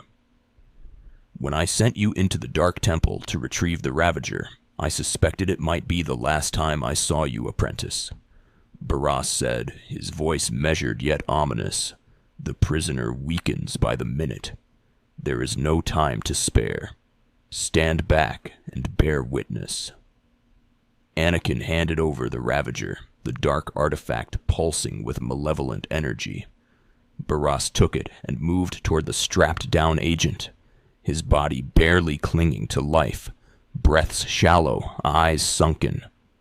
With an air of finality, Baras placed the Ravager's crown upon the prisoner's head. The effect was immediate. The agent's body convulsed, his pain-racked voice breaking through the silence. "You're wasting your time," he rasped, fighting against the overwhelming force assaulting his mind. "I will not." "Ah!" His eyes glowed a deep, unnatural red, his scream echoing through the chamber. Baras smiled. "Yes, the Ravager has seized his mind. Excellent. In his condition, we have mere moments before the ordeal liquefies his brain entirely." He leaned in, his voice low and commanding. "Republic Worm, you have the information I desire. Tell me everything." The agent trembled, his voice barely more than a whisper. "I am Republic Information Service. Special assignment to verify possible Imperial spy on Nar Shaddaa. Commissioned by Jedi Council, acting on suspicions from Master Nomen Karr." Baras's expression darkened. Nomen Karr. That is a name I grow tired of hearing. Anakin folded his arms. "Who is Nomen Karr?" Baras turned to face him. "A Jedi Master who once infiltrated the Sith. I rooted him out, but he nearly destroyed me before he fled. Since then, he has been relentless, dedicated to proving that the Sith have spies embedded within the Republic and the Jedi Order." His fists clenched at the memory. "I have thwarted him at every turn, but he is tenacious." Baras returned his attention to the agent, his voice like a blade. "How did Nomen Karr come to suspect my spy on Nar Shaddaa? Tell me, Republic wretch, what gave him cause?" The Ravager's power surged through the agent, compelling him to answer. His body convulsed as he obeyed. "Master Nomen Karr has a new Padawan. She can see a being's true nature, sense hidden darkness, and untapped purity." Baras stiffened, his expression shifting from curiosity to something dangerously close to alarm. "Astonishing. I've never heard of the Force bestowing such a gift." His voice lowered, demanding. "Tell me, how does her power work?" The agent's body spasmed as the artifact forced the truth from him. All I know is that when Master Nomen Karr brought her to Nar Shaddaa, she sensed darkness in your spy, simply by looking at him." Anakin's mind raced. This was a problem, no, a catastrophe. Any agent who relied on secrecy, deception, and misdirection would be vulnerable to such an ability. It was the perfect weapon against Baras's entire intelligence network. "This is a serious threat," Anakin admitted. Baras nodded grimly. "It is the disturbance I felt, the doom that loomed in the Force." His voice hardened. "If this Padawan can pierce deception with nothing but a glance, she threatens everything I have built." His eyes burned with fury as he turned back to the agent. "Continue, Republic Dog." The agent's breath grew ragged, his body shuddering from the strain. Carr believes his Padawan's ability is foolproof, but the Jedi Council is skeptical. I was to provide proof, but I never had the chance to report my findings. Anakin, we must eliminate this Jedi in training, Baras declared, his voice firm and unyielding. Yes, my master, Anakin replied, his tone equally resolute. Such a threat cannot be allowed to roam the galaxy unchecked. Baras stepped closer to the Republic agent, his gaze piercing. Who is this Padawan, you Republic pest? Tell me everything you know about her. The agent shuddered, his breath ragged, eyes rolling back as he fought to speak through the pain. She was found on Alderaan. Her power first emerged during training on Tatooine... Anakin's mind recoiled at the name. Tatooine. A storm of painful memories threatened to consume him. His mother, his failure, the chains of his past. He forced himself to push the thoughts aside, to stay focused. The agent was barely clinging to life now, his voice little more than a whisper. And the Jedi sent another agent to investigate. Someone she suspected. On Balmorra. Baras' impatience surged, his words coming faster. He's fading. Is she human or one of the Jedi's cursed aliens? Where can I find her? What is her name? The agent's body convulsed. I have nothing. No thing. He let out a final wrenching scream as his body went limp. The Ravager had drained him completely. Baras exhaled sharply. That is all we have. A handful of scattered locations tied to Nomen Karr and his Padawan. Anakin stepped forward, his voice steady. Send me to find her. Baras nodded approvingly. You mirror my thoughts, apprentice. Without another word, he turned and strode toward his office, Anakin and Vet following close behind. Nomen Karr is a relentless crusader, Baras continued as they walked. This Padawan and her unprecedented power threaten everything I have built. They entered his office, the dim lighting casting long shadows against the walls. Your missions will take you to the farthest reaches of the galaxy, Baras said. I must be able to deploy you at will. You will have a starship of your own. You've earned it. Go to my private hangar in the spaceport and claim it. Anakin bowed his head slightly. You are most generous, Master. Baras dismissed the gratitude with a wave. Save your thanks. I must consider our next moves. Waste no time. Retrieve your ship and await further orders. Vet exhaled dramatically. Let's go before he decides I should be the one cleaning up the dead guy back there. Sound good? Anakin activated his comm. Kalani, send a squad of commando droids to my ship's hangar. Store them in the cargo bay. Also, I want you on my crew. You'll continue your investigation aboard my ship. Conduct a full sweep. Search for any listening devices, tracking beacons, or surveillance tech not under our control. Understood. Yes, my lord. Kalani's voice crackled back. I will bring the units and establish operations on board. Anakin ended the transmission and stepped into the hangar. Before him stood a vessel that radiated Sith power and dominance. Its dagger-like form was sleek and aggressive, the dark metallic hull emblazoned with crimson Sith Empire markings. Compact yet imposing, its streamlined design promised speed and maneuverability. He ascended the ramp, entering the ship's interior. It was surprisingly spacious yet tightly efficient, built for both comfort and combat. The cockpit was bathed in a red-tinted glow, the dim atmospheric lighting creating an intimidating presence. Every detail of the ship was crafted for war. Its capabilities were formidable. One of the fastest ships in the Imperial fleet, designed for both swift assaults and rapid escapes. Twin laser cannons and proton torpedo launchers provided devastating firepower, while reinforced hull plating and powerful deflector shields ensured its resilience.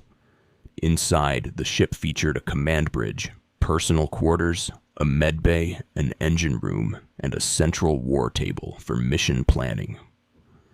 In the heart of the ship stood a massive holocommunicator, the swirling blue projection awaiting its next transmission. This would be his war vessel, his hunting ground. Anakin took a slow breath, his hand running over the cold metal of the control panel. Anakin let out a deep sigh as he watched Vet retreat to her quarters, while Kalani issued orders to the commando. The weight of the task ahead settled heavily on his shoulders. This was only the beginning.